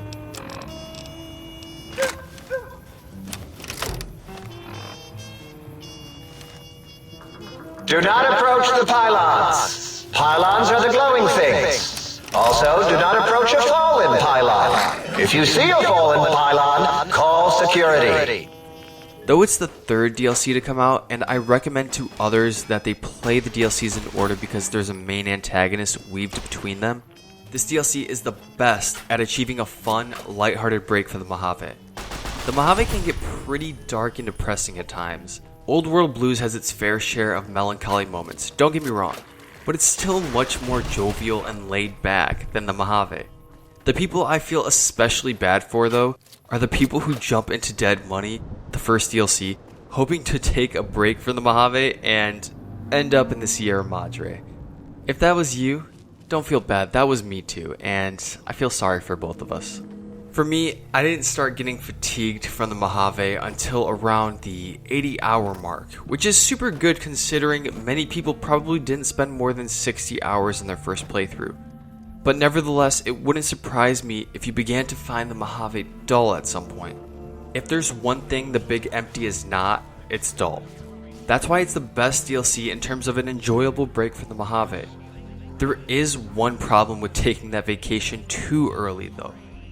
The one problem with going to the Big Empty early if you need that vacation is because you might be too overpowered by the time you leave. You're going to find a lot of good weapons and armors, and you even get stats buffs while you're there. On top of that, there's another issue more related to the game's narratives. Being that this place was a huge think tank where no problem could be unsolved, a lot of the mysteries and creations in the Mojave lead back to here. For instance, did you ever wonder where the fungus from Vault 22 came from that created all of those spore abominations? They were developed at the X-22 Botanical Garden. Hate Night Stalkers and Cazadors? Who doesn't? You can thank Dr. Boris for that. They were his creations. These are the reasons why I'm hesitant to recommend this as the first DLC for people to play. Though I think the lighthearted and laid-back content in this DLC is probably what most people are looking for when they decide to jump into the DLCs. Not mental torture. Unlike Zion, the Big Empty has a ton of things to do. Although I have been thinking, maybe it's because this place had buildings, and that gave me the false impression that there was more content than there actually was, but I felt like I spent much more time actually doing things in the Big Empty, whereas in Zion I felt like I spent a lot of time walking around and going to locations, which in and of itself doesn't make it worse, but the walking around didn't feel like it had a purpose in Zion or any intrigue behind it. Zion felt big and empty, and the Big Empty didn't. The final grandiose moments of Old World Blues includes a big open-ended fight with a giant robo-scorpion. It made me wish there were more boss encounters like this around the Mojave. For instance, I really enjoyed when I had to fight the Nightkin boss Davison in the REPCONN basement for Jason Bright. Another more open-world example was the alpha male Deathclaw at Quarry Junction, who had his wife and kids alongside him there acting as somewhat of boss minions. Look, I'm not asking for Dark Souls bosses, but some more big enemies in caves and vaults would have gone a long way in New Vegas. The giant Robo-Scorpion fight reinforced that thought for me. Old World Blues was a pleasant 8-hour break from the Mojave. It was nice to experience some more playful, lighthearted Fallout, especially given what's to come in the final DLC. I think Lonesome Road should only appear as a quest once all of the other 3 DLCs are completed. It should also be mandatorily forced upon players to complete before they can begin the second battle at Hoover Dam. Lonesome Road is just what its name suggests. A lonesome road from one corner of the map, circling all the way around counterclockwise to the other point in the map. All that was there to accompany me down those wrecked streets of the Divide was Eddie, who I found out was on a lonely westward journey of his own. It was just me, him, some guy talking to me through him, and the atrocious life forms left after the nuclear explosion. A nuclear explosion that was the result of a package I delivered. The marked men are strikingly designed. They were ordinary NCR and Legion troops before the bombs exploded, but now they're teamed together inhabiting this wretched place. Then you have the Tunnelers, who rival the Centaurs and the Lake Lurks as the freakiest looking creatures in the game. I swear it felt like I was playing Metro. The main NPC in this DLC is Ulysses. Your city, Vegas, lies in the other direction, with the rest of its slaves. He was one of the only, if not the only human to make it out of the Divide alive after the warheads detonated. It's still unclear what the Divide would have turned out to be had it blossomed to its full potential. Would it not have been just another town under the NCR's conquest like so many around it? But Ulysses seemed convinced that had I, Courier 6, not delivered that package, the town could have been saved from raising a bear or a bull flag. Symbols that Ulysses looked down upon. So much so that he was ready to launch a nuclear missile that would ultimately lead to the demise of both symbols. I'm not a big fan of Ulysses as a character. Whether it's fair or not, much of the reason is because of his brash, off-putting personality and demeanor, and that's exacerbated by his flawed lines of reasoning. He focuses too much on the outcomes and not enough on the intentions. That's my opinion, and I know there's a deeper philosophical argument there, but I think it's important to focus on both the intention and the outcome, not just one. Obviously, Courier 6 had no idea when delivering that package that it would lead to the demise of a town Ulysses so loved. What happened in the Divide is awful. Whoever used whatever was in that package to speak to the bombs beneath the town should be punished, but that person wasn't me. That person wasn't the countless amounts of innocent people he was about to kill by launching that missile either. I wasn't going to let him be judge, jury, and executioner of the Mojave and its people, especially not with nuclear explosives. If there's one thing Fallout has taught me, it's that patrolling the Mojave can almost make you wish for a nuclear winter. But if there's another thing Fallout has taught me, it's that nuclear explosions are bad.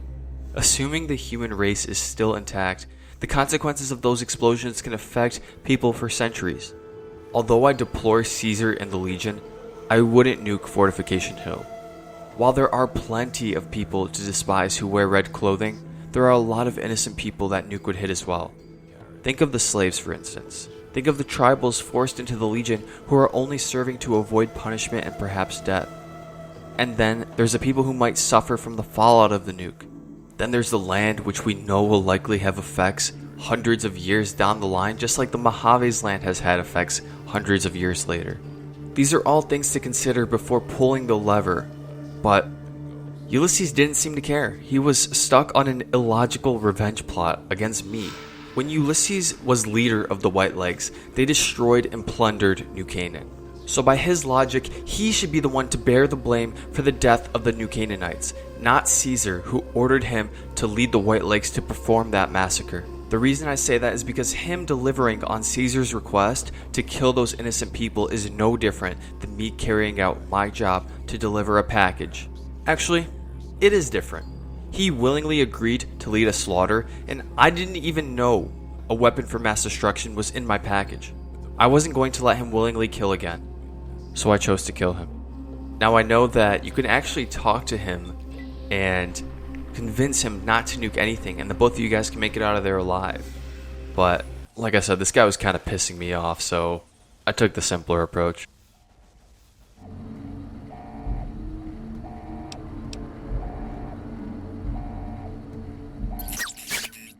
Eddie's sacrifice is maybe the saddest moment in the entire game, of which there were many, especially with companions.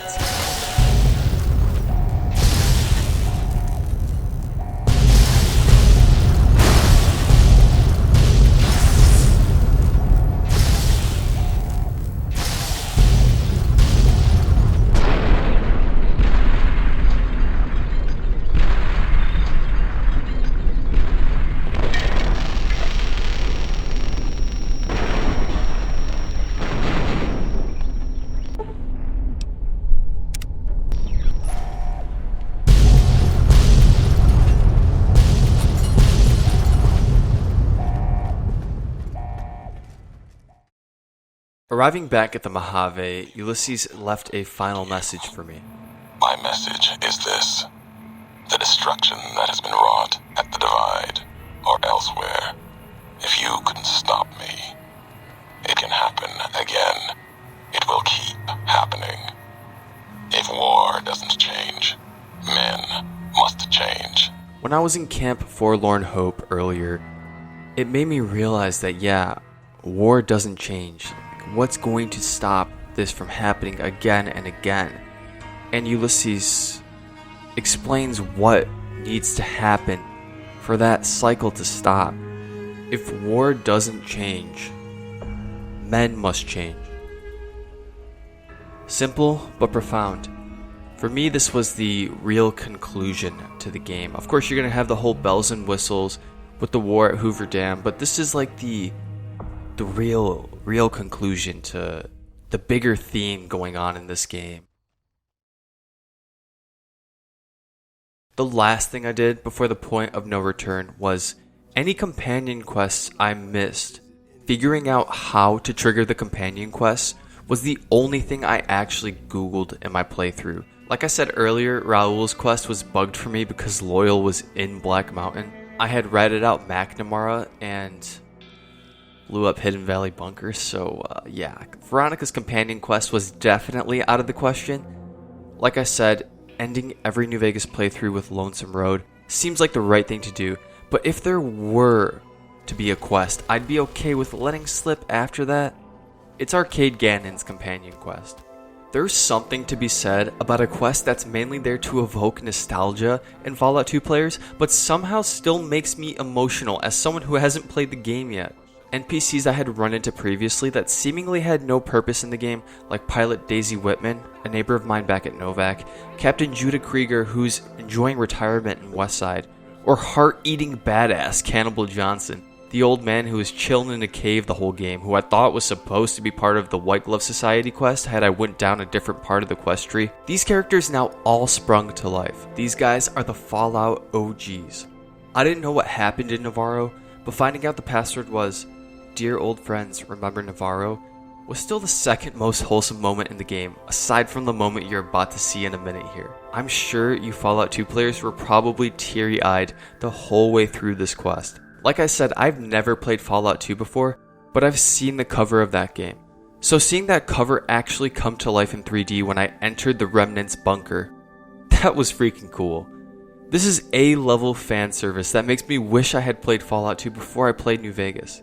What's great is, whether you played the old games or not, everyone had a chance for this to be an emotional quest for them. The reason I say that is because you're helping one of your new buddies in the Mojave, Arcade, honor and remember his dad by bringing all of his dad's brothers and sisters in arms together.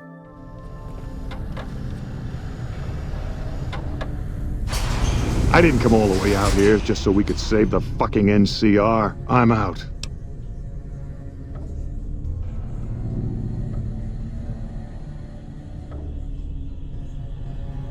I can't believe you've actually talked me into this. Fine, I'm in. But don't expect me to hold my fire if any NCR troops get in the way. Thanks for doing this. Getting them all back together again. I'll be honest, when Moreno started going off, I didn't think we'd all be walking out of there in one piece. I still don't know how this is all going to shake out in the end, but at least the Enclave can atone a bit for all the damage it's done. I've been wondering about Daisy and the others for so long, I still haven't figured out what I should do. I mean, I'm not like them. I was born at Navarro and my father served with them, but I wasn't really part of the Enclave. It seems presumptuous of me to think I could join the fight, even if this is a cause worth fighting for. Because I know when fighting breaks out of the dam, all hell is going to break loose in Freeside. They're going to need every doctor they can get.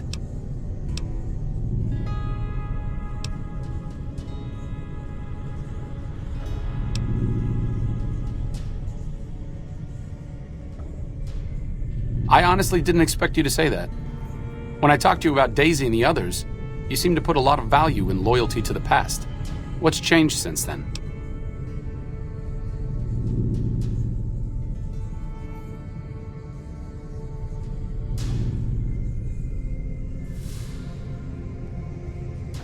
True enough, I suppose.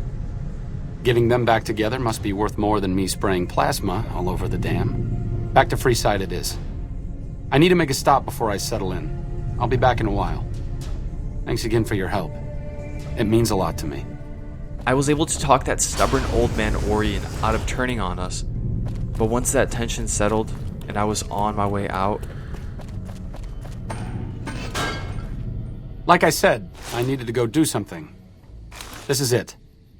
It belonged to my father. I thought I might wear it at Hoover Dam, but after you talked me out of it, I didn't see the point in hanging on to it any longer. I'm here because of you, so I figured you're the one most deserving of it. It should protect you from everything short of a plasma caster. And if you need anything at all, you know where to find me. It's the least I could do. All I ask is that you put it to good use. This place has lived in the shadow of Caesar for long enough. I may not be the one to help stop him here, but you are. Fortis fortuna adiuvat. Good luck. And goodbye.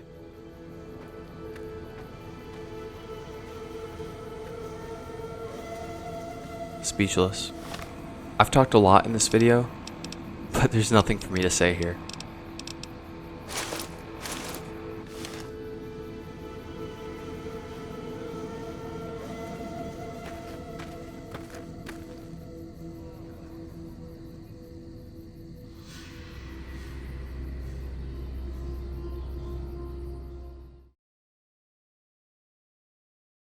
After running through a couple boxes of tissue paper, I was finally ready to write the last page of this book. No truces, no mercy. It was time for the Legion to die. The second battle at Hoover Dam is what my whole 100 hours built up to. It's constantly talked about by NPCs, and most of the main quests are centered around it.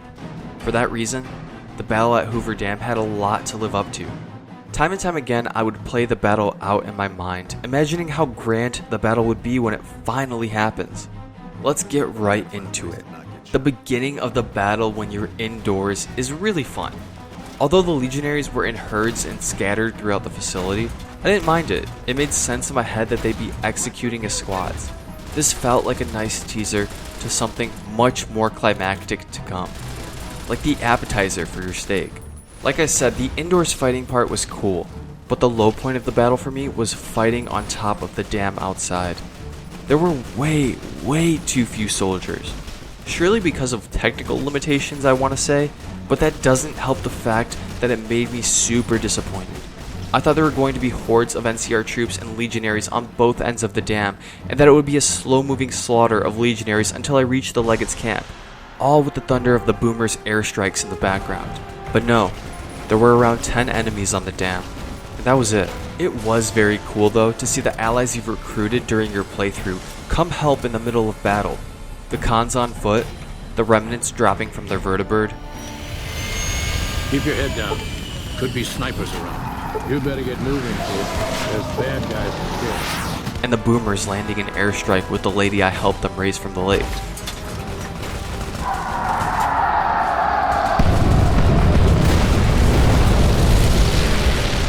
Given their major part in the success of the first battle at Hoover Dam, I chose for the NCR snipers to cover me as I went in the camp. Soon after, I met the Legate. And who are you to come before me? You bear the insignia of the bear, yet you do not wear it as a soldier of the West wears it. I wasn't here to make friends. I was here to kill these barbarians and put an end to everything they stood for. Enough words, then. Let our strength settle this.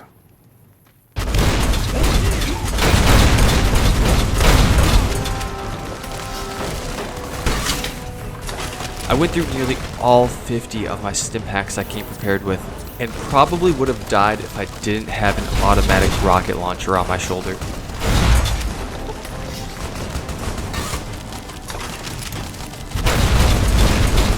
This was my career's good ending. Regardless of my opinion on the final battle, it was 20 minutes of 100+ hours, and it hardly affects my love for this game. And so the courier who had cheated death in the cemetery outside Goodsprings cheated death once again, and the Mojave wasteland was forever changed. There's so much I love about New Vegas. I love the post-apocalyptic Las Vegas setting.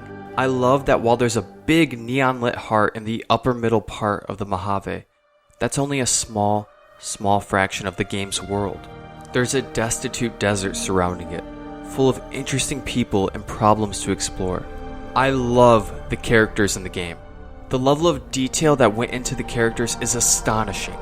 The Mojave can be a lonely, depressing place at times. The companions in this game remind you that there's still a lot of good in this cold, messed up world. Each one of the 6 companions opens up to you during your travels in a natural, vulnerable way. They are the epitome of well-crafted companion. The villains, or rather the villains in my playthrough, Benny, Mr. House, and Caesar, all have depth. There's careful thought behind their madness. I never met Caesar in my playthrough, but with Benny and Mr. House I really had to take time and think over whether I wanted to buy what they were selling. I've watched Caesar's dialogue, and that's very much the case with him too. They're very good salesmen, all 3 of them. When it came to these 3 guys, nothing was obvious. New Vegas expects you to think for yourself, and I love that. Then you have the characters like Yes Man, Joshua Graham, Jason Bright, Nobarg, the list goes on and on and on. Fallout New Vegas reaches its heights thanks to the people who inhabit its world. I love the narratives in New Vegas. And not just the main story, but the dozens and dozens of sub-stories in New Vegas, each acting like its own thread in one big, beautiful cloth. Each one of those threads can be pulled out and used as the core thread in some new cloth. If you're not following my flowery analogy, basically what I'm saying is that all of the stories in New Vegas add up to make one amazing experience in the Mojave, and that many of the stories you come across could be expanded upon and made the central story of a whole different game. That's how good they are.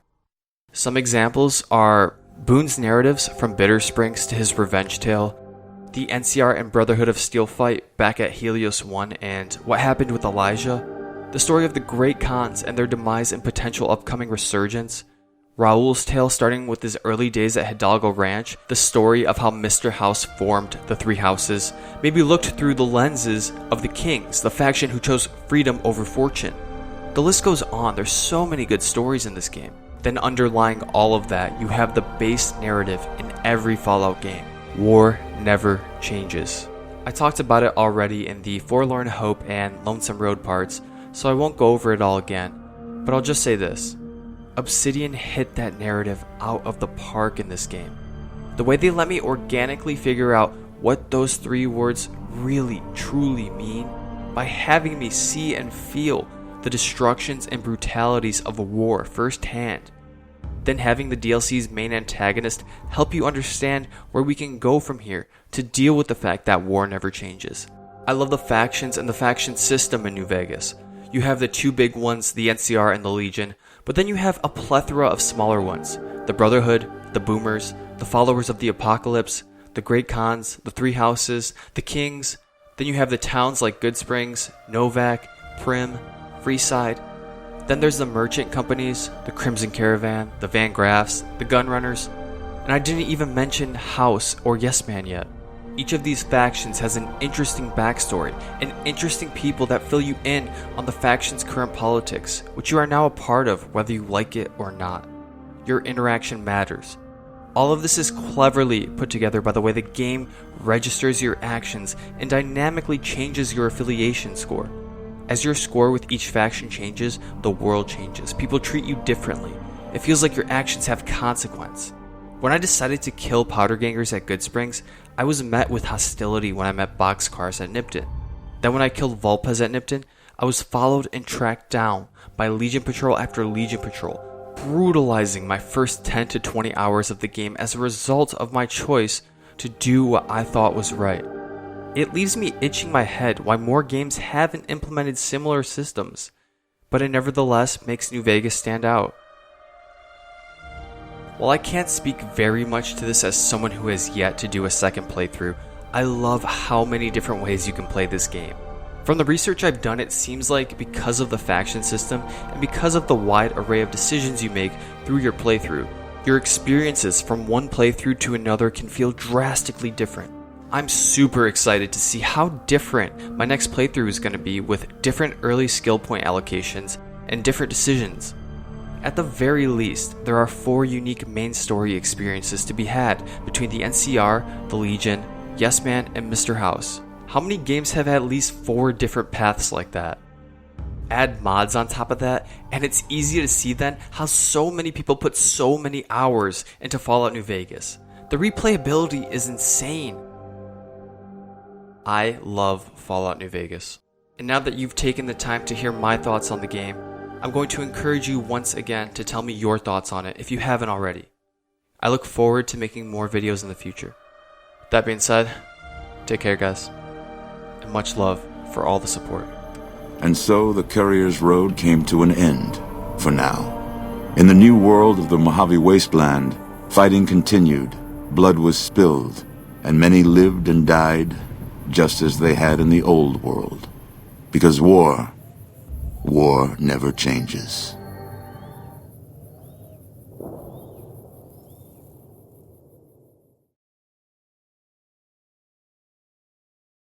Bye.